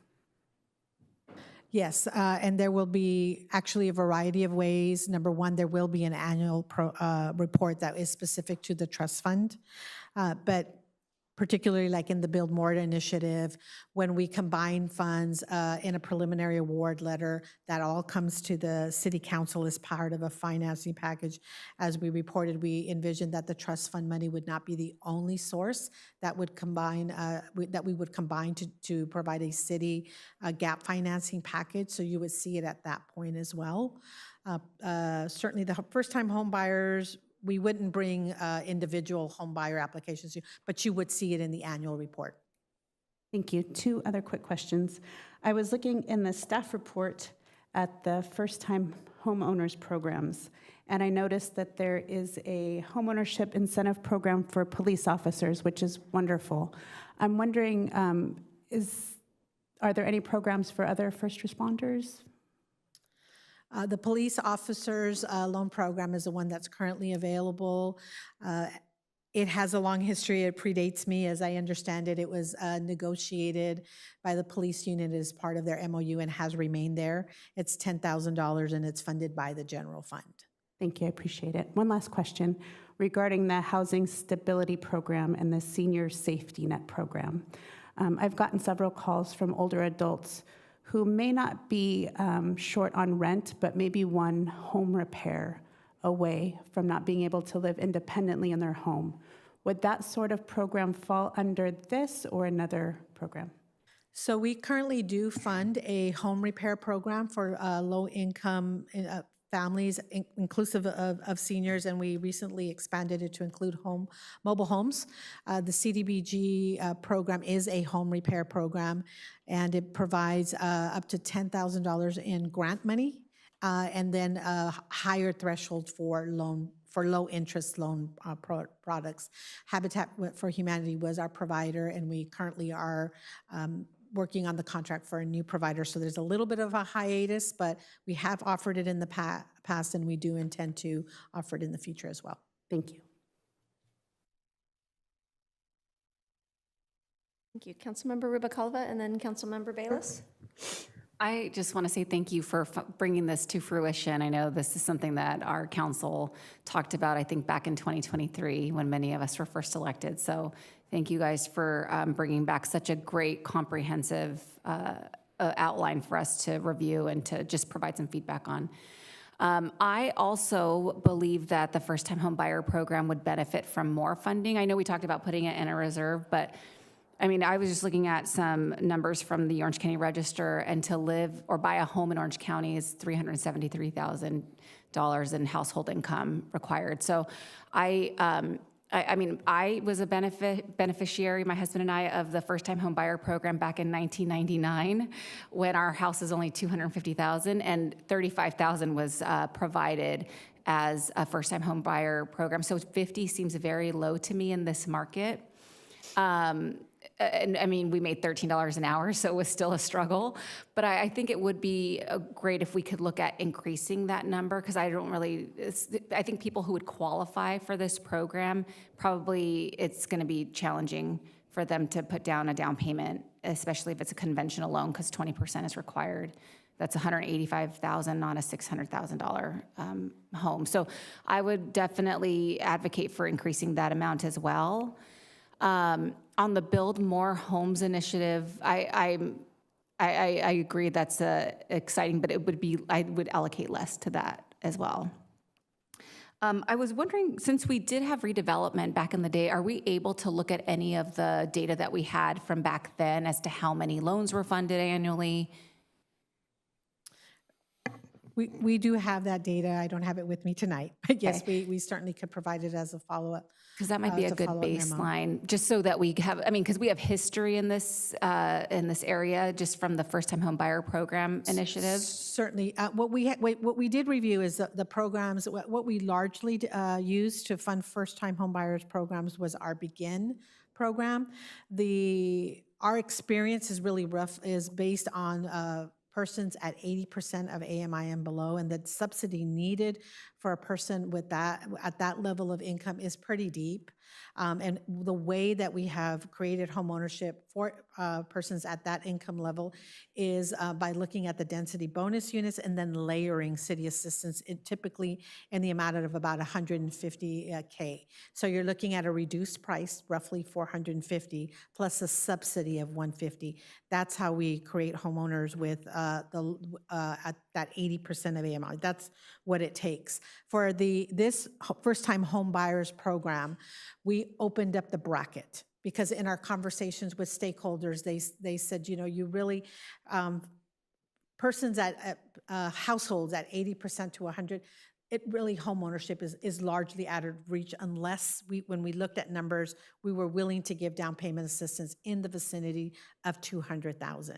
So by opening up the bracket to folks up to upper income limits all the way up to 150, the feedback from the realtors was that this amount would be meaningful.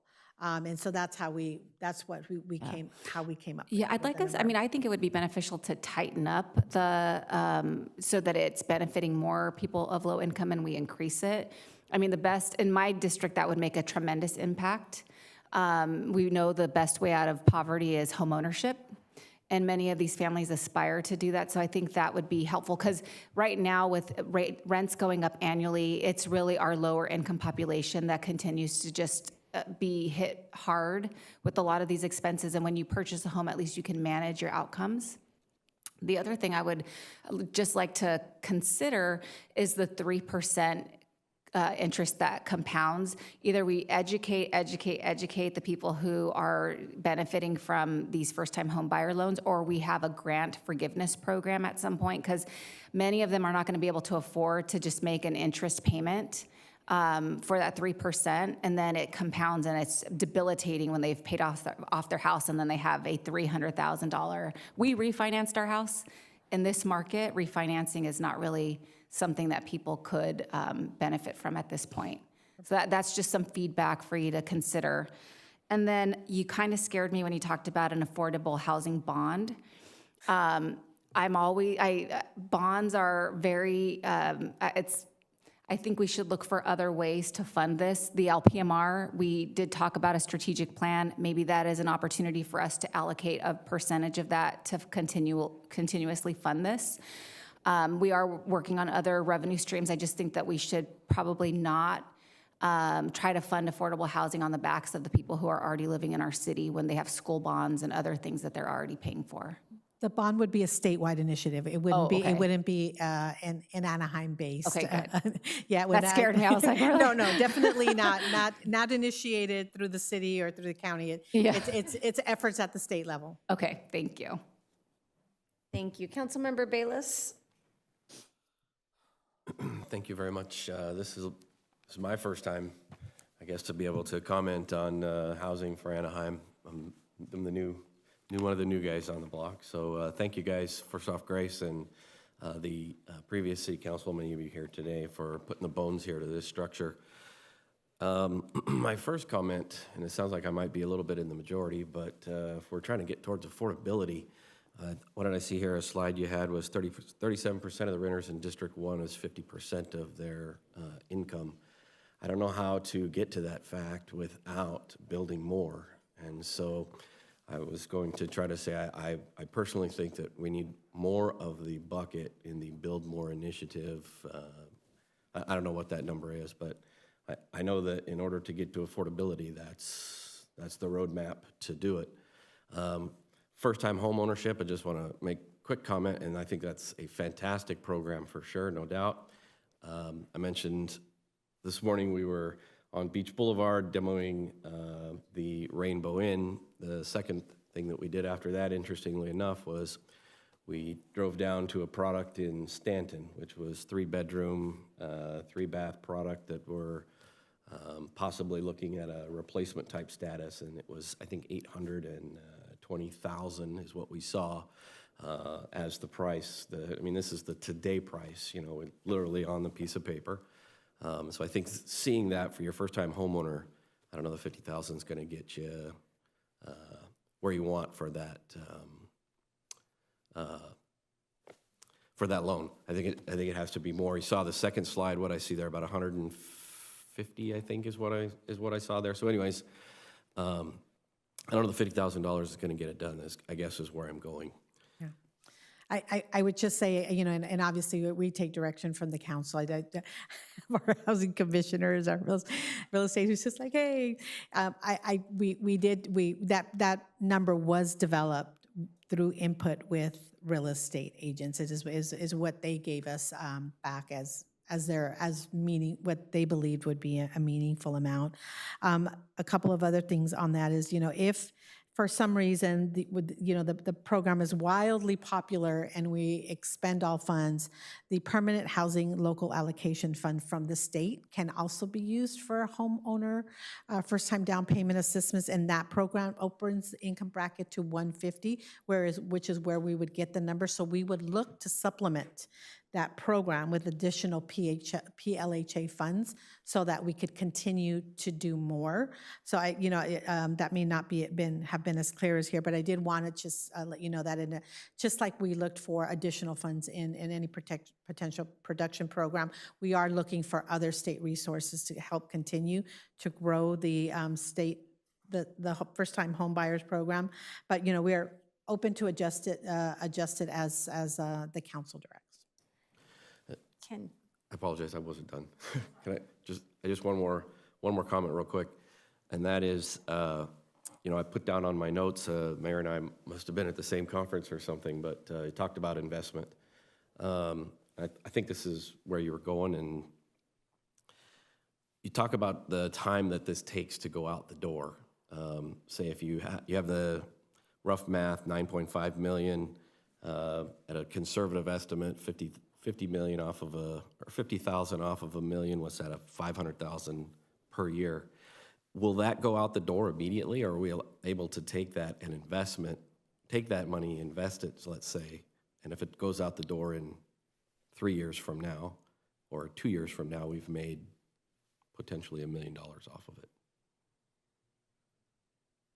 We don't foresee if we're talking about 9.5, that going out the door immediately. We foresee it helping developments that are in the pipeline. We are heavily dependent on other people's money, namely the tax credit competition, and those come around approximately once a year.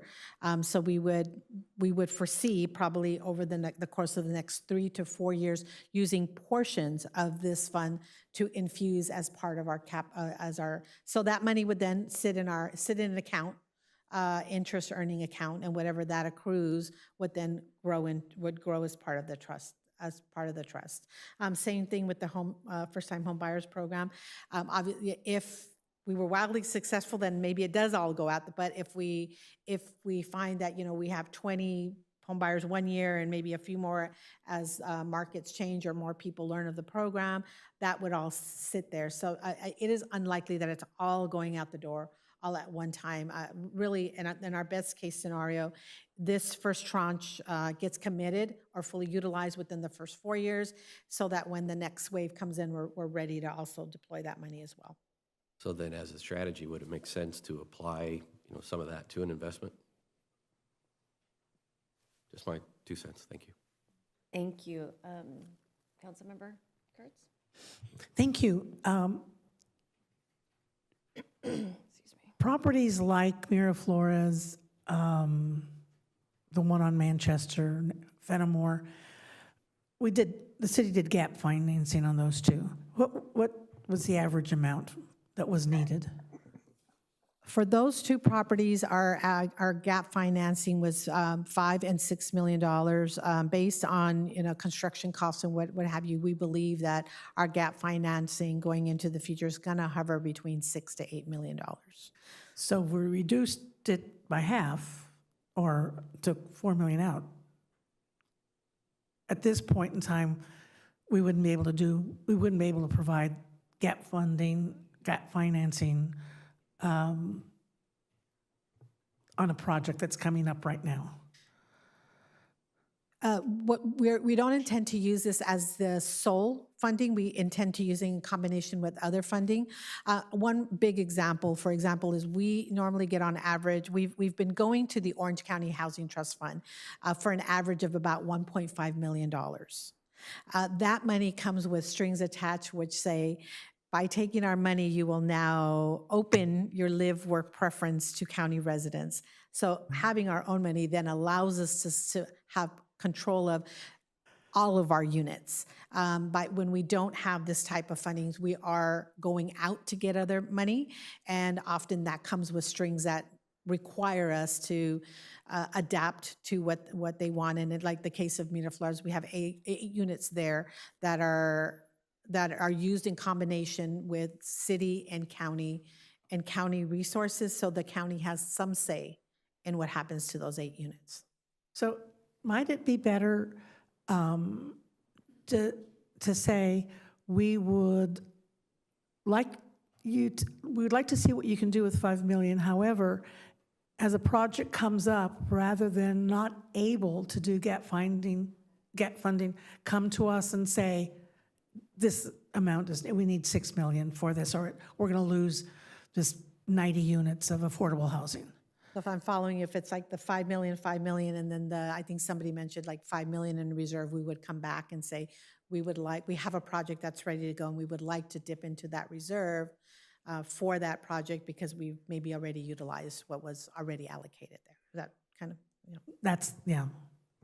And I think I'd like to see that more so that we don't lose out on a potential build that's going to give us 90, 100 units of affordable housing. Similarly, you know, there are times when there are acquisition opportunities, and we do see this fund as giving us that ability to acquire sites, and that certainly acquisition money is very limited. We've been very successful because we tend to buy the properties, have control of them, and then help develop because they don't have to have holding costs because they bought it and now they're accruing interest, waiting for an allocation of tax fund. So that's another place where we would really think that having some ability to dip into the Build More pot would be very helpful to our efforts.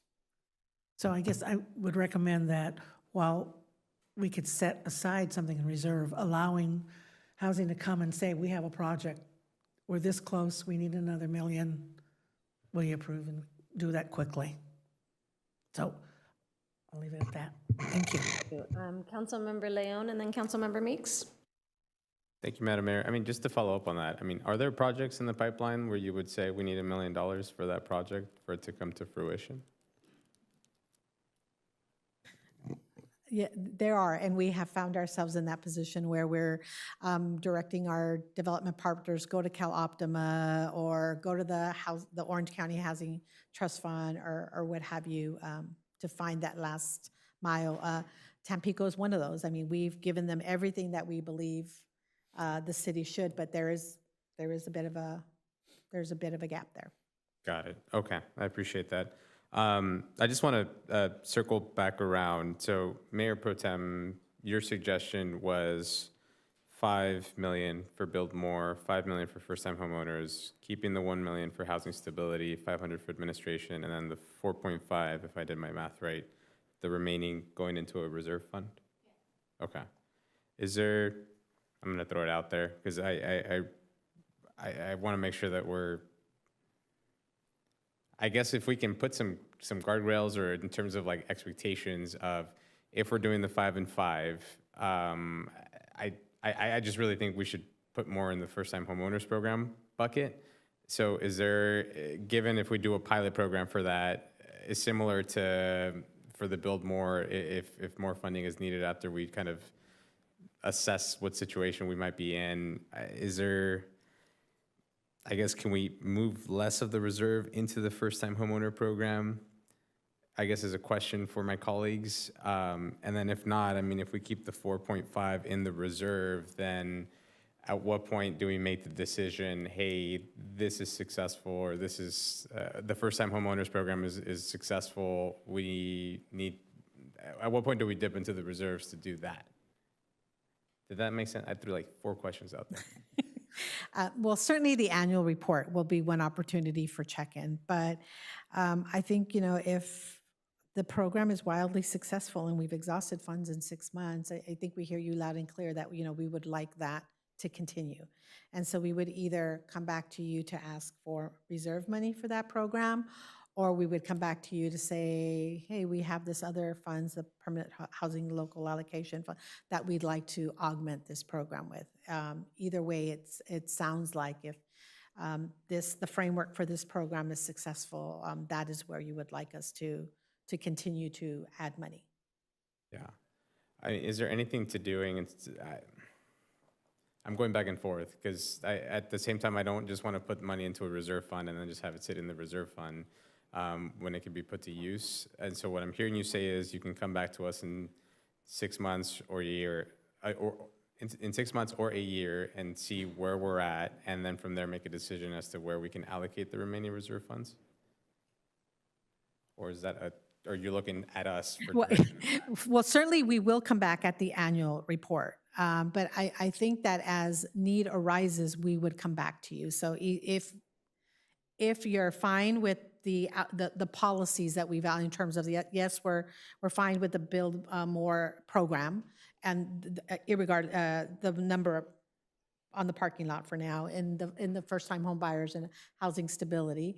And then you start to put money into those buckets and we run out, or a great opportunity comes after you've told us what you want allocated, we would come back to you and say, here's a a budget request that we have of you, and it falls into one of the buckets that you've, one of the programs that you approved. Got it. Okay, that makes sense. I'm gonna throw it out there. I mean, can we do, instead of the 5 and the 5, can we do 6 and 6 and then keep the rest in the reserves? Or is there thinking, if you're gonna come back to us anyway with different opportunities, we keep the 5 and 5, and then at that point, we can make a decision as to where we can allocate the remaining funds? Right, because she said the build more isn't going to be spent, Immediately, anyway. yeah, right away anyway, so we clearly have a year to think about this. I'd actually like to see a report back in 6 months on the first-time homebuyers program and see if this really is an amount that works, because I do think it's low in today's market. And although you've heard from the realtors, you know, it makes an impact. It makes an impact in somebody's life versus it's life-changing as pulling them out of poverty. I think those are two different answers potentially.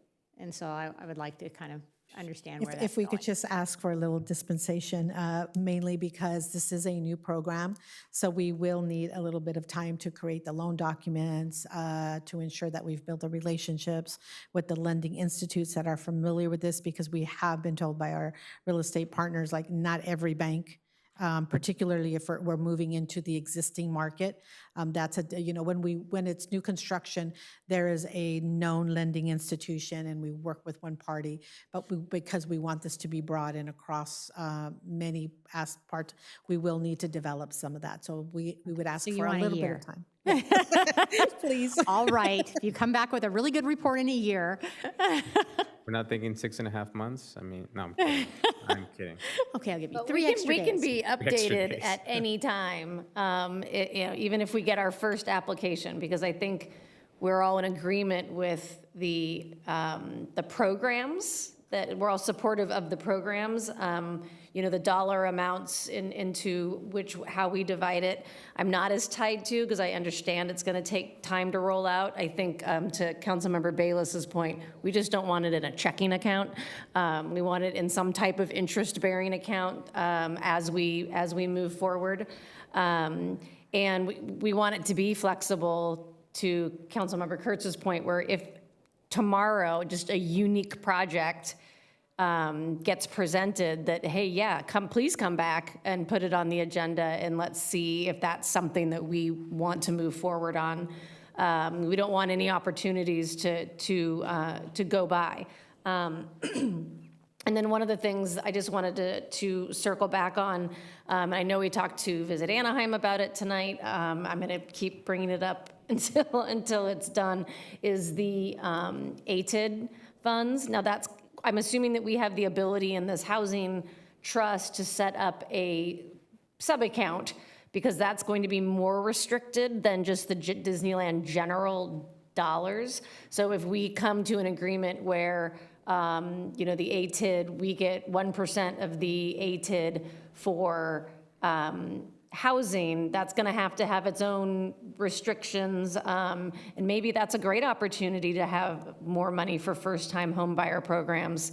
Just in a sub question to that is, are we talking to our partners in the resort? For instance, I know as one of the employee benefits, Disney has some housing programs. Would we be able to partner with them to help them, their employees, with first-time home owner programs as well, using those ATID funds? So I think I heard two parts, and to the first one, I will say that our friends at the city attorney's office made sure to include language that would allow for the trust fund through a sub-account to receive a variety of funds.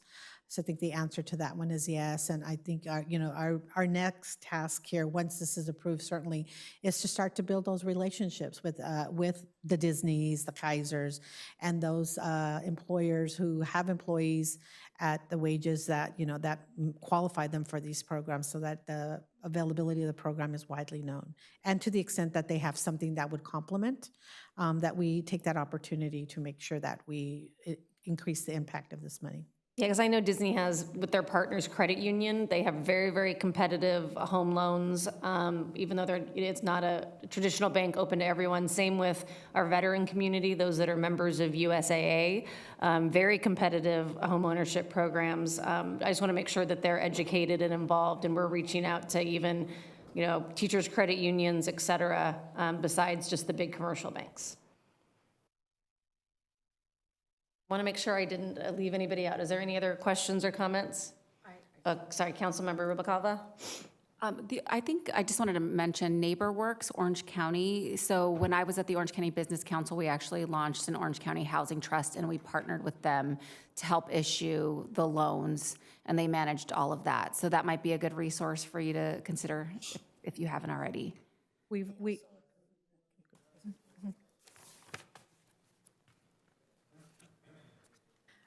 So we are in contact with NeighborWorks. They also do home buyer counseling, which is something that we want to avail ourselves. And Monica just whispered that they offer a $25,000 down payment assistance program themselves.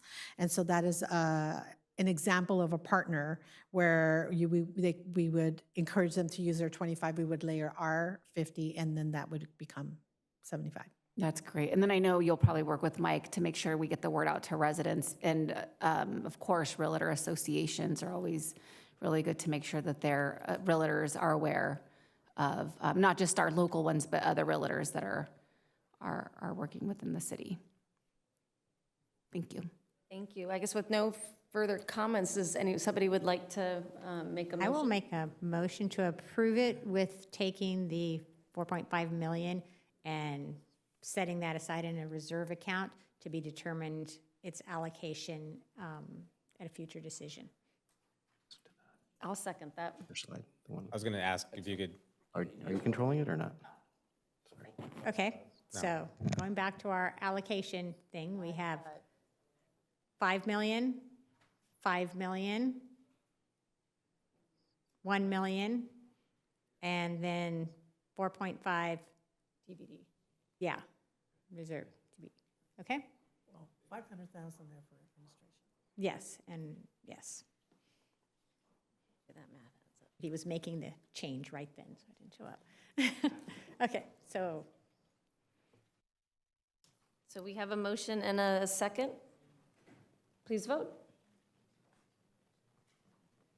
We didn't hear a second, but Mayor second. Oh, that was me. got it.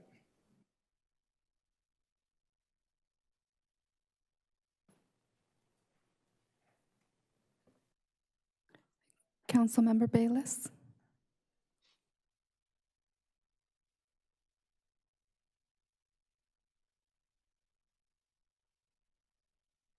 The vote is 7 ayes, no nays, motion carries.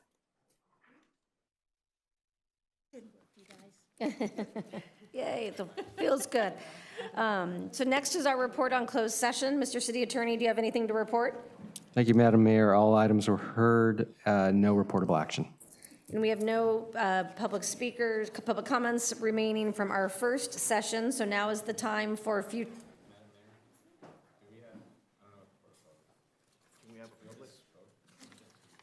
I just want to clarify the allocation of the. Oh, well, we don't have any public comment right now, but it's okay. We can talk later. Okay. Sorry. So this is the time for future agenda requests by council members. Does anyone have an item for a future meeting?